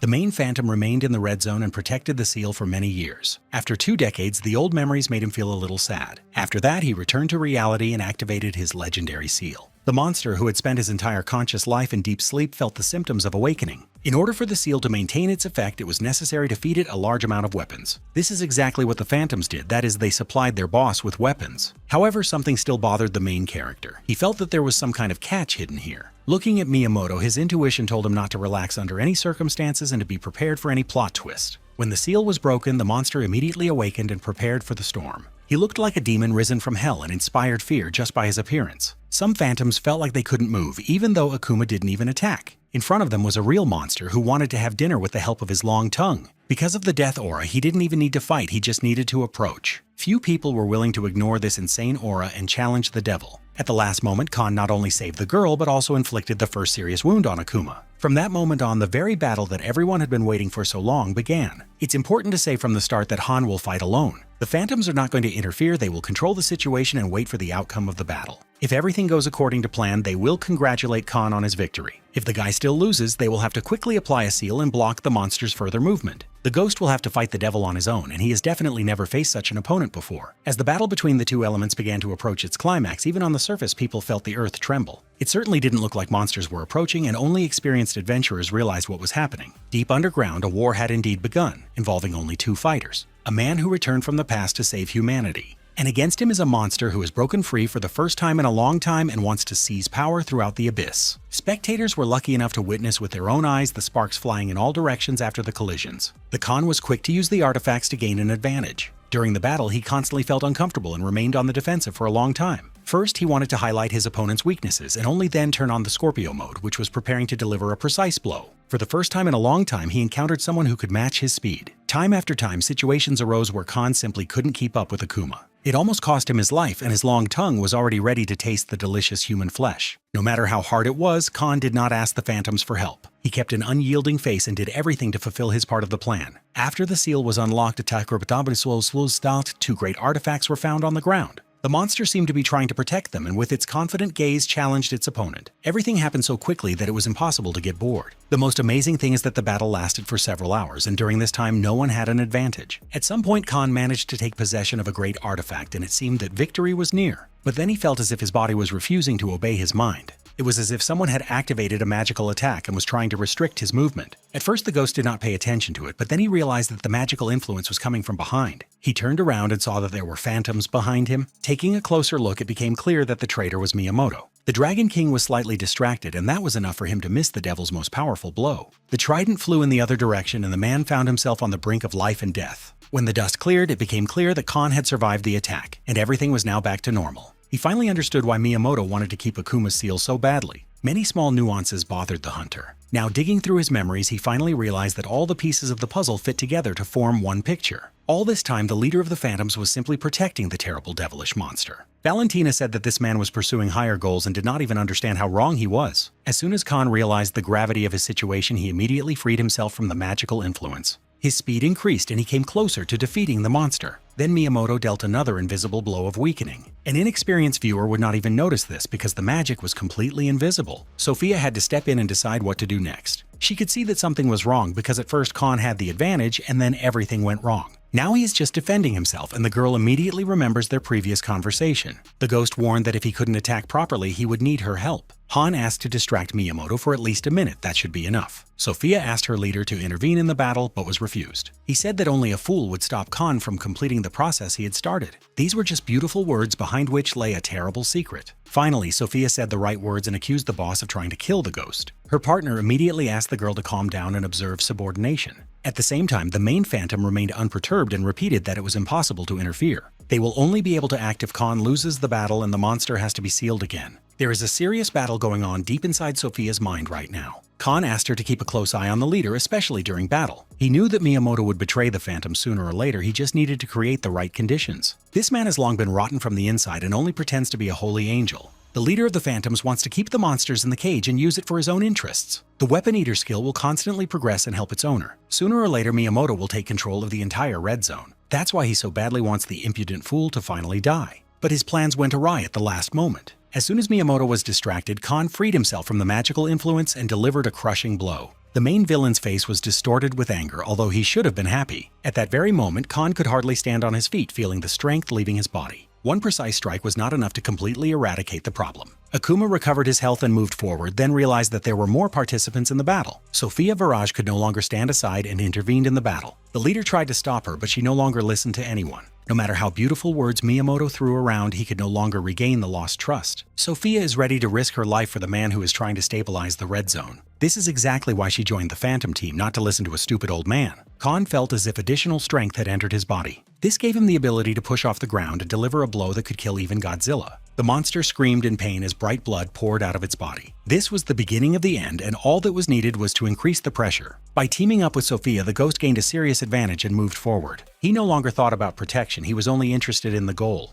When the final blow was dealt, the magical aura pushed all participants back several meters. It would seem that Akuma had already received a death sentence and nothing could save him. Miyamoto watched the battle with hatred and tried to think of a way to stop it. He wanted to give the monsters some time to recover, but by that time the weakening technique no longer worked because Khan destroyed it. The bloodied ghost looked at the leader of the Phantoms and ordered him to stand aside and not move, otherwise his head would fly off his shoulders. The offended man gritted his teeth and felt old memories. Once upon a time he had encountered a hero before whom he felt awe. Then, along with other strongest fighters, he watched the legend with his mouth open. It was that same Valentina Ares, the leader of the Valkyrie and the strongest monarch in the Abyss. One look from her was enough to make the strongest men tremble with fear. Now Khan radiated the same aura and seemed invincible, while Miyamoto was drowning in his own envy, which always haunted him. No matter how hard he tried to stay in reality, the past called him back again, giving him no peace. A moment came to mind where he stood before a huge monster, its mouth already open for a deadly attack. Then he had neither the strength nor the desire to continue the fight and resist the inevitable fate. The great warrior simply closed his eyes and prepared to accept death as it was meant to be. At the last second, Valentina appeared in front of him and stopped the enemy with a series of powerful magical attacks. She looked tenderly into his eyes and told him that everything was okay now and there was nothing to worry about anymore. He was the most powerful monarch of the New World and at the same time a man who earned the greatest trust of the people. All the travelers of the Red Zone respected her and placed her on an unattainable pedestal of success. At the same time, Miyamoto began to feel hatred for his best friend gradually growing inside him. Everything that he thought should have been his had gone to her, and envy devoured his heart and mind. One day he was given a chance to set things right thanks to Akuma, who was considered a hidden disaster. To maintain the seal, all that was required was to constantly maintain an average level of mana, and the Phantom deceived his friends by remaining in the Red Zone. It was then that he finally put on the mask of a cheerful and kind person hiding a rotten corpse underneath. Now all his dreams of incredible power began to crack and crumble like old glass. All this became possible precisely because of a young and self-confident guy who was called the Ghost. The main Phantom's aggression went beyond all bounds, and he showed himself in all his glory without hesitation. A magical surge of enormous power was directed at Khan, but he managed to react in time. The protagonist of this story was not only a strong fighter, but also a first-class magician. Experience and knowledge allowed him to act even when challenged by such dangerous individuals. In the first seconds, it seemed to everyone that Khan was destroyed and had no chance left. But then, when the dust cleared, the real Ghost appeared out of nowhere with a magic sword ready to dispense justice. Miyamoto certainly didn't expect such speed, and this moment was a real blow below the belt for him. It was in these seconds that a fierce internal struggle began in the protagonist's head, just as it had once happened in the past. He returned again and again to the memories and words of his two closest friends. The wizard Keldon constantly said that in order to save humanity, it is necessary to kill everyone who gets in the way. But then Valentina intervened with words about kindness, mercy, and second chances. The Valkyrie monarch always believed that a person could improve if given the opportunity. The choice was painfully difficult because it is best friends who have the strongest influence on a person. At some point, the doubts ceased and the Ghost moved on to more decisive actions. He left the traitor alive, but with one swing of his sword, he took away his right arm. It could be called either a last chance or an act of harsh, painful mercy. Instead of thanking Khan, the main Phantom called on his comrades for help. He ordered them to immediately attack and kill the hated man, but no one was in a hurry to grab weapons. Then Sophia decided to have her say and ordered the boss to shut his rotten mouth. She recalled that they had always vowed to think about the fate of the Red Zone and not about personal gain.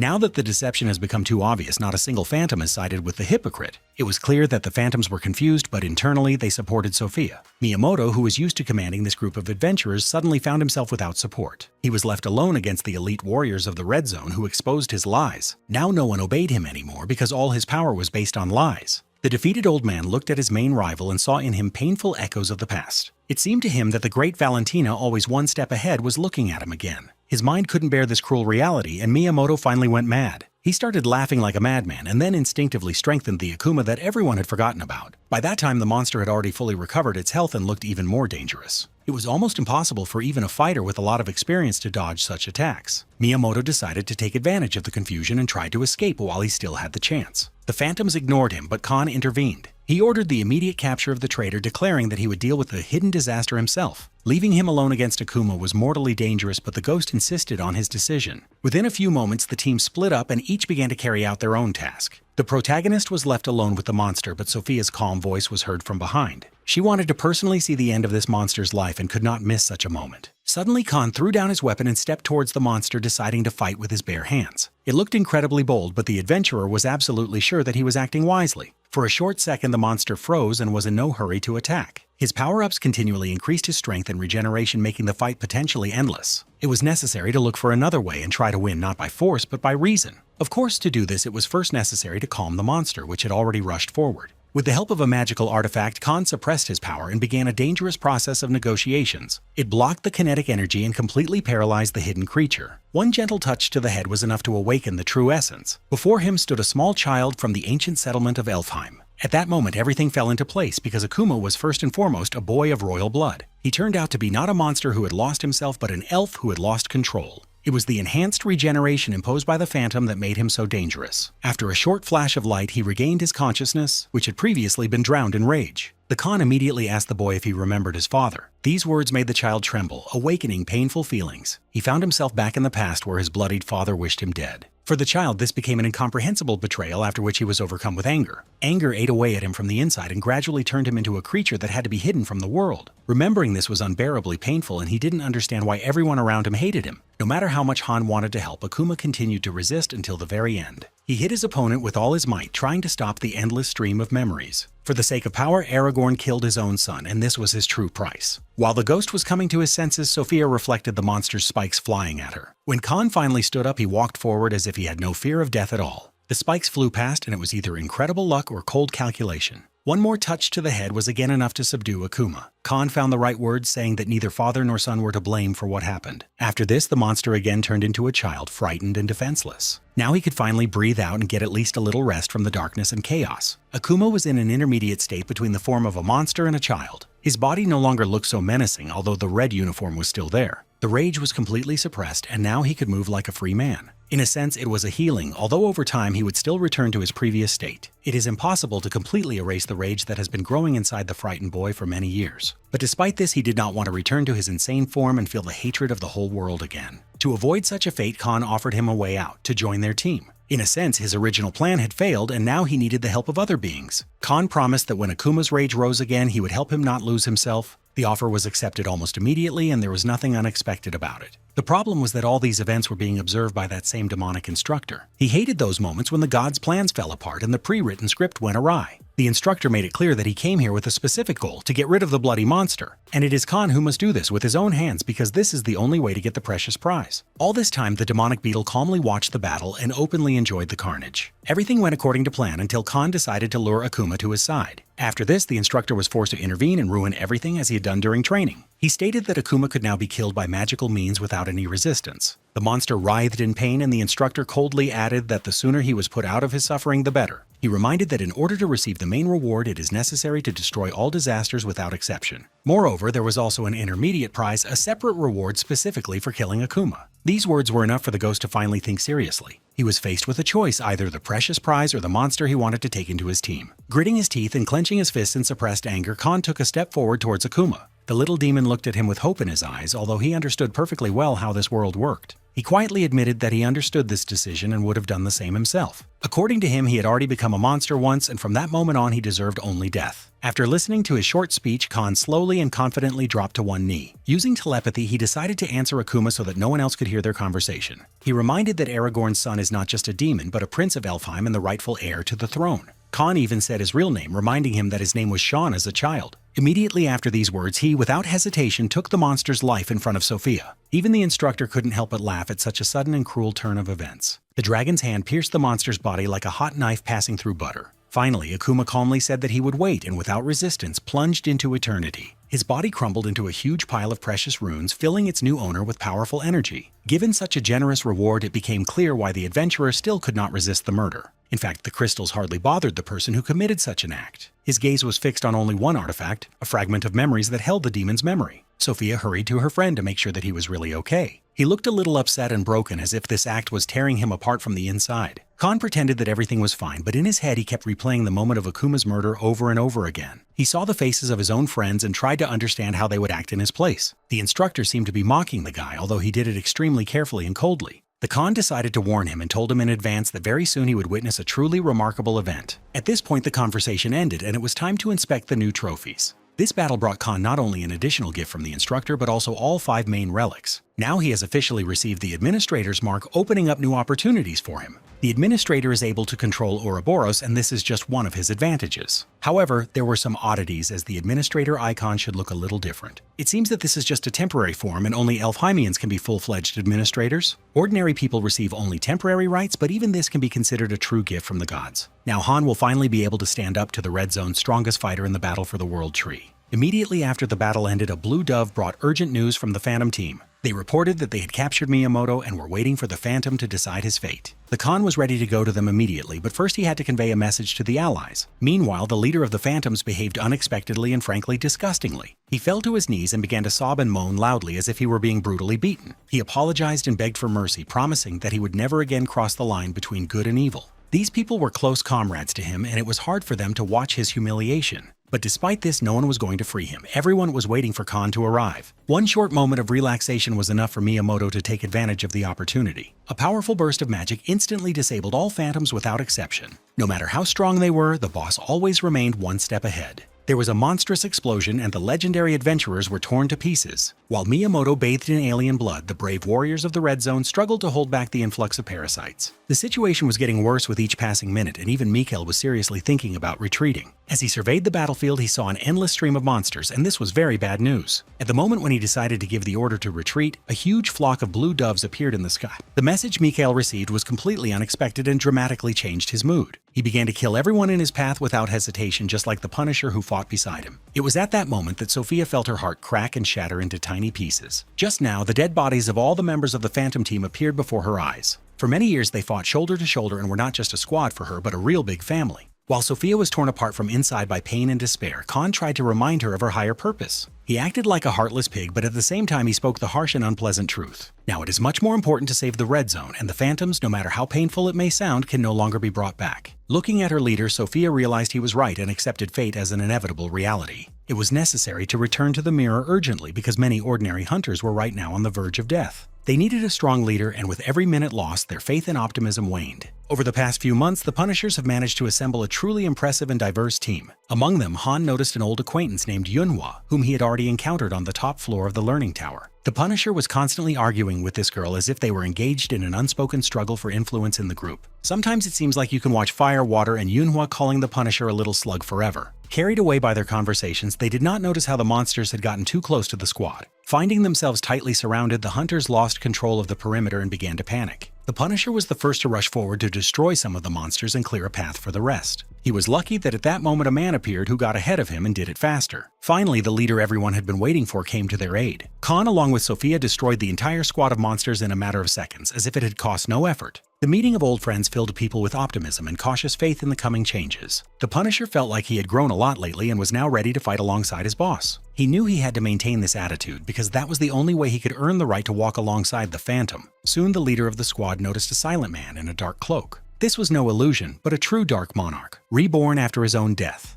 It seems he was resurrected thanks to a cross hidden on the third island of the tower. The Dragon King tensed up and even prepared to start a new battle with his enemy from the past. However, he soon realized that there was nothing frightening left of the former Shadow Monarch. This man was finally reunited with his daughter and now thought only about her safety and future. As soon as Han allowed himself to relax a little, the mysterious Yunhua immediately approached him. She looked at him carefully and tried to understand whether he had a sister. When they first met, Han had looked a little different, and now, in her opinion, everything fit together. He had neither the time nor the desire to answer stupid questions, so he simply ignored the blonde. After that, it was time to decide what to do next and set clear priorities. From that moment on, the entire team had to work together with Khan to destroy Ouroboros. Some perceived this goal as frankly unrealistic and looked upon the ghost as a madman. He had long since become accustomed to such looks and no longer paid any attention to them. Yunhua always had a fiery temper and was not one to follow other people's orders without question. She didn't want to risk her own life, even if it could save humanity. The Punisher tried to reason with her, but immediately received a hard blow right in the face. This is what happens when you tell a girl she's wrong. This was the first time Sophia had seen a team with so many internal conflicts and open contradictions. She tried to figure out if this was normal, and Khan even had to calm her down. He looked at these people and saw his past team in front of him as if he had gone back in time for a moment. Gradually, the new reality took shape almost in the same way, and in a strange way, he liked it. At that moment, a familiar voice was heard, and the beautiful Yumi emerged from the forest. It was good to see her again after she promised to make serious progress. Khan hoped that over time this team could be considered a replacement for the Phantoms. Meanwhile, Ouroboros was gradually gaining strength and would soon become a serious threat. All this time, the new king of Elfheim kept a close eye on his enemy. He couldn't believe that the man had received administrator rights and literally screamed in rage. The ghost was supposed to die from poisoning by the power of the legendary armor, unable to withstand its pressure. This didn't happen, and now he had administrator rights, making Aragorn feel extremely awkward. While the new king was trying to deal with his own problems, equally important events were taking place in another part of the Red Zone. The Lighthouse clan faced a wave of monsters that suddenly attacked their territory. There were so many parasites that the defenders simply did not have enough strength to fight them off effectively. Liu Shan constantly hid behind the backs of his allies and frantically looked for an opportunity to escape to a safer place. He didn't care that he was setting others up because this guy always thought only about his own salvation. Suddenly, news came about the return of the boss, who urgently wanted to see his deputy. Miyamoto did indeed return and was in extremely serious condition. It seemed as if he had gone through real hell and somehow miraculously managed to survive. As soon as Luhan appeared in his room, the boss ordered everyone else to leave immediately and leave them alone. After this, he burst into angry shouts and began to blame the ghost for everything that had happened. According to him, it was because of this man that the disaster occurred in the Red Zone. Miyamoto demanded that Han be killed immediately before it was too late. To do this, he wanted his assistant to take on all the dirty work. Everyone knew that Liu Khan had long dreamed of this, but he soberly understood that his own strength was insufficient for such a task. The boss told him not to worry and promised to tell him the location of the secret weapon. Hearing that the Phantom leader had a concrete plan, the clan's deputy immediately burst into loud laughter. He was already imagining himself killing Khan and finally becoming a man who would be promoted in rank. While a conspiracy was being prepared against the main character, he himself thought about nothing but endless parasites. It was necessary to methodically destroy monsters, clear the territory, and step by step get closer to the goal. His new team of Phantoms gradually began to unite and get used to each other. It was clear that they still lacked coordination, but these people were undoubtedly talented hunters. Once they begin to act as a single mechanism, the speed and efficiency of cleaning will increase dramatically. The adventurers were fortunate to have experienced leaders like Khan and Sophia Viraj by their side. You can always rely on such people if you have enough determination to move forward. Yunhua looked the most frightened and still didn't understand if she needed all this. She felt the desire to stay with the team, but she was afraid to risk her own life every time. After another cleanup, she finally decided to tell the truth and admitted that her people would leave the forest. The risk seemed unjustified to her, and she honestly admitted her own weakness. Ordinary adventurers do not seek to influence the fate of the world and only want to find a little peace. The Punisher again accused her of cowardice and said that he had never met such weak girls. It's not hard to guess what this led to. When these two started a real gladiatorial showdown, Sophia was no longer even surprised by what was happening. She gradually got used to the new reality like the other adventurers around her. As for Yumi, she wanted to follow Han from the very beginning and saw him as a true leader. He needed a full-fledged team, which he was going to call the Avengers, and he even prepared a speech for this. He needed allies to help ordinary adventurers pass through the abyss. Without support, all these people will die fighting the parasites, never getting a second chance. Each of those gathered here had the right to decide their own fate, and no one forced anyone else. But if they do agree to go with the ghost, they will never regret it. The right words spoken at the right moment can ignite even the most fearful heroes. Yunhua felt that this was a person she could trust, but she still decided to take the risk. From that moment on, the Avengers squad was finally formed, although they soon had to regret it. The road turned out to be so long and grueling that even the Punisher couldn't believe that the boss hadn't chosen an easier way. He begged the ghost to make at least a short stop and then confessed that Khan had seemed to have been replaced. The girls didn't pay any attention to his complaints, and during this time they even managed to become friends a little. Sophia found common ground with Yumi quite quickly, especially given their closeness to Han. Each of them wanted to be close to this guy and saw something truly special in him. At the same time, they understood perfectly well that deep down he remained a lone wolf who did not need anyone. Perhaps this is precisely the main character's appeal, his strength and at the same time his vulnerability, which makes him alive. The Punisher overheard their conversation and immediately intervened to remind them that Khan was fearless and invincible, and talking about him behind his back was unacceptable. This guy is too devoted to his boss. He loves him recklessly and sometimes blindly, not noticing the realities of the world around him. In any case, each team member feels that Khan has some kind of main mission which he strives for with all his soul. Few manage to understand it, but every adventurer can make their contribution and help Khan get closer to the top. Once upon a time, he gave these people the right to choose their own path and trusted their decisions. Over the years, they all agreed that walking alongside the Ghost was their best chance for progress and growth. Thanks to interesting conversations and shared adventures, the rest of the journey seemed almost unnoticeable and flew by easily. Khan activated the first power of the vampire ring, concentrating all his energy and focusing his attention on the task at hand. A secret entrance opened before them, leading to treasures and hidden artifacts that could strengthen the team. This was known since the time of the past life when Khan communicated with the mysterious Khan. It turned out that this self-confident and slightly narcissistic guy likes to hide valuables, leaving them in case of unforeseen threats. He shared the location of the hiding place, and now Khan decided to take advantage of this opportunity. There were so many artifacts inside the cache that the eyes were dazzled by the multitude of shining objects and magical energy. All the team members finally realized that the boss was telling the truth, and none of them regretted staying with him. They could take whatever they needed, growing stronger with each find. The Khan knew exactly what relic he needed and went after it without hesitation. Lord of the Dead is one of the most powerful skills created in the Abyss, capable of completely changing the balance of power. The instructor had already offered this artifact, but Khan had refused it, considering it unsuitable. He turned out to be right, because at that time Khan's characteristics did not allow him to fully realize the potential of the item. Instead of throwing it away, the artifact was offered to the Punisher so that he could be greatly strengthened. It's time to make him a true king of the undead, capable of turning the tide of any battle. Everyone relaxed a little, not noticing how a new danger began to appear on the horizon. Only Sophia managed to react in time and protected her allies with a magical shield, saving their lives. After a short pause, it became clear that another powerful enemy was appearing on the horizon. Luhan enlisted the aid of the Mayak clan and arrived with Miyamoto's secret weapon, ready to exact his long-awaited revenge. He made it clear that he would finally fulfill his dream and destroy Khan and his team. After the signal, the entire squad of professional mercenaries rushed to attack, cutting and killing without the slightest hesitation. The Avengers found themselves at a huge disadvantage. They were outnumbered and retreat was no longer possible. All the doubts that had long been hidden in Yunhua surfaced again and shackled her consciousness. The boss ordered the mercenaries to kill the weak first and then move on to the strong.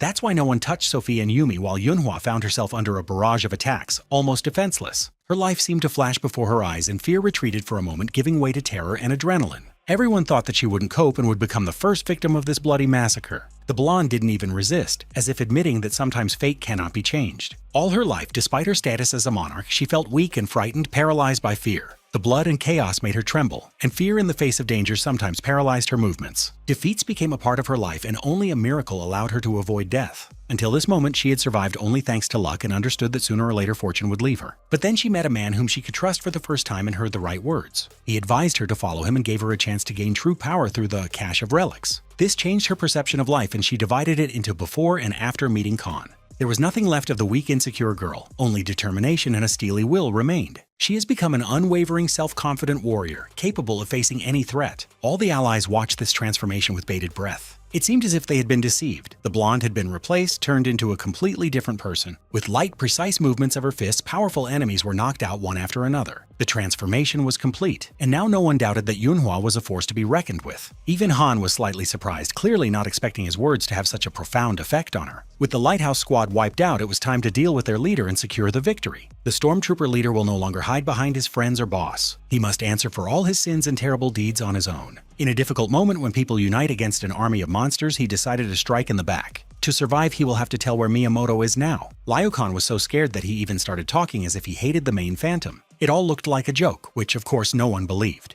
However, the villain continued to insist that he no longer wanted to cooperate with the experienced adventurer and wished to switch sides. Once Han learned that the main phantom was at headquarters, the conversation was over. He didn't want to kill Luhan, so he asked Miyamoto to give him a special message. He said that he would definitely come and kill him no matter what it cost him. This man never trusted traitors, and beautiful words will not change that. When the leader of the stormtroopers woke up, he saw a crippled squad in front of him. He remembered the words he needed to convey to Miyamoto and was once again plunged into sheer rage. He didn't say what happened, but in reality, this guy always hated Khan and still dreams of seeing his death with his own eyes. While this fool is trying to somehow justify his violence, other people are fighting honestly against evil. Even after countless encounters with parasites, their numbers do not decrease. The number of monsters is constantly growing and Mikhail is losing his composure. Khan promised to return and help ordinary people, but he is still not here and the situation is getting worse. At a critical moment, Mikhail felt that his body lacked energy. Then he heard some kind of whistling sound, looked up and saw an approaching meteorite. After the meteorite landed, there was an explosion that was heard even by residents of another continent. Of course, that meteorite turned out to be the ghost, finally returning to help. Mikhail did not take offense and explained that the course of the battle was practically unchanged. All this time, troops from different clans kept the enemies at bay, and at first everything was fine. Then the parasites became more numerous and people gradually lost control over the territory. Mikhail and his team suffered for a long time and waited for magical help to come very soon.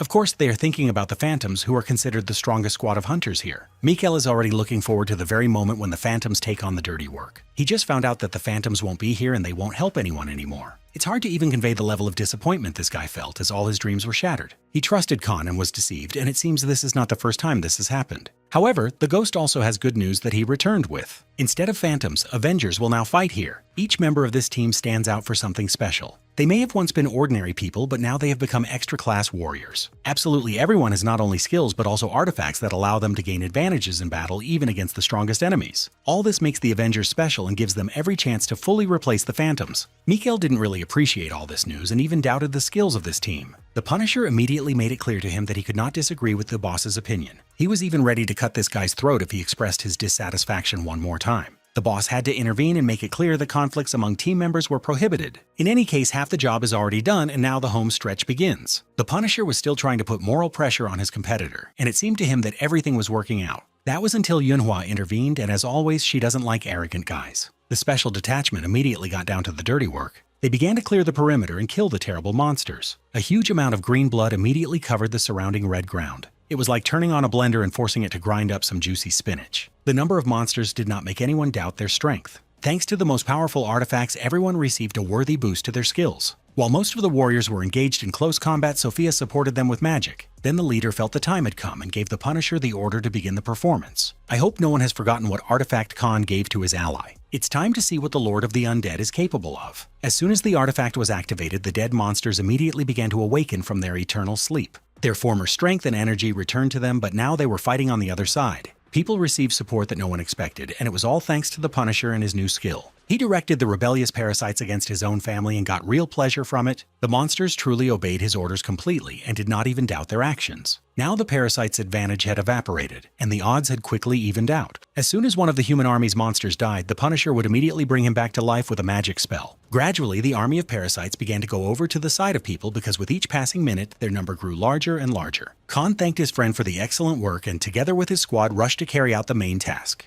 There was not a single drop of doubt in his eyes, his heart was beating as usual, and it seemed that now he did not even understand how difficult a goal he was pursuing. Everything was clearly outlined from the start, and the initial plan was to kill a large number of parasites. Then Sophia had to take Khan to the place where the magic was felt most strongly. Using her skill Demungsfoviki, immovable path, Regem Risiki Fulvermantuanao, Alfim Restol, they will have to climb onto Ouroboros and kill the creature. Now they finally reached the top, and many of the inexperienced fighters felt their knees shaking. For Han, it's a common experience, but for most of the Avengers, this was all a first. However, they did not show their fear and tried to be ready for battle. Nobody wanted to embarrass themselves in front of the leader and show their own failure. Additional monsters appeared periodically along the way, protecting their king. They were easy to deal with, especially thanks to magical influence. Khan walked ahead and confidently cut off heads with his green sword. Then they finally cleared the perimeter and found themselves in front of a huge black hole. This is the passage to the place where the core of the disaster monster is located. It has 3 cores in total, including the brain, and only by destroying each one can one get rid of Ouroboros. To do this, everyone will take an explosive designed to destroy the core. Khan suggested splitting into groups to save more time. He personally will go with Sophia because he knows her better than anyone else and trusts her skills. Manhua and her squad were supposed to go ahead, and they readily agreed. It's nice to see even the weakest members of the squad create problems but trust their boss. As soon as the squad entered the passage, Sophia immediately froze the black hole so that the monsters would not interfere with them. Now you need to go through the rest of the passages and do the same. The parasites grew in number and were aimed at hindering the invaders. The Dark Monarch had already reached his peak form and was ready to fight as in his past life. Meanwhile, the blonde squad finally reached their destination. Right now they froze, feeling the cold of the monster's inner core. The rest of the Avengers continued to fight the parasites and make their way forward. They found a second entrance and the second group prepared for action. Yumi paused a little as if she wanted to say something last. She became noticeably nervous, sweated a little, and pretended to have forgotten her speech. It was clear from her eyes that the flame of love was burning inside, but it was not yet time to confess. A second later, she took a step forward and jumped into the abyss of the unknown. Sophia, who was watching this girl, understood perfectly well what she was feeling. Sophia Viraj probably has similar feelings towards the team captain. Now that both groups had infiltrated, Han and Sophia had to do the dirty work as well. They encountered a huge monster which turned out to be an alpha. He turned to the adventurers and made it clear that he had been keeping a close eye on them all this time. The king's clone no longer doubted that his main enemy in the red zone was standing before him. He tried to somehow intimidate the hunters, choosing harsh words and threatening death. Khan's response was immediate. He struck and cut the monster in two. This person does not negotiate and always does exactly as he sees fit. As for the first group, they were deep inside the monster's body and were looking around. The core of Ouroboros attracted with its magical glow and special aura. Now we need to prepare the explosives and carry out the final part of the plan. According to the strategy, all groups must destroy the core exactly half an hour after the start of the operation, that is, simultaneously. Then a strange sound was heard and the ground shook underfoot. Apparently, they will have to try very hard to survive until the 30 minutes are up. There were monsters even inside and their number seemed abnormal. This time the team performed much better than before. They quickly took up a defensive position, leaned against each other, and accepted the battle on a collision course. The artifacts they received strengthened each of them and gave them new skills. Thanks to this, the adventurers were able to protect themselves and even kill several hundred parasites. Time passed too slowly. It seemed that 1 minute was worth a whole life. The ghost encountered similar problems when it reached the core. Sophia asked him not to twitch and independently activated the tricolor jade thanks to the rune of restraint. This skill is also known as Ice Light Sphere, which can freeze even the Flame King. Khan was pleased that Sophia was taking charge, but he couldn't resist joining the fight. With the help of his green sword, more than 1,000 monsters have already been killed, and this is only the beginning.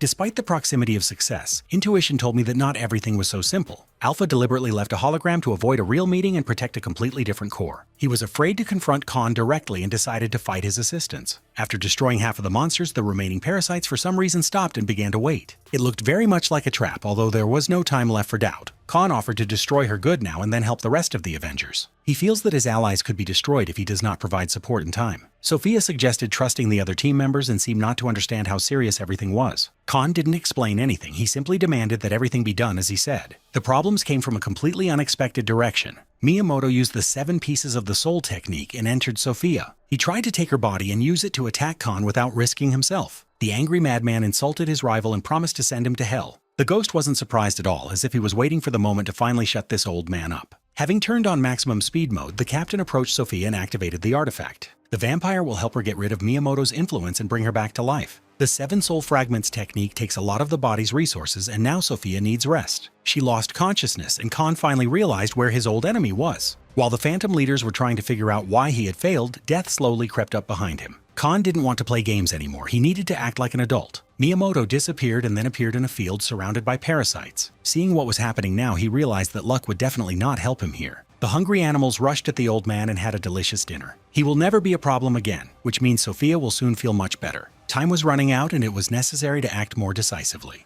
To do this, Khan used the Administrator's technique, which allows him to take away some of the magical energy from the World Tree. The extra energy unlocked the Heavenly Soldier's armor along with the Dragon King's power. Thanks to this form, the third core was instantly destroyed. After this, the monster, which had been sleeping for a long time, finally woke up. He growled, feeling the burning pain, and began to greedily gulp down the cold air to calm himself. He was not yet fully awakened and could not attack fully. Instead of destroying the Alpha, Khan decided to deal with another disaster. He called upon the roots of the World Tree to help capture Ouroboros. No matter how hard this snake tried to get out, all attempts were in vain. After this, Khan began to turn to an old friend whom he had long wanted to meet. The true Aragorn must awaken and return to his throne for the greater good. Soon they will finally meet, and then the balance of power will be restored. Of all the bloody events, one could forget about the new Lord of the Undead. The Punisher had already gotten used to his new role and felt more important. In the past, his skills helped him fight against equal opponents, but today he has reached a completely different level. There was very little time left until victory, and he believed that he would finish the battle before dawn. With each passing minute, his army grew while the parasites gradually became exhausted. Then a strange sound was heard that frightened even the fearless. San sensed danger and decided to intervene to help his idol. He ordered the army to go forward and not stop, and he himself abandoned the battlefield and climbed up. The recoil from the skill prevented Sophia from quickly returning to creation. To avoid risking her health, Khan decided to use his administrator skills. He moved Sophia to the area where Mikhail was now, feeling relieved. Then he noticed the Punisher approaching, and that was more good news. The young follower could not believe that his leaders had once again achieved a stunning evolution. This guy looked like he had turned into the Demon King. Using magical spheres, he quickly destroyed several dozen monsters and met with the Punisher. There was no time now to explain why he had horns, because there were other tasks. San listened with pleasure to his new goal and promised to do everything in the best possible way. He was supposed to help the Blondes group destroy the core. Khan will send him straight to them using the Administrator's magical portal. Finally, he asked his ally not to die under any circumstances because there were still many adventures ahead. The transmission about the Lich King's relic was the right decision, and now Sun plays an important role in the team. Sometimes to strengthen yourself, you need to think first about the allies who have your back. The second group was also in dire straits, and Khan rushed to their aid. Just recently, the Alpha arrived there, and the problems became much more numerous. The Dark Monarch had already made significant progress, but today it was not enough. The girls couldn't handle the pressure and left the race early. Levon was still holding on, although it was clear that his strength was gradually leaving his body. The opponent, on the contrary, grew stronger with each passing minute and seemed to mock the adventurers. He turned all his strengths against them and confidently said that this was the end. Levon never accepted death as inevitable. He was used to fighting to the last and never losing hope. This guy has already earned a star in the count for his commitment to the team and its goals. Even the Alpha expressed admiration for this guy who was willing to sacrifice himself for the others. Then the King's clone lost patience and decided to quickly finish what he had started. Various portals opened around him and sharp blades pierced the Dark Monarch's body. After this, there was no more strength left. Levon fell to his knee and let out a death groan. All that was needed was to finish off the wounded animal, and the parasites were ideal for this task. Everything was going very well until the main character appeared on the scene. Khan was a little late, but still came to stop the Mad Alpha. The battle that had been brewing for a very long time has finally become a reality. To show the seriousness of his intentions, Khan decided to cut off several heads of the monsters. After he cleared the battlefield, he immediately approached his allies. The Dark Monarch looked very ill and needed immediate medical attention. Instead, the captain gave him a magic crystal, which immediately began to accelerate his regeneration. The girls were fine too, although they looked upset about the defeat. Yumi trained hard for a long time and tried her best to catch up with Han's level. Today she realized that she is too far from ideal and there is still a long road ahead. She shouldn't be upset because her opponent was extremely strong. The Administrator's power cannot be used inside the monster, so Han advises to go outside immediately. There, his people will be able to use the feather and move to a safe place. The fact that they kept the potion intact already speaks of the task being accomplished. Alpha didn't want to give the adventurers a chance to rest in peace. He got angry and attacked them without any warning. Now the adventurers left the danger zone and left Khan alone with his rival. This will make things even easier for him because he won't have to be distracted and save unnecessary souls. He calmly stopped the strongest attack and left the Alpha perplexed. To avoid making a mistake next time, the King's clone decided to use all his energy. All these flashes of mana did not frighten the fearless man at all. He remained just as calm and waited for the first blow to fly towards his head. In his Dragon King form, along with the great armor, he felt invincible. Each subsequent blow caused too many problems for the Alpha. Killing this monster would be too stupid, at least right now. Han must save the vessel to help Sean return from the world of the dead. His energy level is not that high, and it is better not to waste precious minutes. He began to throw twisting blows, and the Alpha realized the gravity of his situation. He felt like he had made a mistake, and his whole plan was going to hell. There was only one person who appeared on the way who managed to ruin everything. With his last strength, the elf crawled towards his destiny and touched the inner core of Ouroboros. The ghost immediately screamed and began accusing him of cowardice. He shouldn't have given up on his dream, even though it didn't matter to him anymore. Alpha decided to replace the core with himself and did something no one expected. It seems that defeating Khan is much more important to him than helping his fellow tribesmen. Because of his youth, he created additional problems that will now have to be dealt with. In simple terms, he simply connected with the consciousness of the great monster. Before the final battle, it was necessary to ensure absolute safety for each team member. Many adventurers have encountered a threat that proved too great for them. Khan came to the rescue in time and sent each of them to a safe place. He used his power as an administrator to move people around space with ease. Mikhail, who was watching everything that was happening, asked himself a lot of questions. He did not understand what was required of him and how he should proceed further. By that time, Sophia had already woken up after a long sleep and could not remember what had happened. She would have gladly returned to the battle if Mikhail had not asked her to stay by her side. Magical barriers brought members of the Avengers squad here again and again. Khan brought back his entire team and was left in splendid isolation to solve the main task. Right now, he is looking at his strongest enemy and waiting for his first move. Alpha connected his consciousness with Ouroboros and felt that he finally had a chance to win. He won't be able to bring his tribe back to life anymore, and he doesn't care at all. For this guy, it's much more important to win the fight against the ghost and prove to himself that he is the best of the best. To fight such a huge titan, you will have to spend absolutely all your resources. Khan immediately summoned additional energy, but the first blow caught him off guard. The protective barrier was destroyed and the internal organs were subjected to boiling. Only the wings saved it from complete incineration. If this continues, even the Dragon King will have little chance of success. The coughing up of blood made it clear that we needed to change strategy and act quickly. Using administrator rights, Khan decided to activate the total movement of people in space. He gathered all the survivors in the red zone and gave them a chance to escape. Right now, they will leave this territory and find themselves in an intermediate safe zone. They will be able to return there whenever they wish, but the main thing is that no one decides to return without permission. Khan spends his resources only to protect people from Ouroboros. He understands that he could lose and does not want humanity to risk their lives. The monster called him a fool who risks his life to save lesser beings. If Khan loses today, all the people will still die from this terrible snake. To have any hope of victory, one must find a weapon containing royal power. The lightning splitter from the king of Elfheim could become such an artifact. However, to do this, you need to break away from the snake, which is not going to let go of its prey. Han decided to take one last risk and activated his best friend Khan's skill called 7 Fragments. This technique allows you to unite all the relics and direct the energy in the right direction. This puts additional strain on the heart but opens up incredible possibilities. Additional skills for the divine dragon form have just been created. The Shining Sky technique is now in Han's possession and he can use it at any time.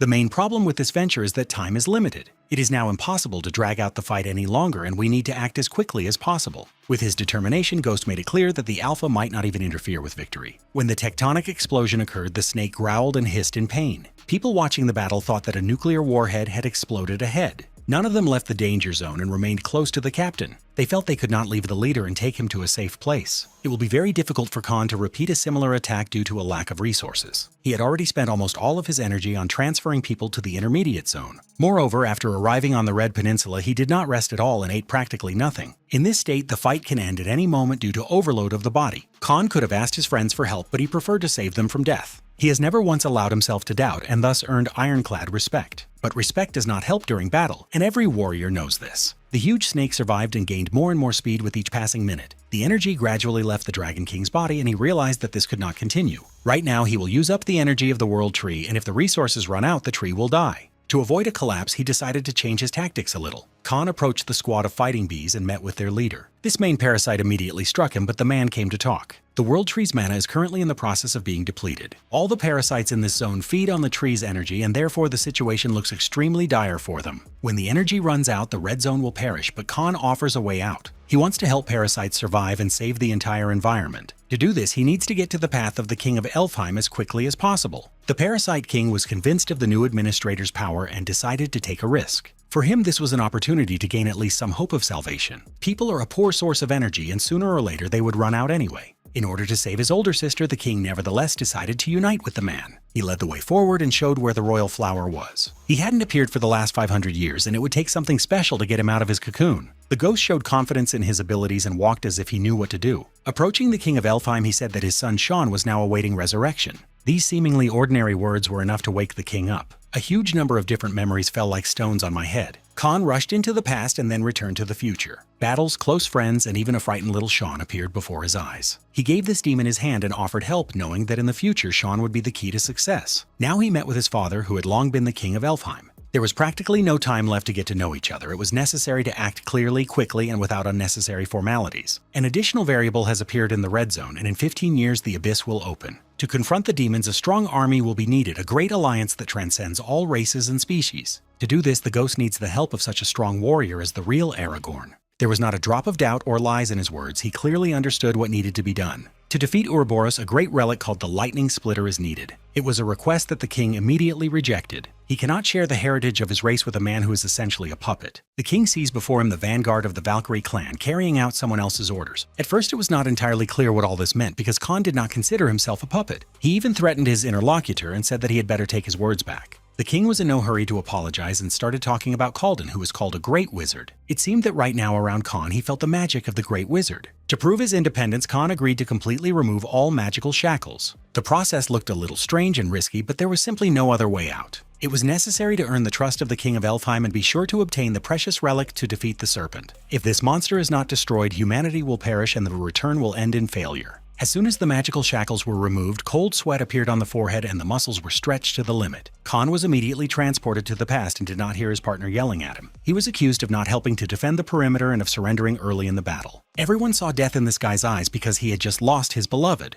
The great wizard decided to intervene and help with his skills. These people needed a war that their leader could lead, and they would do anything to get the Khan back to the fight. Keldon cast a spell on his friend and brought him back to the real world. For some time, Khan forgot about his beloved and fought fiercely against the evil spirits. All this time, the aura of a great wizard hovered around him. As soon as the aura was removed, Keldon appeared next to him to talk to his friend for the first time in a long time. Only the great ruler of Elfheim was able to destroy such a magical barrier. The wizard apologized to the king and said that he had not intended to turn Khan into a puppet. It was simply magical protection for a person who needed help. It was gratifying to see that the ghost carried out the entire plan without delay. He is now at a critical point in his journey and must not give up under any circumstances. There are still too many sacrifices to be made, and all this is necessary in order to save even more souls. Keldon has complete trust in his friend and hopes that everything will work out for him. The projection from the past could not remain in reality for long. Time had come to an end. The Khan said goodbye to his friend and said that he would definitely fulfill his destiny. One day they will meet again and go hunting like in the good old days. Until then, we need to complete all tasks and secure the red zone as quickly as possible. For his actions, Khan earned respect and received the lightning splitter. Now it is up to him how well he will use this relic. To charge the artifact, the energy of the world tree is needed, but in this case the tree will die. Unexpectedly, the Parasite King decided to help solve the problem. He is willing to sacrifice his own energy to kill Ouroboros. Of course, it is important to understand why he acts this way. Apparently, looking at Khan, this old and experienced beetle sees a ray of hope. When the world tree began to dry up, there were no longer enough nutrients for the parasites. They had no choice but to attack people in order to somehow feed themselves. Then they learned that Ouroboros was taking most of the nutritional energy, and they began a war against the serpent. The Parasite Queen was left without support and quickly died of starvation. Before her death, she left the king with hope in the form of a fragment of a precious stone. Now that the world tree is dying, the queen's performance is impossible. If Khan kills the giant serpent, the tree will bloom again and the parasites will be able to return to their former glory. The king feels that the queen died because of him, and 500 years later he wants to correct the mistakes of the past. He gives his power and does everything possible to ensure that the red zone sees a new dawn. In return, the Beetle King asks only to resurrect the queen after victory. This wouldn't be difficult for Khan, and he never considered parasites to be a problem for humanity. They were simply hungry creatures who wanted to survive and never wanted to fight anymore. Once the world tree regains its energy, the parasites will forget about wars with people and begin a calm and measured life. Now the entire red zone must prepare because Khan has received a boost and is about to kill Ouroboros. With the latest artifact that allows him to cut through lightning, he will not waste a single extra minute on this fierce battle. Everyone held their breath and prepared to witness the great power of the hero. Like a superhero, he rushed through the thick fog and struck the huge snake right in the head. There was a cracking sound that spoke of a split skull and the destruction of the fate of another disaster. The snake, which was so feared by the entire red zone, died after the first blow. This is what happens when you face a motivated opponent with Sky Splitter. All that remained of the huge and once terrifying monster was a magical core. Now all the red zone's plagues have been vanquished and the system welcomes the ghost. Despite his outward invincibility, Khan felt incredible pain inside. His body could barely withstand such stress, and it was a little sad to watch. At any moment he could have lost consciousness and fallen to the ground, but he stubbornly continued to pursue his goal. First, he needed to use his power and retrieve Alpha's dead body. People like Khan always keep their word, and now he will do what he must. The memory shard reacts to Alpha's essence and transfers the consciousness of another being to him. Even though Sean died a few days ago, right now he will be reborn in a new, much better body. After waking up, he thought for some time that he was sleeping and talked all sorts of nonsense. After this, he realized that everything was real and thanked his savior for a new lease on life. The body gradually began to fail and the heart almost broke into pieces. The man who saved thousands of lives felt cold blood on his lips and trembled with fear. Not a single trace of fear remained, all due to the colossal pressure of the divine artifacts. The world tree's connection to Khan was temporarily severed to restore balance of power. While the tree is recovering, Khan must rely only on his own regeneration. He was suffocating and felt like a million knives were piercing his body. The connection with magical energy is broken, and without it, he is an ordinary person deprived of divine help. Sean tried his best to help his savior, but nothing worked. Then the king of Elfheim appeared in the sky and came to the rescue in time. For a moment he thought that Han was being attacked and tried to protect him. Aragorn did not realize that it was his son in front of him, and he intended to unleash another massacre. Only after several explanations and pitiful tears did everything fall into place. The frightened father took back his words and realized how blind he had been all this time. He apologized to his son and hastened to correct all the mistakes of his youth. While his magic tried to heal the man, the two elves did everything to improve their relationship. For the first time in 500 years, they hugged each other, and it was a moment when the whole world seemed to smile. Sean had suffered for too long, and now he was not holding back his emotions, trying to believe in his own happiness. As for the main character, everything was fine with him and there was nothing to worry about. He was taken to a safe place and given the opportunity to recuperate a little. When he woke up, he felt much better, and the connection with the world tree was successfully restored. Immediately after waking up, he felt that the same instructor who was haunting him was nearby. This worm did not expect to see victory over another disaster and congratulated the hero on his success. Khan expressed interest in learning a skill called Zero Dive. This skill allows you to deal the strongest damage and reduces magic resistance. Rumor has it that this skill once destroyed an entire world and one must be very careful with it. It seems Khan is planning on putting on an even bloodier show in the next one, the Orange Zone. He has his own ideas on how to use the skill and perhaps he will come up with something special. The instructor did not detain the hunter and immediately left his lair. The new skill will help you specialize in killing enemies, and this is necessary because in the next zone there will be no support from the World Tree. You can't use the dragon's power constantly because sooner or later the body will become exhausted. After regaining his health, Khan hurried to meet with Aragorn. Now this sage looked at the guy completely differently. He trusted him and saw a hero in him. He understood perfectly well that after the failure in Elfheim, the king moved to the Orange Zone and became part of another tribe. This king's life was filled with failures, and it is too difficult to even remember. It is said that his relatives, the Acherons, are still alive, although they are in a difficult situation. Everything was fine until the golden lion Lazarus lost his former power. Once upon a time, his blood and flesh formed the wealth of nations, and then not a single trace remained of it. Many tribes were on the brink of extinction, and Aragorn used the Soul Shifter to enter another world. He became an Elfheimian and wanted to move his entire tribe to the Red Zone to get a second chance at development. He was fortunate to be reborn as a prince of Elfheim, although deep down he still remained an Acheronian. He wanted to unite the two peoples and create a symbiosis between them, but he made a lot of mistakes. After this, he learned of the extinction of the Acherons and decided to continue living as one of the kings of Elfheim.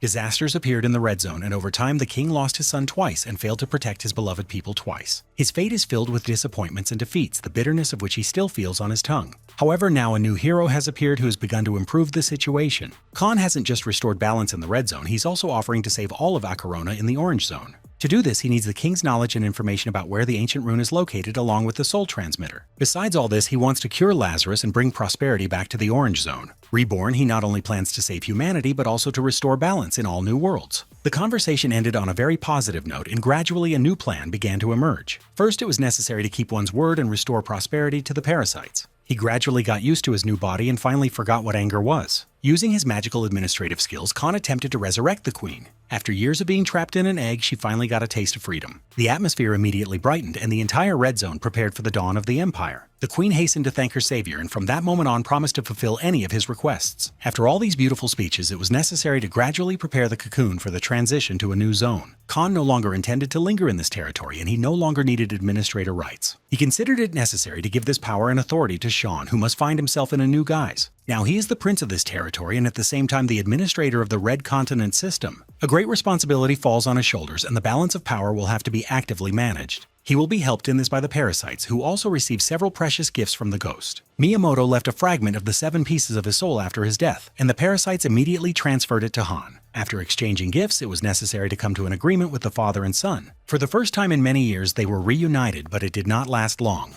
The Khan apologized several times and explained that he needed the king in the Orange Zone. As soon as all the work is done, he will immediately return it safe and sound. Sean has waited over 500 years to be reunited with his father, and waiting a little longer won't be a problem for him. Now Khan will go to the people to form a strike force in the new world. Upon returning, he immediately called the Golden Dove and conveyed his special message to the Avengers. He gathered everyone around him to thank him for the successful completion of the mission. Absolutely every team member deserves individual words of gratitude. Someone showed an unexpected side of themselves and became a discovery in the Red Zone. Someone has finally moved beyond their own fears and inner limitations. There were also those who simply progressed and became at least a little better. Now everyone can go their own way, but Khan suggests uniting and continuing the victorious march. People like San will never refuse their leader new adventures. Everyone else also didn't know what to do next and willingly agreed to accept the new mission. Now they are set to travel to the Orange Zone thanks to Mirror Lake. No one else blocks the path of hunters to the next worlds. Khan explained that they would have to cooperate with the King of Elfheim, and many found this truth difficult to accept. Just recently, they were fighting his clone, and today they must listen to his advice. The king apologized for everything that happened and said that he hoped for understanding. Then the portal opened and everyone prepared to plunge into the unknown. The team, which has already become legendary, has just received a new goal: the revival of the Orange Zone. In just a moment, they found themselves in the desert, the heat of which made staying there a real test. Instead of a warm welcome, they were forced to immediately begin a fight for their lives. There were a lot of monsters around, and it was necessary to react as quickly as possible. Even a second's delay could cost a life or lead to disability. The Avengers quickly united and, through teamwork, were able to protect themselves. After battling disasters, fighting dinosaurs seemed like a walk in the park for them. The battle against the monsters was closely watched by people in sand-protecting cloaks. They immediately noticed Sophia and thought that the Phantoms had decided to come to a new zone for themselves. Representatives of the bandit group did not limit themselves to ordinary reconnaissance. They decided to attack from a distance and use a magic rifle. If you bring Sophia's head to the boss, he will clearly provide a very large reward. The plan of these fools was too simple to become reality. They thought that a regular magic bullet could defeat a guy like Han. Reality turned out to be full of disappointments, and the ghost instantly stopped the shot flying into his heart. After that, he attacked using Black Plague magic. Two bandits who decided to attack without warning immediately turned into sand, forgotten by time. Now that the battle was over, it was time to look around a bit and figure out what to do next. Looking around, it became clear that the once prosperous land had turned into a wasteland. The true homeland of the King of Elfheim is located right here, although it is hard to believe. For people who haven't been here before, it seems like the Orange Zone has always been this scorched earth. In fact, there was once an oasis here, the peoples prospered and were friends with each other, and no one even heard the word war. Now the king dreams of meeting the legendary Golden Lion, although much remains to be done. This vast desert was once a living being and maintained the local balance. The entire horizon that the hunter saw was part of a huge lion. Here, even a comparison with Ouroboros is inappropriate because Lazarus is tens of times larger. The sacred beast was so strong and powerful that it could easily quench its thirst by drinking lava from the volcano. He controlled his body and, thanks to magical artifacts, created water out of nothing. The huge number of plants allowed local residents not to need food and to forget about hunger. But now nothing remains of this, and one can only guess what happened. It is unknown how much longer this land will last if we do not intervene in time. The Khan asked the king not to worry and promised that he knew how to solve this problem.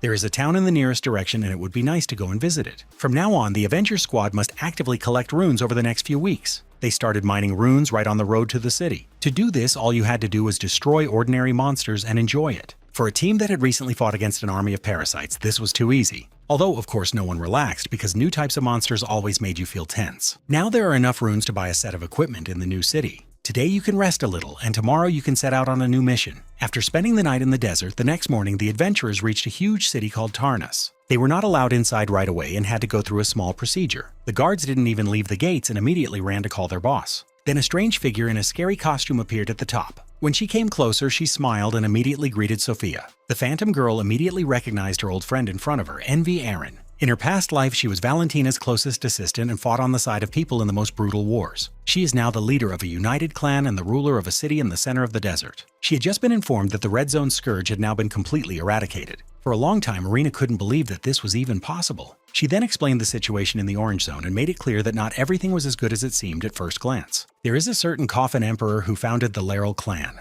This clan accepts all kinds of scoundrels, rapists, murderers, and anyone who wants to break the law. They constantly attack nearby cities and create a lot of problems for civilians. In just 1 year, their powers have grown so rapidly that it is now almost impossible to defend against these guys. Most likely, it was these same criminals who attacked Khan deep in the desert. This may create problems for the protagonist's further plans. He wants to send his allies to training and go to the Great Temple with the king. Sophia reported that a man nicknamed the Ghost had conquered all natural disasters. When Irina heard that this guy did everything alone, she refused to believe such fairy tales for a long time. The Khan dropped all formalities and immediately asked what had happened to the dungeon outside the city. Irina was surprised that this guy knew about the dungeon and said that no one uses it. The monsters there are too weak to interest strong hunters. A little later, the clan leader received a message about the approaching danger. She promised to meet the Avengers a little later when she had solved the city's main problems. The gates were opened and new travelers entered. The shopping district of Tarnus was full of people making crazy deals. The Avengers were given a place to rest and also had a delicious lunch at a local restaurant. Now it was necessary to buy equipment thanks to the runes obtained in the desert. Everyone went to choose special clothes according to their own taste. The Khan understood perfectly well what he needed and very quickly acquired everything he needed. With his skills, he temporarily turned the king into an ordinary old man. Now no one will pay unnecessary attention to him or ask stupid questions. When it came time to pay, there were no problems with the runes. The seller earned record profits and even swallowed his tongue for a while. He thanked Khan for his generosity and said that next time he would give him some special gift. Afterwards, they went to the training dungeon to maintain their fighting form.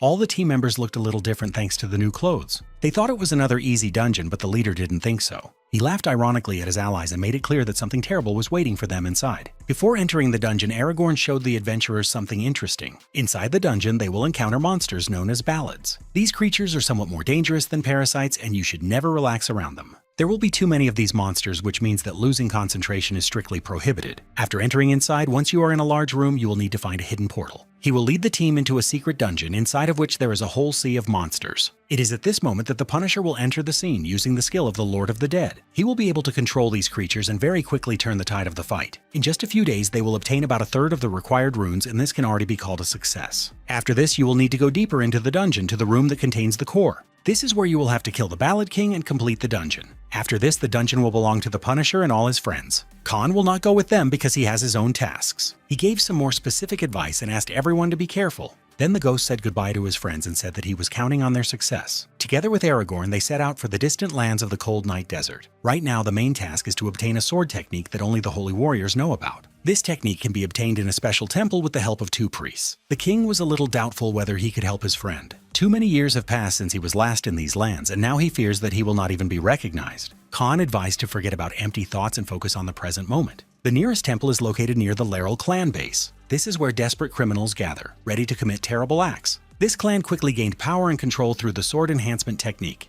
You have to be very careful with these guys, otherwise they will ruin all your plans. While flying near one of the cities, Khan noticed a strange incident. The little cat tried to run away and at the last moment tripped over a protruding stone. She held the magic crystal in her hands and constantly thought about her parents. The girl didn't know that they sacrificed themselves to protect her and the relic. Behind him was a desperate criminal, ready for anything. He carried the heads of her parents in his hands and clearly mocked the small and defenseless cat. This terrible, bloodthirsty wolf was known for his brutal crimes and was sentenced to death in absentia. He enjoyed scaring little children and making them do nasty things. Seeing the heads of her parents, the cat began to cry and her heart almost broke into pieces. At the moment when the wolf wanted to take advantage of her innocent body, there was complete silence all around. Then a shot rang out into the void and the wolf began to choke on its own blood. He had just been pierced by a magic sword, leaving no chance for salvation. In the last seconds of his life, he noticed a strange magical object above him. After this, the wolf felt a crushing blow that broke his ribs and spine. Now no more peaceful family will suffer from his terrible claws. The little cat didn't even know how to react to such an unexpected rescue. Her prayers were answered and now she could stop worrying about her life. The king quickly healed her wounds and promised that now she need not fear anything.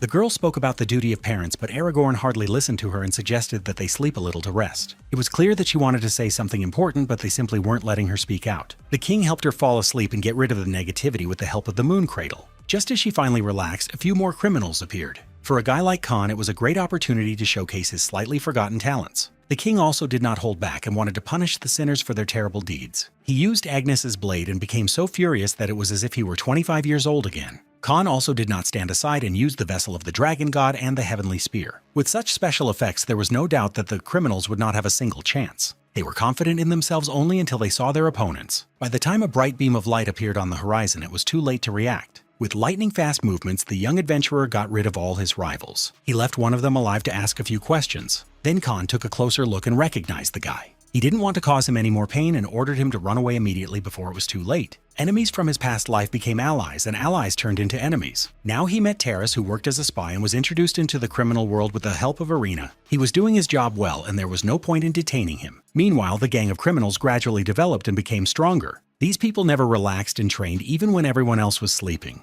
The Coffin Emperor, the clan leader, loved training at night in the cold wind. During the day, it was almost impossible to develop one's talents because of the stifling heat. But at night, you could go wild and show off your best abilities. After destroying several huge monsters, the training came to an end. After this, the Coffin Emperor received urgent news from his assistant. He learned that a powerful warrior had appeared in the Orange Zone and decided to open a new hunting season. The next morning, when the little cat woke up, she told about the crystal that had been passed down from generation to generation. Her saviors took the crystal and threw it into the holy water. After this, the water turned green and gave hope to the desert. Now her parents will finally find peace, and the girl will gradually be able to move on. She will forever remember the sacrifice her parents made to protect the lands of Lazarus. Aragorn was dissatisfied, for in his time there had been much more balance and kindness in these lands. Now when he sees that criminals are trying to kill a child, it becomes difficult for him to contain his emotions. During the conversation, the girl realized that the person in front of her was a distant relative. Most likely he could even be her grandfather, since they have the same last name. The girl's parents always told her that the spirit of her ancestors would definitely come to her aid in difficult times. Now she looked at the king and realized that these words had turned out to be prophetic. Now everything will be fine and the future is gradually getting rid of its dark shades. This little beauty's name is Alain and she is a descendant of a royal dynasty. It turns out that Aragorn's clan is still alive, despite many years of decline. He hugged the girl and thanked her for their survival despite the hardships of fate. The old man noticeably perked up after meeting the child and felt young. Now his ancient tribe will definitely accept their king, although no one expected this. It was a pretty good start for the Orange Zone. Meanwhile, Envy Aaron met with her aides to discuss the gravity of the situation. Criminals have been causing too many problems lately. The troops of honest people could hardly hold back the onslaught of the enemies. More and more ordinary citizens were suffering from this situation and demanded decisive measures. Arena always suggested acting as harshly as possible, for example, killing and executing everyone who breaks the rules. She also said that new travelers from the Red Zone would be able to help them in their difficult struggle. After this, Arena hurried to meet with with Sophia to agree on cooperation. She left all the dirty paperwork to her assistants. They had long since gotten used to it, but still periodically made a fuss about their duties. Meanwhile, the Avengers were actively fighting inside the ruins of the secret dungeon. Everything happened exactly as Khan described.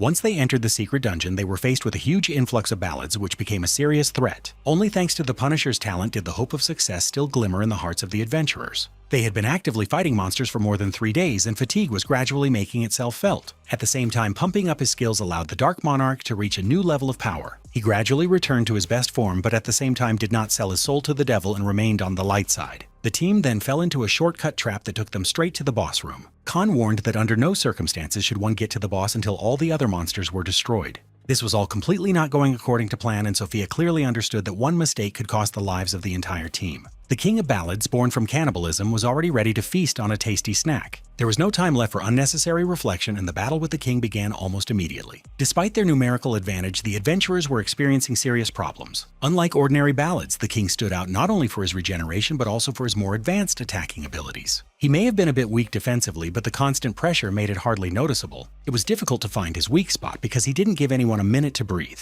After Khan handed over the reins of the team to the Punisher, much changed. San felt he couldn't fail to live up to the trust placed in him and tried his best to show his best side. He took on leadership and led the team forward, although he was sorely lacking in experience. Unlike Khan, he was living his first life, and his advice was sometimes too naive. However, something important happened during the battle. Mr. Levon woke up. The Dark Monarch unlocked his ability and his stats skyrocketed. Having received the enhanced state, he immediately turned into a berserker demon. After this moment, the outcome of the fight was predetermined. The Monster King of the Hidden Dungeon could no longer count on success. He had to fight against the Death Lord, the Phantom, and the Dark Monarch at the same time. No matter how strong and powerful he was, death was already waiting for him ahead. The process of destruction accelerated when another powerful personality appeared on the battlefield. Arena found the entrance to the secret dungeon and quickly helped her friends finish what they started. Her 2 weeping willow blades quickly cut the king into small pieces and turned him into shish kebab. The cold calculation and incredible grace of the cat made Arena a true legend. It was a pleasure to watch her actions, and besides everything else, she was a very beautiful girl. The King of Ballads was defeated, and suddenly the ownership of the cave passed to her. The team that should have achieved success looked battered and dispirited after 3 days of fighting.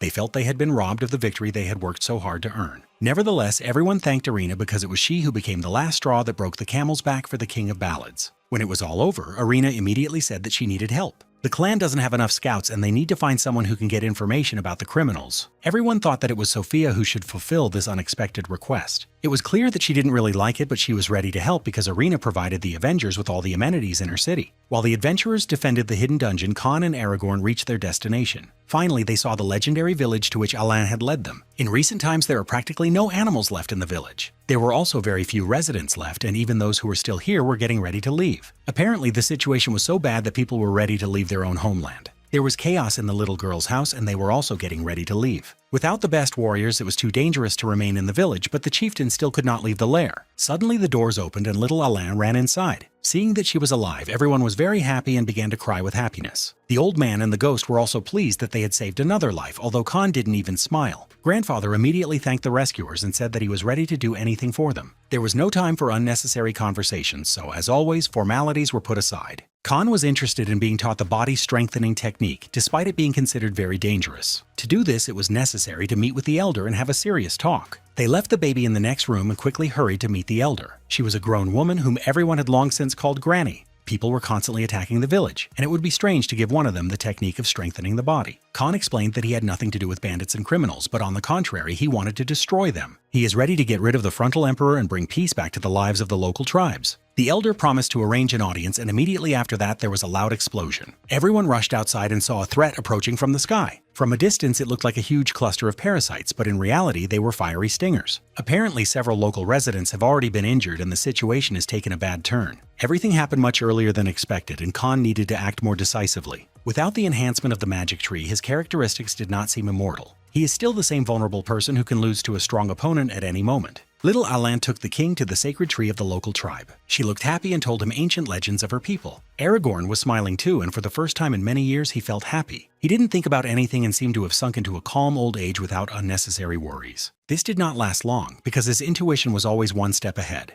Turning around, he saw a huge number of fire arrows approaching. If he had reacted even a second later, he would have died along with everyone else who was near the tree. Everything around began to blaze with flames, while living creatures were saved thanks to the magical barrier. The criminals have already broken into the village and started committing atrocities at every step. They wanted to kill those who resisted, rape women, and torture old people. Few could name the real reasons for such behavior. Most likely, the bandits simply got pleasure from it. There is no place for such monsters on any planet in the galaxy, and they must be eliminated as quickly as possible. At first, the old man chose a defensive tactic and tried to protect his loved ones. It was clear that the young and extremely aggressive king of Elfheim had awakened within him. He activated the legendary fire stingers and retribution began. Deadly rays flew in different directions, piercing the hearts of the criminals. At first, the main guard was frightened and even stopped when they saw the skill that was considered the highest. The king looked at them as if he was challenging the younger generation and had never been afraid of anything in his life. He promised that everyone would answer for their sins, and one of the gang's thugs accepted his challenge. He tore off his t-shirt and rushed forward to destroy the old dog. The blow was so fast and powerful that the king of Elfheim did not have time to react. As Aragorn fell onto the hot sand, he felt his broken ribs crunch. As he fell, he tried to see what was happening ahead while the bandits taunted him. With the help of magical regeneration, the old man quickly regained his health when he realized that the child was in danger. He rose from the dead like a phoenix and repeated his trick with incredible cruelty. Arrows began to pierce the opponents and screams of horror echoed throughout the village. Absolutely all the bandits who came here during the day were in a state of wild fear. In order to somehow defend themselves, their boss used the ancient blood skill. Little is known about this technique at this time, but judging by the reaction, it was a decent boost. The second round of the fierce struggle between good and evil, youth and experience has begun. The young fighter had a clear advantage in speed and power. The old man attacked confidently at long range, but to do this he needed to accumulate more energy. By that time, Khan had already appeared on the horizon and tipped the scales in favor of experience. He activated his Dragon Lord form and quickly scared everyone away with his wings. Instead of warnings and beautiful words, he acted as if he had been sent by Satan himself. Residents nearby had the impression that a Philippine typhoon had hit the land. Be that as it may, he very quickly managed to clear the perimeter of evil. Most of the victims were on the side of the criminals, while civilians were not harmed. After this, it was necessary to show that the beating was only the beginning of the end.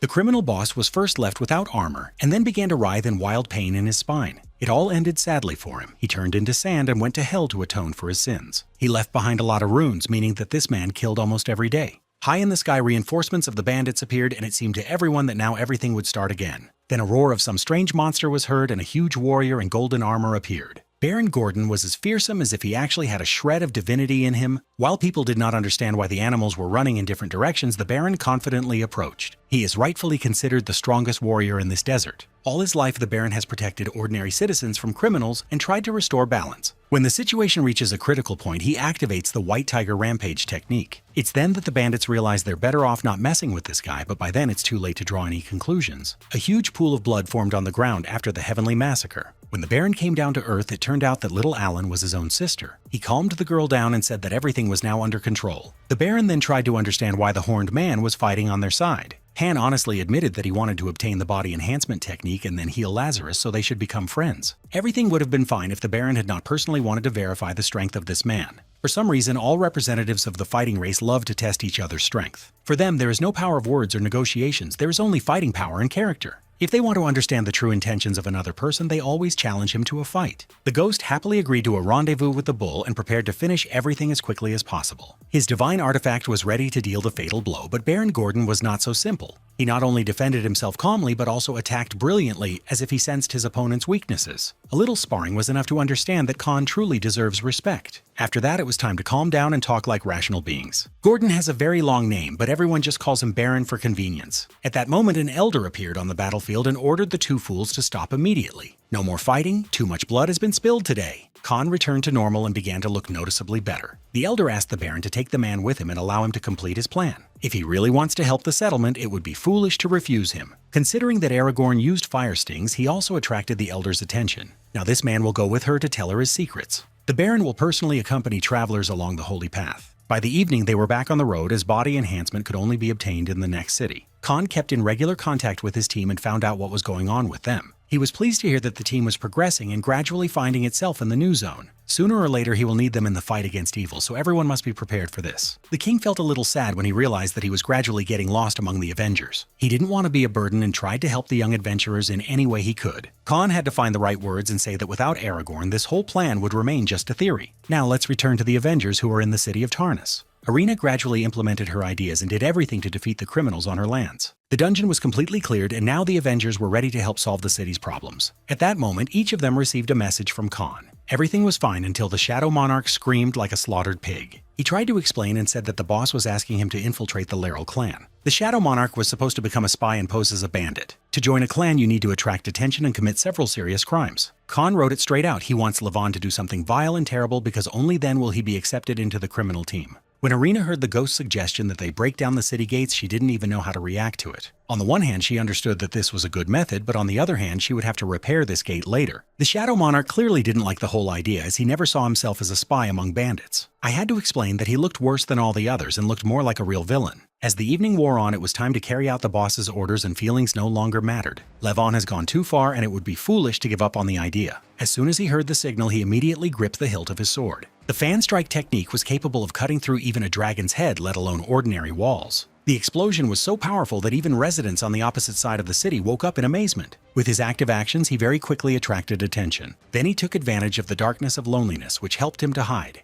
This ring allowed one to become invisible, and only Arena could give such an artifact. Thanks to her knowledge of the Orange Zone, she knew the best way to evade pursuit. The Shadow Monarch did everything perfectly. It was a truly clean job. The Khan received news that part of his plan had been completed and was pleased. He knew that it was worth entrusting this task to the Shadow Monarch, who was capable of so much. Gradually, Levon will play an increasingly prominent role in the team, although he himself does not yet understand it. The next morning, Khan received permission to enter the Great Sanctuary. During this time, he became good friends with the Baron, and they quickly became close. Now these people are ready to fight for each other, just to fill the Orange Zone with prosperity and comfort. The Great Warrior wished the ghost good luck and showed him where to go next. When Khan entered the sanctuary, the golden glow almost blinded him. Before him stood the high priest of the great sanctuary named Odeon. They had already met in a past life and were then equal in the conditions of the abyss. Now the conditions had changed a little, and the priest had to be treated with respect. Khan didn't even kneel, which caused a wave of shouts directed at him. Insults rained down from all sides, although the priest remained calm and wanted to listen to the man. To prove his strength, the ghost instantly used the Dragon Lord's technique. He explained his motives and said that he came here solely to help. He is pursuing the goal of human development, and to achieve this, conditions in the Orange Zone need to be improved. He is ready to get rid of the stinking criminals and at the same time restore Lazarus's health. If he is given a little freedom in body strengthening, he is guaranteed to have an immediate effect. Then Aragorn gave his speech and also demonstrated several techniques. He said that he was the same king who had once left his native tribe to try to save its inhabitants. Nothing came of this plan back then, but now he is ready to fix everything with the help of a person. Seeing the incredible power, even the great priest recognized the new ruler. Now no one treated man and hunter with disdain anymore.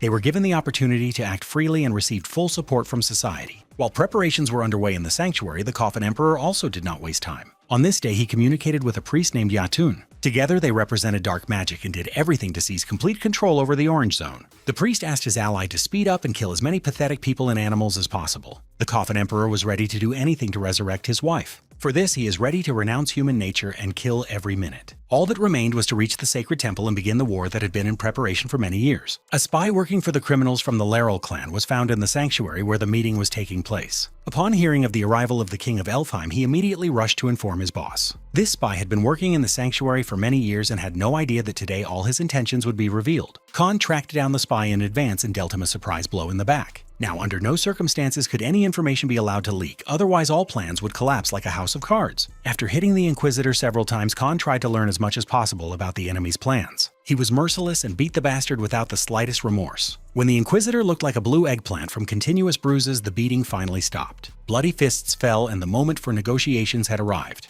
Thanks to his method, the ghost learned that the war would begin no later than 2 days later. The Inquisitor hoped that he would now be released and could return to his beloved family. He believed that in front of him was a man capable of good deeds, although this was not at all the case. The Khan was always fair, first and foremost, and very quickly sent the traitor into the dark abyss. Having received some precious runes, he analyzed the situation and adjusted the plan. The invasion is about to begin, and there are factors that are troubling the protagonist. That's probably why he gathered all his allies and brought them to the Orange Zone. The Khan conveyed the message to his friends and ordered them to immediately reach the sacred temple. They will then team up with the king of Elfheim and begin collecting runes while the Khan is unavailable. The enemy army will set out on its mission in just 2 days, but the journey will take a month. This will be enough to get body enhancement and bring the plan to life. First, it was necessary to undress and prepare all the priest's instructions. This method was tried a long time ago, but nothing came of it. Many organisms simply could not withstand the process of body strengthening and broke down from the very beginning. Khan was confident in his unbending strength and character, so he decided to take a risk. When the process was started, particles of Lazarus's body matter immediately entered his blood.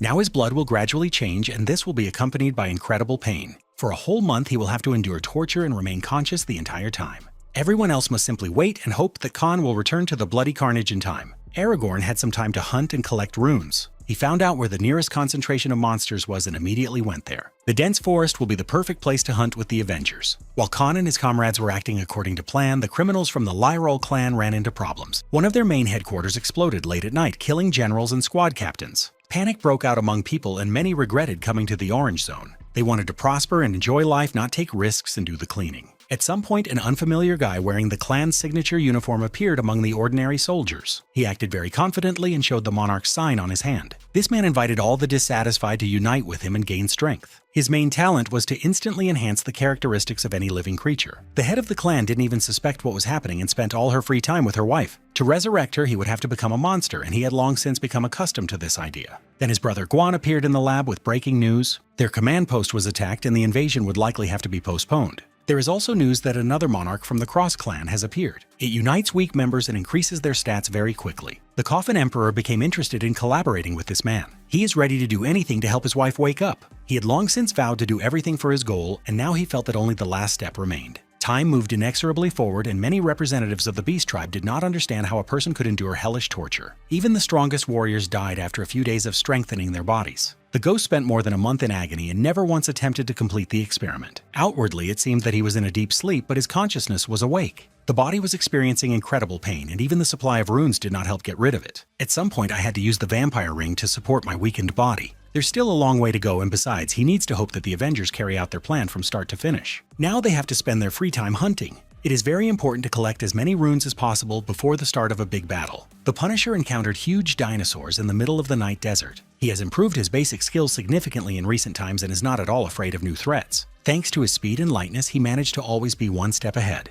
The large monsters simply couldn't keep up with him, although the Punisher made mistakes at times. He is still far from the level of a ghost, but here and now he has already shown great talent. When the monsters became too numerous, help came from an unexpected direction. A green beam of hope cut most of the monsters in half. They screamed and fell dead, scattering sand in all directions. At first it seemed like a ghost, but then the Punisher realized that he had experienced a real shock. Instead of an experienced and confident general, he saw a completely different person. In front of him stood a beautiful and ethereal girl named Kiriel. To be honest, she herself was surprised by the force of her blow and immediately apologized. The Punisher had never seen such girls before and even decided not to make any sudden movements. It's not every day you see a fragile beauty shoot a splitting lightning bolt with furious force. There is a logical explanation for all this. Just recently, Kiriel fought alongside her tribe against enemies. Things were going very badly for them, and only at the end did they manage to break the pressure of the monsters. The blonde proved that she is ready for full-fledged battles and can be relied upon. Even the Queen Bee noticed her psychometry skill, which allowed her to see the past with just a touch. From that moment on, the beauty's fate changed dramatically and was never the same again.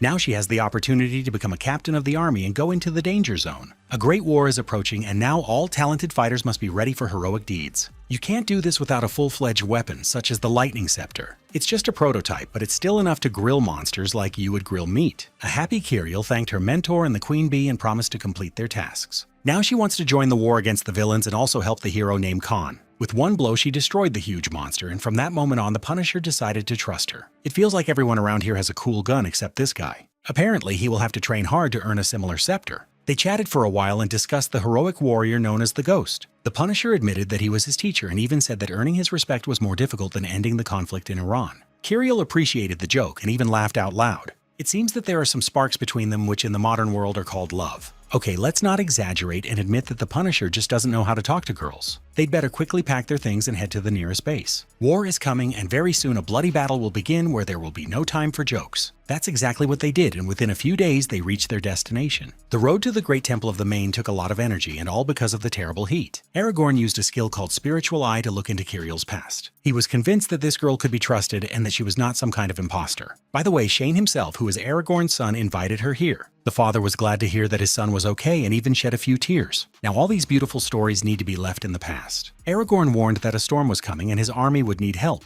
If the Queen Bee is willing to give up her army, then he will gladly unite just to protect the civilians. The sage is in a good mood today, so he decided to give gifts to the youth. The Punisher and Kiriel can each select one item from his personal treasury. The protagonist student chose the Daggers of Balance and quickly regretted it. By the time he was told that they couldn't be touched, it was already too late. The thing is, these daggers have been cursed for a long time and they were originally supposed to be locked in the closet. Now, the Punisher will never be able to give up these 2 daggers, and that's not the worst of it. He must carry them close to him even when he goes swimming so as not to experience wild pain. As soon as he forgets one of the daggers, his body will immediately begin to turn inside out. To be honest, no one has verified these words, but the sage believes in old tales too much. Kiriel decided that she needed to test it in practice, otherwise it all made no sense. The Punisher immediately made a mistake and decided to trust her words. He put one of the daggers aside and felt a pain comparable to being struck by lightning in rainy weather. After that, he will never part with his weapon, even if he is given a demo version of GTA 5. This is what happens when you listen to beautiful blondes who think they're smarter than everyone else. As for the girl herself, she was not stupid and made a more correct choice. She liked the Sword of Aluminum, that is the hero who defended this city more than 100 years ago. It's immediately obvious that the old man wanted to sell it at auction to buy himself a new Lamborghini. I'll have to put all my dreams aside because he promised to give me a gift and must be responsible for his words. One touch of the sword was enough for everything around to shine with bright flashes. Mana must be concentrated into the blade immediately or it will absorb Kiriel's soul.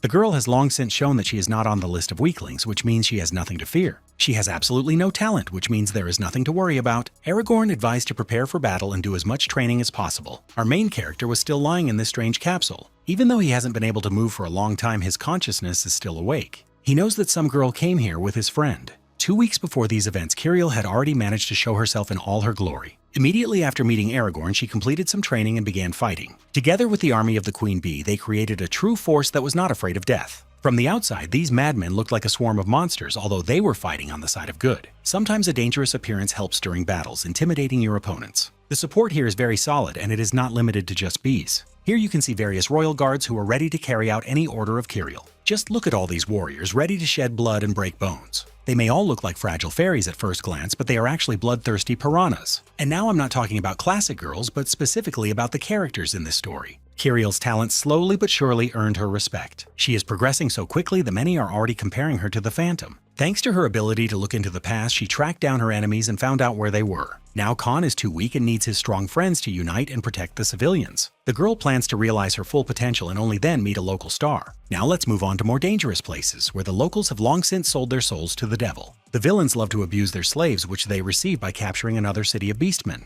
This entire sad spectacle is being orchestrated by Kyle Dawson, head of the 21st Precinct of the Laurel clan. This bastard has already committed a huge number of crimes and does not even feel remorse. One of his favorite pastimes is killing fresh slaves. He offers them the opportunity to escape and does not restrict their escape route at all. As soon as the slaves begin to speed up, Kyle immediately takes out his weapon and tries to kill the fugitives. But just look at his blazing eyes, thirsting for blood and obedience. Watching these crimes makes it hard to breathe and impossible to take a step back. Innocent slaves fall dead without any real chance of a second chance. Kyle is clearly on a roll these days, and there's talk that he's even set a new record. For him, 10 kills in one attack is no longer something special, although for everyone else it is an amazing figure. It turns out that one of the slaves managed to survive and is still breathing. Kyle's assistant said the record was in jeopardy. For the captain, it was like a red rag to a bull. He immediately took off and flew high into the sky to deliver a powerful blow. The surviving slave felt a foot pierce his spine and thus tear his heart apart. The poor guy had no chance of survival. His life was over. There was no condemnation here, only shouts of praise from the captain's mates. Among all this rabble of scoundrels, only one person radiates indignation. The Dark Monarch has long hated the bandits among whom he has to work. In fact, Levon is Envy Aaron's assistant and works here undercover. He hates Kyle with all his heart, who last year raped and then killed his sister Aaron. Sooner or later the moment will come to take revenge, but now you need to restrain yourself. Levon came here to deliver a message and doesn't want to stay here any longer. He doesn't have much time left to be friends with this bastard because the moment of reckoning will come very soon. The villains are gradually gathering their troops and preparing for an offensive. They know that Lazarus's land is rotting, which means that the great god has abandoned them to their fate. Now they are ready to worship another god just to transfer their souls to a more pleasant world. I won't go into all the details because there's too much nonsense and confusing religion here. In any case, these madmen decided to become heretics, thinking that it would be better that way. Well, it's their choice, but they will have to pay dearly for all their sins. On the side of all these villains fights the same Coffin Emperor. All he wants is to save his wife, and he doesn't care much about anything else. The Emperor is forced to turn a blind eye to the crimes of people he considers allies. You can have different attitudes towards him, but in any case, he is an accomplice to crimes. The villainous armies are almost fully staffed. Now they are moving forward to a great war to seize the land and sacrifice their enemies to the new god. For all this, they hope to be able to open the gates and move into a new prosperous world. More than 100,000 warriors advance towards Aragorn's kingdom. They know no fear and have only one goal: to kill. That's why Khan needs to get out of his damn capsule as quickly as possible if he wants to save this world from collapse. In the audience hall of the Mon Sanctuary, a sense of panic is already gradually growing. In order to put forces into the war, it was necessary to enlist a supporting army. Allies from different territories decided to unite to avoid being killed one by one. Each of them must understand that they only need to hold out for 1 month of fighting. Around this time, the Ghost will finally receive a boost to his own body and join the war. After this, the fight will become much easier because Khan has incredible skills. Beautiful words had an effect on the generals and ordinary soldiers. Each of them believed in their strength and promised to go to the end in this bloody massacre. Khan had been absent for too long and it could no longer be ignored. Using the spiritual eye skill, I had to contact him to discuss the situation. From the outside, it looked like immersion in some other world with its own laws and rules. Everything around is red and dark, which means the Ghost is in a serious condition. He asks no one to worry, although he himself can hardly move. Much has changed now compared to my previous life, and it's time to draw conclusions. Khan explained exactly how the criminals would act to break through the defensive fortress. They will send slaves ahead who will of course be let in without any checks. As soon as the slaves are inside the fortress, the spell will be triggered and everything around will explode. The gates will be destroyed, and after that it will be almost impossible to hold back the villains. To prevent history from repeating itself, Khan offers a clear and well thought out plan. He asks to use the Punisher's help along with Vaughn to strike back. This will help save many prisoners, especially if Aaron is involved in the matter. Now she's heading here to the support group, which means there are only 2 remaining fighters left to find. When everything is going well, there will always be someone who will ruin it. The instructor decided to intervene and prohibit the use of the spiritual eye skill. He deliberately puts a spoke in the wheel in order to enjoy the bloody war. Although it may seem from the outside that he succeeded, Khan has already managed to convey the main advice. Now all that is needed is to carry out his instructions and wait for his full awakening. There is no guarantee that the Acheron army will be able to hold out until that moment, but at least we must believe in success. Now I propose that we move to another area where the heat has finally given way to a cool night. Here at Kyle Dawson's camp, everyone has been dreaming of a bloody battle for a long time. They are only 4 kilometers east of the Great Temple of the Main and will be there tomorrow. Today, the scoundrels decided to try out that very skill that allows you to blow up slaves. And the cunning plan is to send the slaves ahead of them and allow them to enter the fortress. Then the wizards will activate the explosion, and all the dirty work will be done. When nothing remains of the fortress gates, the outcome of the war will be predetermined. Today, to test this skill, they are going to use 2 slaves. Nobody needs the old father anymore, so let him go away and stay out of the way. It's much more interesting to take advantage of his daughter, who will do anything to avoid seeing her father being beaten. Kyle gave the go-ahead to begin the show and hurried to get some chips and beer from the fridge. From the outside, everything looks quite simple and clear. No one needs to be beaten because magic is involved. All you have to do is cast a spell on the slave, and that's it. Of course it hurts a little, but it's much better than the usual torture of these bastards. Just a few seconds later, it was all over and she was suddenly released to her father. The frightened girl thought she was about to be killed and could not believe her own joy. She ran to her dad to make sure he was okay and still alive. Judging by his face, he also thought that the ending of the story would be a little different. In fact, his intuition was not wrong, it's just that today the scenario is a little different. The stunned father began asking what the bandits had done to his daughter but received no answer. Then came a snap of the fingers in the style of the Marvel Cinematic Universe's biggest villain. The magical pattern on the girl's neck began to glow with bright pink flashes. After this, a powerful explosion tore her apart along with her father, leaving no trace of their existence. Kyle is clearly pleased as this gives him the opportunity to win tomorrow's battle without any unnecessary deaths. Levon, also known by the pseudonym Dark Monarch, continued to observe all of this. He knows full well that if he doesn't intervene, tomorrow's battle will end in disaster for the Acherons and their allies. In that case, his people must leave here immediately and he himself is obliged to carry out sabotage. They say that one man in the field is not a warrior, but Levon doesn't think so. He was ready to attack, but his ally decided to get ahead and sacrifice himself for the captain. He drew his sword and said that he would give his life for the good and prosperity of his beloved world. Apparently, this is exactly what Kyle Dawson was expecting because he wasn't surprised at all. He reacted instantly and demonstrated skills in the best traditions of the Taekwondo school. A spinning kick knocked out the opponent immediately without any unnecessary talk or formalities. Kyle knew from the start that right before the storm, all the rats would try to leave the ship or attack him in the back. After that, he turned his gaze to Levon, waiting to see what this mysterious scoundrel would do. Now the Dark Monarch must kill Terrace's ally with his own hands to clear himself of all suspicion. For him, this is the worst possible scenario and he is not ready to go through with it. All that is needed is to send a message via the magical bird so that Aaron will know what happened here. After this, life is worth nothing and you can arrange a real fireworks display under the cover of night. The Dark Monarch smiled and then activated his magic, indicating that the show was just beginning. He gave orders to all members of the Crown clan to kill the villains in this camp. The holiday just before the storm came to an end and people seemed to go crazy. A bloody battle began where yesterday's allies fought against today's enemies. Psychopath Kyle only got pleasure from it and enjoyed the process. He knew that he would ultimately win anyway, which meant he had absolutely nothing to lose. But his plans could be ruined if the Dark Monarch reveals his full power. For the sake of his daughter, he will fight to the last just to defend his views. From that moment on, all the beautiful words faded into the background. The two fighters took up arms and rushed to try to tear each other to pieces. Kyle decided to seize the initiative and immediately tried to dictate the pace of the fight. By that time, Levon had already managed to absorb a significant portion of the ancient runes. His stats immediately jumped up and he felt a surge of rage. After this, incredible self-confidence burst out and this fighter was no longer stoppable. Finally, someone was found who would fight back against the scoundrel who was killing slaves. Just look at the face of this frightened coyote who for the first time felt what real resistance was. Another ally was very close all this time and was finishing off the wounded soldiers of the enemy army. Khan was in no hurry to intervene because he knew that his friend would definitely cope with the problem. So far, everything is going according to plan and tomorrow's storm may be postponed indefinitely. Using his skills, the Punisher caused the dead to rise on the battlefield and continue the fight even without severed limbs. It may have looked scary from the outside, but what wouldn't you do to win the war? Unlike Kyle, this psychopath is still on the good side, which means we support him.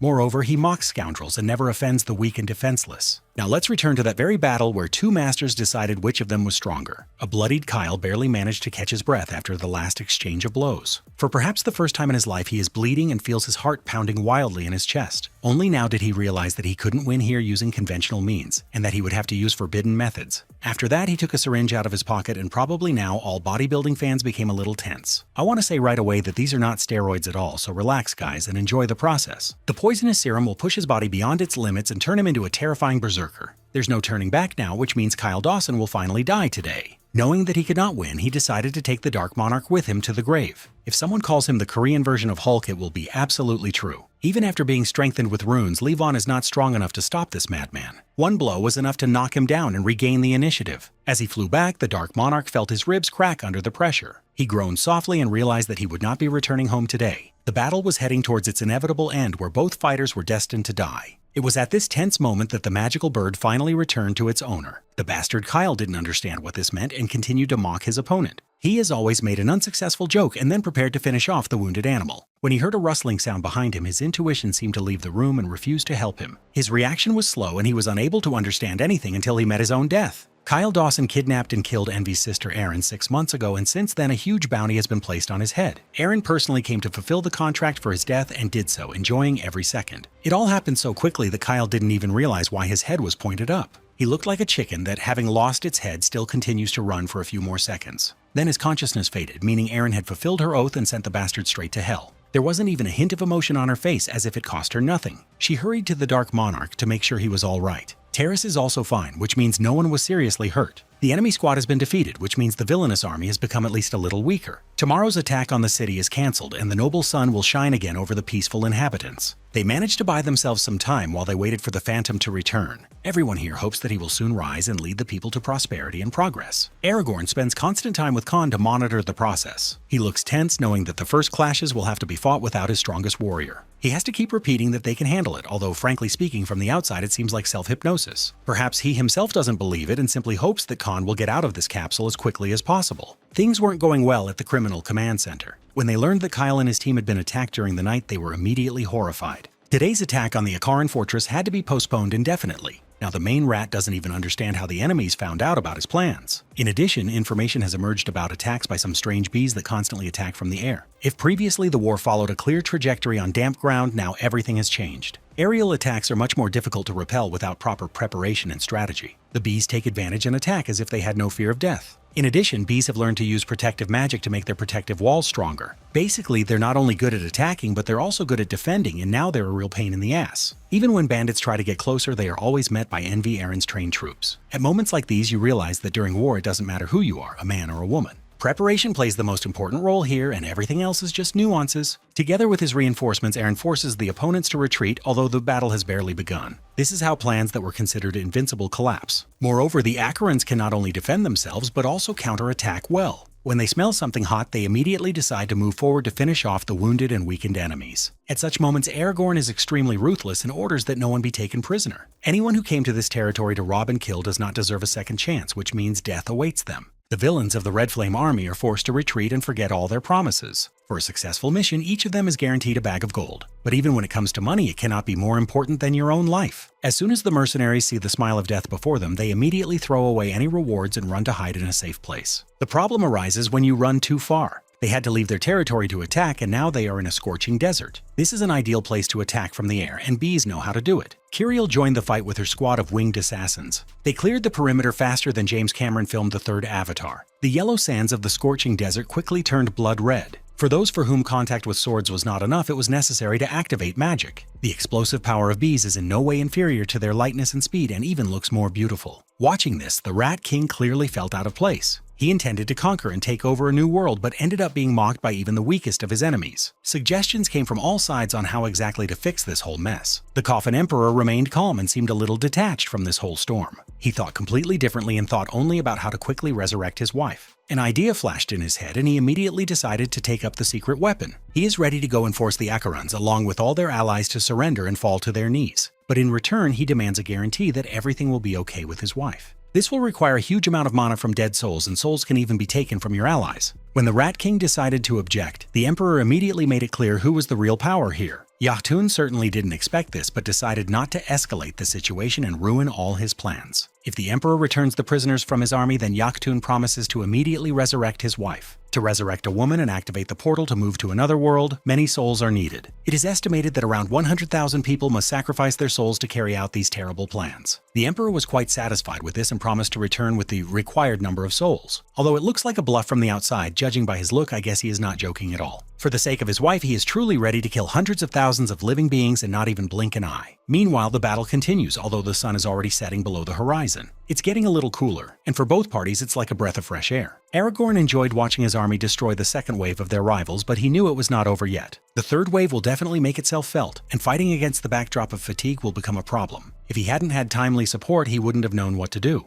But with Kiriel and the bees, even the darkest times become a little brighter. Aragorn asked them to rest before the battle of attrition began. It would seem that there is time to relax, but it was not so. The terrifying aura made everyone tense and tremble with fear. The little bees, who had recently played the role of killers, now did not know where to hide their frightened gaze. The Coffin Emperor appeared in the sky, coming to remind us why he was given such a nickname. His brother immediately realized that plans had changed and that the Emperor was now dictating new conditions. This seasoned killer looked upon armies as insects unworthy of him. He always considered himself a major star and decided to remind people where he got his big ego from. His huge cannon aimed its muzzle and released a charge of the most powerful energy. From the outside, it might seem like the Chinese New Year celebrations have begun, but that is not the case at all. All the warriors who came into his hands were instantly destroyed. They didn't even have time to realize what was happening, and within a second they were scattered into tiny molecules. It all sounds a lot like a good advertisement for a vacuum cleaner that cleans everything around it. Aragorn immediately fell to his knees and felt weakness in every part of his body. The Coffin Emperor found himself in the most heavily protected fortress in just a second. He met with the local leader to exchange a few words. The Emperor offers a way out so that most of the local inhabitants can survive. He clearly has the power to destroy everyone around him, but he decided to negotiate. All he needs is for Acheron to give up 100,000 of his men, and then the war will come to an end. 40,000 souls will go towards resurrecting the wife, and 60,000 souls will go towards opening a portal to another world. The population of this city is barely more than 500,000, which means that it will have to give up 20% of its residents. The king is clearly not ready to make such sacrifices, and many of his warriors agree with this. As soon as Erin heard the conversation, she immediately grabbed her sword and flew forward.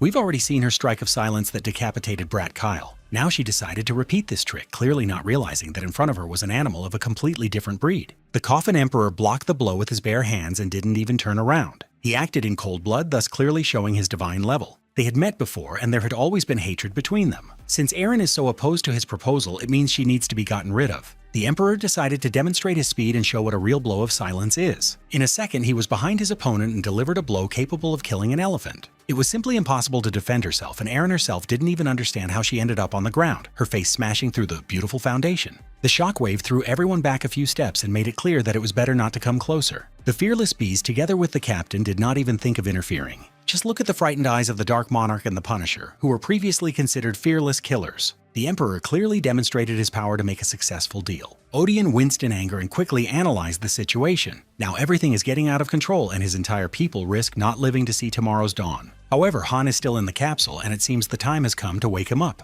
Aragorn, who had been observing the negotiations, decided that it was time to take action. He mentally addressed his granddaughter and ordered her to immediately run to the secret room. The fate of all 600,000 local residents may now depend on this little girl. With tears in her eyes, she began knocking on the secret room, unable to open the door. When there was no more hope left, she fell to the floor and whimpered. After this, the powerful doors opened and the dark silhouette of a warrior appeared nearby. A ray of hope sparkled in her eyes, meaning that not all was lost. Every second counts now, as negotiations have reached a dead end. Odion listened to the proposal and then expressed his thoughts on it. He called upon all his warriors to take up arms and carry out his orders. Anyone who can fight must challenge this mad emperor and show what the people of Acheronia are worth. It was bold, I would even say damn bold. The emperor was expecting exactly this, and a second later he rose high into the sky. He activated his explosive device at full power and prepared to bury the city's 600,000 inhabitants alive. An energy beam burst out and flew forward at the speed of light. It was at this moment that a man who had long ago deceived fate appeared on the path of death. He took the full brunt of the blow and did not allow the local residents to turn to dust. The emperor certainly didn't expect this and immediately tensed up. For him, this was bad news, even worse than his TikTok account being banned.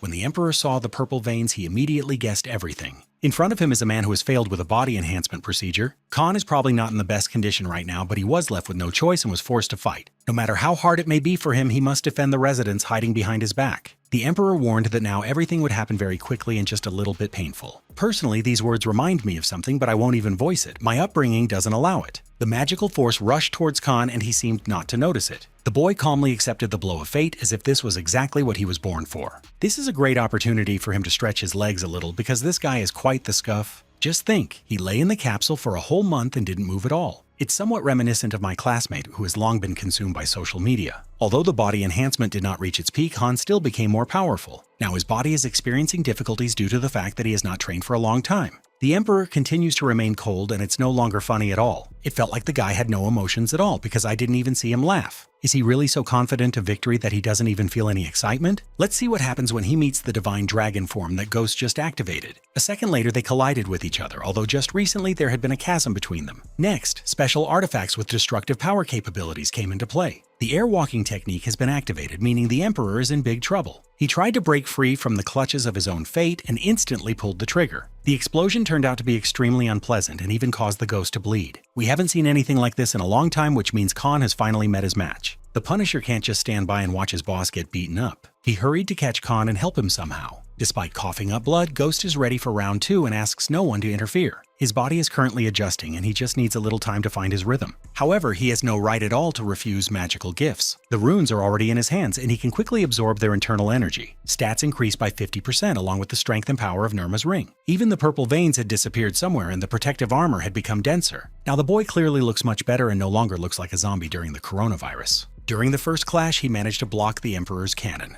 Now that huge shotgun doesn't work, which means the tough guy is left without his main toy. Now let's see what he can do without tricks and a special artifact. Khan could have easily destroyed him, but decided to choose a similar tactic and start with negotiations. He knows that the Coffin Emperor commits crimes solely because of his wife. Khan said that he could cure her even if it seemed absurd from the outside. At first the Emperor did not believe it, but then he realized that he had no right to reject outside help. He doesn't blame anyone for this and understands that the Emperor committed crimes solely for the sake of his loved one. It turns out that you can kill people and say that it is done for someone else. Apparently, these are the rules here. At least now the Emperor is going over to the side of good just to get help for his wife. The Rat King clearly lost and was now left without his main weapon. The Coffin Emperor had betrayed his army and what to do next was completely unclear. All that remains is to gather elite warriors and go directly to the Soul Transmitter. It looks like this Splinter teacher has a backup plan and he was prepared for it all along. Just a second later, a strange magical barrier appeared over the city with the Acherons. At first, nothing foreshadowed trouble and everyone gathered simply looked at the sky. Then a terrible monster appeared from the barrier reminiscent of the mutants from Teenage Mutant Ninja Turtles. His name is Akadus, and Khan has already fought this bastard in a past life. Initially, there were no disasters in the Orange Zone and everything was calm.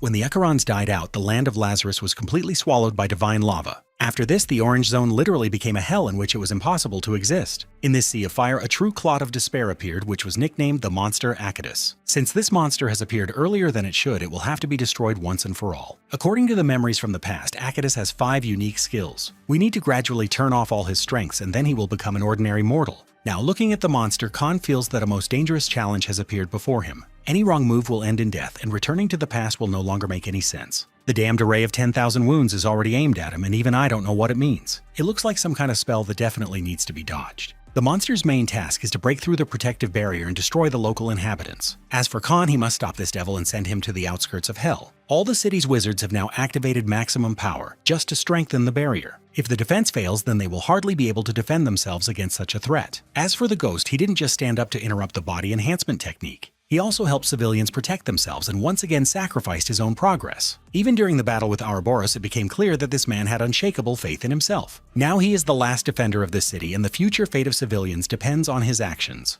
They all ask him to save the Orange Zone, knowing in advance that he is their last hope. And now that the epicness has reached its limit, you can enjoy the bloody spectacle. By the way, the Coffin Emperor is completely unaware that the Rat King has hidden such a dangerous weapon. He thought there were no secrets between them until he found out how cunning Yatun could be. It turns out that Akadis can activate the spell of binding countless scars. If we put aside all the complicated explanations, it is enough to say that everyone around is going crazy and starting to turn into zombies. The Emperor has fallen under the effect of this skill, but all is not lost for him yet. If he shows character and can control his consciousness, then Khan promises to save his wife. Now, while the Emperor struggles with his inner demons, the ghost struggles with Akadis. This monster looks, to put it mildly, very disgusting, just like Hollywood stars without makeup and plastic surgery. At the same time, he is still quite strong and possesses the power of different elements. Khan decided to use his staff to strike from medium range. The first attack hit the target, but had no effect. The vile bastard is still alive and even makes sounds that resemble laughter. He strengthened the agony of countless scars skill, and everything around was saturated with vile energy. The monster aimed its power straight at Khan's heart, hoping it would rupture the vital organ. Someone tell him that the efforts are pointless and Han no longer feels pain. He has already raised his level so much that all these fights are nothing more than some kind of child's play for him. The protagonist sped up and began cutting off his opponent's limbs. Local residents who had not even paid for tickets continued to observe all of this. They saw the spell disappear and the barrier no longer be under pressure. For a long time, Odeon could not believe that a person was capable of such a thing. When they first met, he immediately realized that he was dealing with someone special. But now it has become clear that the ghost is a real angel from heaven, sent to restore justice in the abyss. Khan had just managed to take away several of the monster's strengths. However, its inner core is still contracting and creating dangerous energy. We need to send him to hell quickly or this will end badly. Right now, Akadis used the Silk Tomb technique. I honestly don't know who came up with all these names, but it sounds really weird. I had to defend myself with a magical flash to avoid becoming a tied vegetable. The monster didn't like the flash at all because he was fried like a grasshopper on a Chinese grill. By that time, the Emperor had come to his senses a little and had taken control of his mind. All this time, he was experiencing incredible torment and was already waiting for his brain to melt. For the first time, he had the chance to see a person who possessed incredible determination and at the same time sound mind. In order to save his own wife, he will have to unite with this ghost and fight on the same side.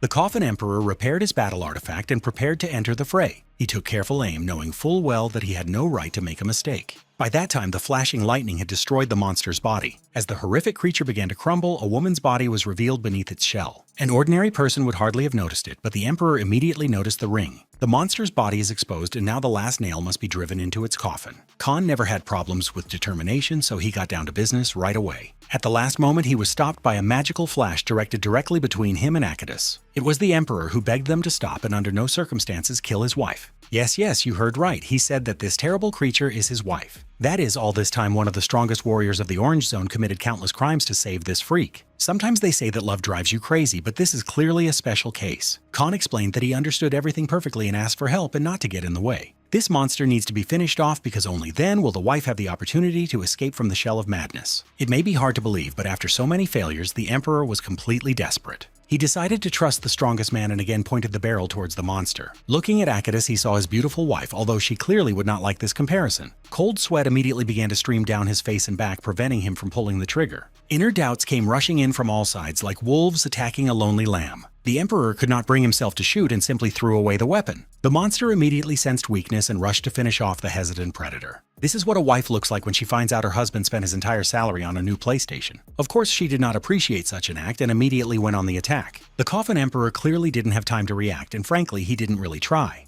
Thanks to the developed skill, parasitic regeneration occurred. In very simple terms, Akadis healed his injuries by absorbing Undertaker's life energy. Moreover, all this time Khan simply watched what was happening. It was as if he deliberately let the Emperor suffer a little pain so that he would understand that he had made a mistake. Now that the perfect moment had arrived, everything around began to shine with bright flashes. Khan instantly closed in on the monster and this time did not let it escape. He managed to break through Akadis' defenses, and the beautiful girl finally breathed in the fresh scent of freedom. Her joy is of course very peculiar, and it even looks a little strange. Let's pretend that everyone is happy in their own way and let's not attach much importance to it. The loving husband and wife finally hugged each other and felt that the worst was behind them. Yes, she is indeed saved, but is everything okay with her health? According to Khan, the one who can help her is already approaching here. It turns out that the woman is dying right now and it's still too far from a happy ending. Aragorn never thought he would lend a helping hand to the man who had brought so much pain to his people. Sometimes you have to look at the world differently to have a chance to progress. The Khan asked him to calm down and reminded him that all this was being done for the common good. Now they are sailing in the same boat and they need to make friends with the Emperor for everything to work out. Let the Coffin Emperor step aside and let the old man show his talent. I'm not talking about some kind of perverted tricks now, but about banal medicine with the help of magic. The wife demands immediate help, otherwise her heart will not bear it. She is still hovering between life and death and requires constant support. In order to stop the curse, at least temporarily, the old man used the ice coffin technique. This magic envelopes a person and does not allow the forces of darkness to suck all the life out of him. The woman was plunged into icy shackles until someone could be found who could completely cure her of the curse. The Khan promised to solve all these problems, but only when the war ended. There are still too many enemy soldiers nearby, thirsty for blood. Now the men need to do more important things and then come back and cure the cursed woman. Even banal logic can cause too much pain. One glance at his wife was enough to awaken old feelings and emotions in the Emperor. Now he is held hostage by the ghost and must carry out all his orders, otherwise the dream will evaporate again. By the way, now is the perfect time for Han to finally meet someone. I hope no one has forgotten that blonde who could read the past with a touch. Kiriel touched his back and was immediately plunged into the abyss of darkness. This guy is surrounded by complete loneliness throughout his life. At the same time, he is incredibly persistent. In order to reach the end of the path and create a good world for humanity, he has repeatedly lost his way and suffered failures, and therefore his heart is filled with sadness. It's hard to even understand why one single person can carry such an unbearable burden on his shoulders. For Khan, the touch of this girl became real torment and returned him to his past life. He immediately spread his wings and flew away, barely having time to say hello. This is probably the first time I've seen him so shocked. One touch was enough for all this, and I'm even afraid to imagine what would have happened if Kiriel had hugged him. The girl was also upset because she had always wanted to meet the local hero and had imagined it a little differently. She felt incredible sadness and now longs to help the hero. Someone tell her to just stay out of the way and not make things worse. Khan clearly doesn't want to let anyone into his heart, and he has plenty of reasons for this. He flew away not to take a walk but to complete his next task. Now he has become much faster and stronger than he was in the red zone. In the orange zone, the main goal is to strengthen the body. That's what his wise friend said. Now that the main goal is completed, you can finish your journey in this world. He descended into the dark forest and saw those very same tracks. There were clearly beings here who were heading towards the soul transport device to find a more suitable world for themselves. Their main plan failed and they simply decided to run away with their tails between their legs in fear. This will require a special device and a full ritual. Here we cannot do without the Crown of Thorns, which Khan had heard about in his past life. By wearing the Crown of Thorns, you do not gain the ability to travel to another world, but you do gain the role of the one who opens the gate. When Aragorn went into the red zone, he had a lot of priests and energy, and there were no problems. Now the situation is completely opposite, which means a sacrifice will have to be made. Those who have taken this path do not even realize that they will become only a step towards opening a portal. For now, it's in Khan's best interest to let them carry out their plan to have the villains kill each other. He will arrive at the scene and wait for the outcome before intervening. While the cunning ghost remains undetected, the villains of the Red Flame Army still believe in a happy future. They searched long and hard for the entrance that Sir Yatun had spoken of. Now that the job is done, you can finally enter the secret room. After all his dashed hopes, the Rat King firmly decided to move to another world. To achieve this, he is ready to sacrifice his own allies without any remorse. Khan is already nearby and has been watching their every step all this time. He used Ravana's bracelet, which makes a person practically invisible. The secret room was much lighter and more spacious than the previous corridor. The Rat King addressed his allies and said that this place was the future of the continent. They leave the rotting piece of Lazarus and are transported to a new land where there are no restrictions or unnecessary rules. All these stinking coyotes just nodded in agreement with their boss, not realizing that they were being called to the slaughter. Each of them agreed to give their lives for the prosperity of the continent. The boss chose the strongest ally and placed that very crown on his head. After this, the magical bonds were activated to open the long-awaited portal. The squad captain felt incredible pain as the crown sank its claws into his skin. He screamed and even squealed like a slaughtered pig, knowing full well that no one would help. Long wooden tentacles attacked the rest of the warriors. Only now did they realize that Sir Yatun had brought them here to use them for his own purposes. In the end, he only quietly said a few words and even apologized to his allies. The fact is that he is the only one who has the opportunity to cross to the other side. Screams didn't help and the bodies couldn't withstand the pressure and were torn into small pieces. The blood awakened ancient magic, which gradually opened a magical portal. Although his plan completely failed, he was still able to open the gate using the essence he had collected. Initially, the energy of the Acherons was supposed to be used for this, but even so, the plan completely suits the vile rat. As he dances with joy, Han gradually gets closer to his goal. He heard the name of Cadion, whom they had known since their previous life. Apparently, the Rat King misunderstood and thought that he served Cadion. In fact, this simply cannot be true because Cadion has always been on the side of good. In this case, there is no point in leaving the rat alive, and it is time to get rid of it. He had already lived and enjoyed his power too long for a being who did not deserve greatness. 1 second was enough to get close and strike right on target. Yatun didn't even understand what had happened and continued to scream, blaming fate for his failures. Then the wound finally made itself felt and he saw his knees buckle. The cough of blood immediately made it clear that the game was over. The Rat King fell face down and continued to twitch for a long time like an iPhone in vibration mode. The Khan decided to remind his defeated enemy that he had used the wrong spell. While the Rat King is not yet completely dead, it would be nice to have a little chat with him. Let him look at his own spell and understand what he really did. One wrong word changed everything, and now there can be no talk of any portal. Screaming won't help here because there are only 2 living creatures in this building. A black cloud emerged from the portal and swallowed the dying rat. If you catch one of the black clouds, you can use it profitably in the orange zone. The little rat didn't even have time to understand anything before his body had already partially dissolved. He, of course, tried to say all sorts of vile things and even promised revenge. The fool doesn't realize that the dark energy is using his body as food and has no intention of giving him a second chance at resurrection. Now all that's left of him is a black magical cloud. This artifact is completely sealed, but it can be used for personal purposes. At this moment, the instructor decided to remind everyone of himself again. He hadn't spoken to the main character for a long time and was even a little bored. Ordinary hunters should not be able to obtain such valuable prizes in this abyssal zone. An exception will still have to be made for Khan due to his special skills. At the same time, the instructor asks for a small favor. He doesn't like the fact that all of the ghost's allies remain alive after the hardest battles.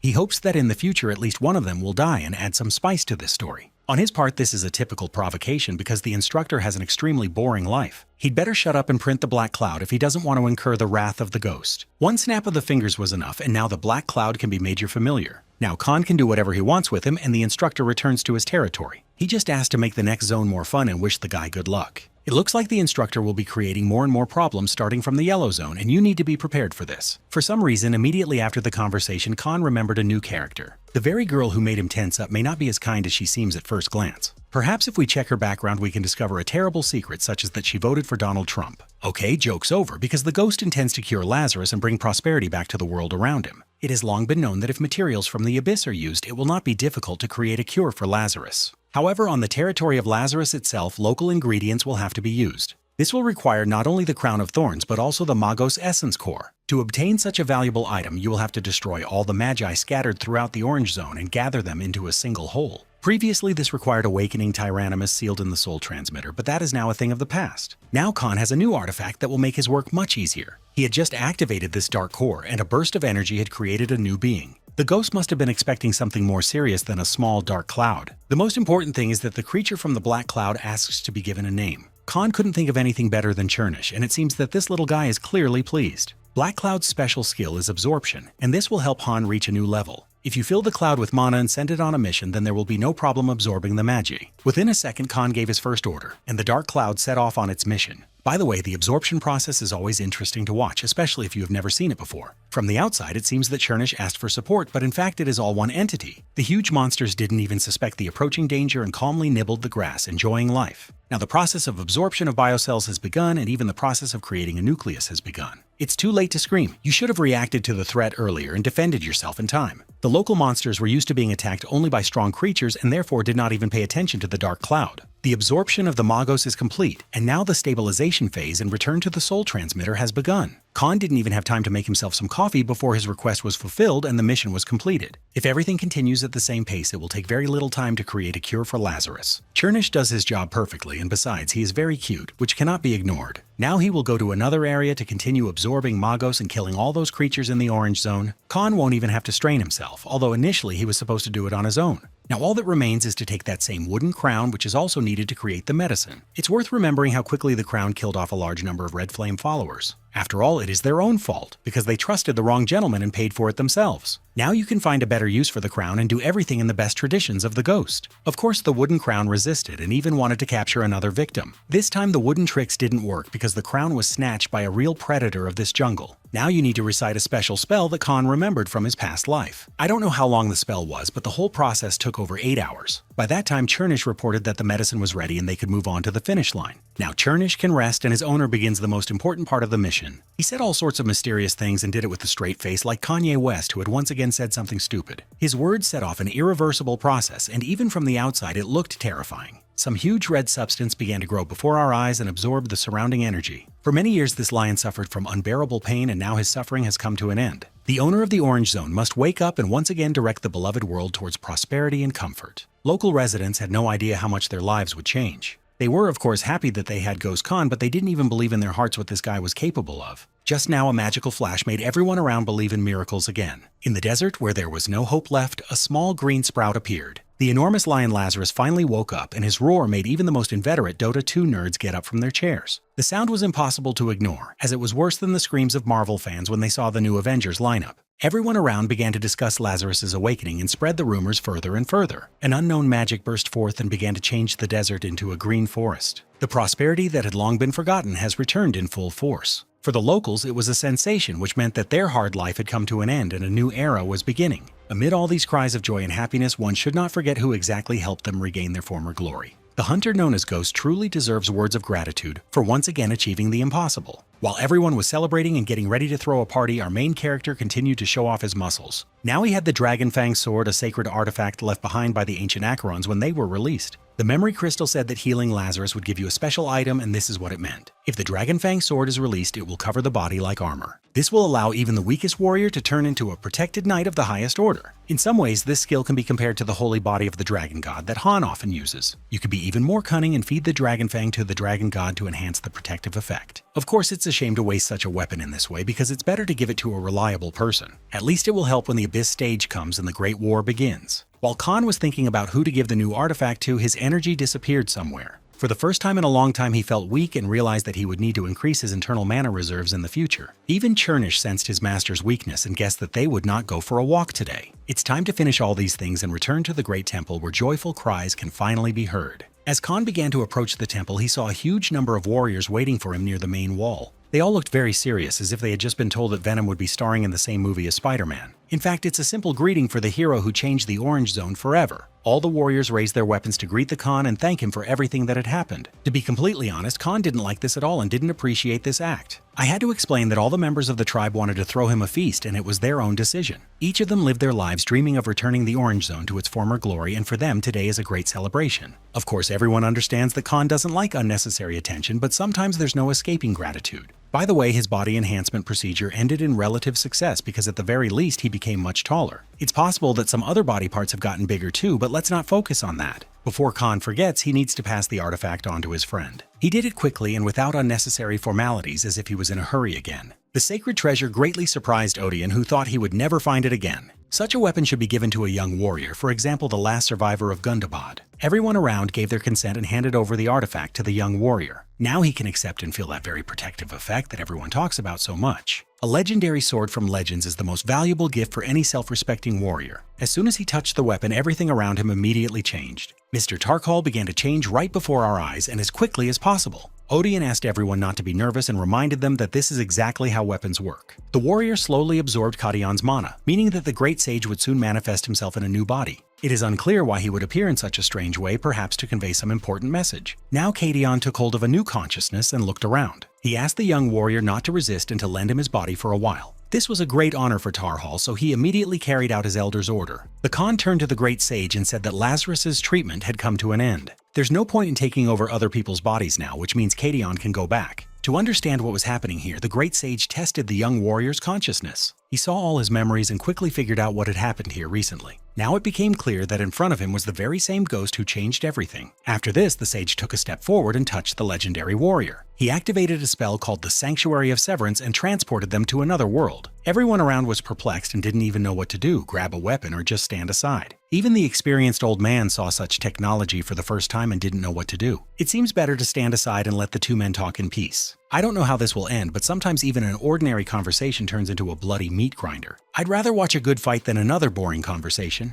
In fact, it's just a desire to talk privately without prying eyes or ears. Kadion's presence here and now is a chronological error, even though he wanted it to be so. He had not yet created the very memory crystal that was supposed to cure Lazarus. The timeline is broken, meaning that Khan has returned from the future and there's no other way to describe the situation. The experienced sage turned out to be right and quickly realized this just by the guy's reaction. Khan quickly told everything that happened and how he ended up in the past. Now they are definitely on the same side because it is impossible to fight with such an ally. With every attempt to cross the abyss, the mind inevitably becomes hostage to various ideas, and this has become a problem for many warriors. All living beings become obsessed with becoming stronger, surviving, or gaining power. Still, Khan is a little different and thinks first and foremost about the survival of the species. He wants to cooperate and is willing to receive any help to achieve his goal. They discussed cooperation for a while and then started talking about the conditions for surviving the War of the Abyss. From this moment on, Kadion will take over the leadership of the Acherons and lead them to prosperity. After that, they returned to the real world of the Orange Zone and calmed everyone down. The Great Sage greeted everyone and said that from now on he would rule the entire Orange Zone.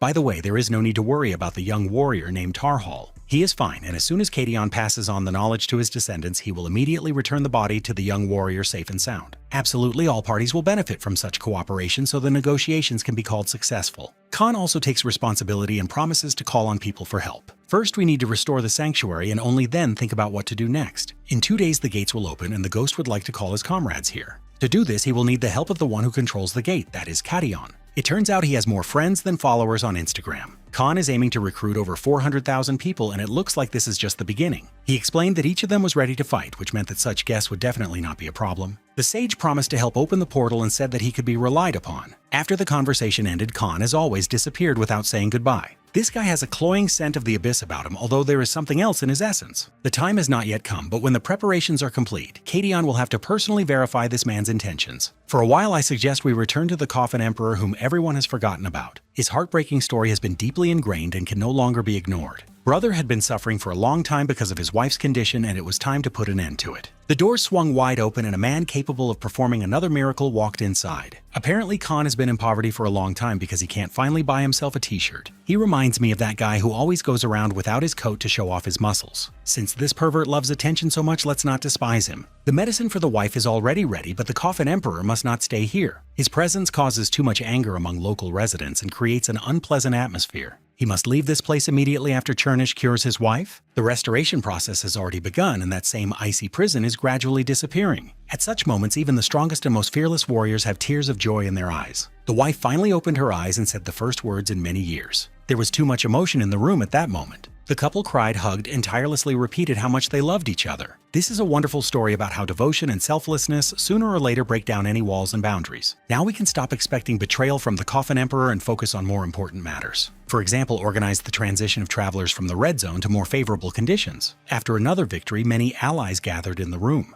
There are very tense relationships between many of them, and this makes it difficult to relax. The Coffin Emperor tried to explain that his past actions were not due to bad intentions. He always wanted only to cure his wife, and everything else did not bother him much. The wife also said a few words, although few people listened to her. In short, the Coffin Emperor apologized several times and said that from now on he was on the side of good. Belief is not required, of course, but Khan calls on everyone to exercise prudence and cooperation. Moreover, if the Coffin Emperor even hints at betrayal, he can be disposed of immediately. Now that everyone has calmed down a bit, we can listen to the ghost's plan. Tomorrow he plans to bring travelers from the Red Zone. Its main goal is to unite all the strongest clans of the Orange Zone to create a powerful army. Frankly speaking, from the outside it looks like some kind of nonsense that is impossible to put into action. Moreover, some clans are made up of psychopaths who are best not trusted. Objections are inappropriate now because Khan has already decided everything, even if it seems like nonsense. His main goal is to strengthen humanity, and any methods will do for this task. He wants to force all clan members to undergo the enhancement technique while he himself goes to the Yellow Zone alone. As soon as the allies heard his ideas, they immediately called him a psychopath who didn't understand what he was doing. Many have worked so hard to become strong and follow him, and in the end he chooses the path of solitude again. What happened next was a classic incident that doesn't even need explaining. In a fit of emotion, Kiriel took offense and simply left the room. She'll probably post an Instagram story right now and tell everyone how seriously she was insulted. Khan hasn't cared much about this for a long time now. He added her to the blacklist and now wants nothing to do with her. All this is necessary for one simple reason, which creates a lot of problems for him. In his past life, the death of this girl broke his heart and he does not want to risk her life again.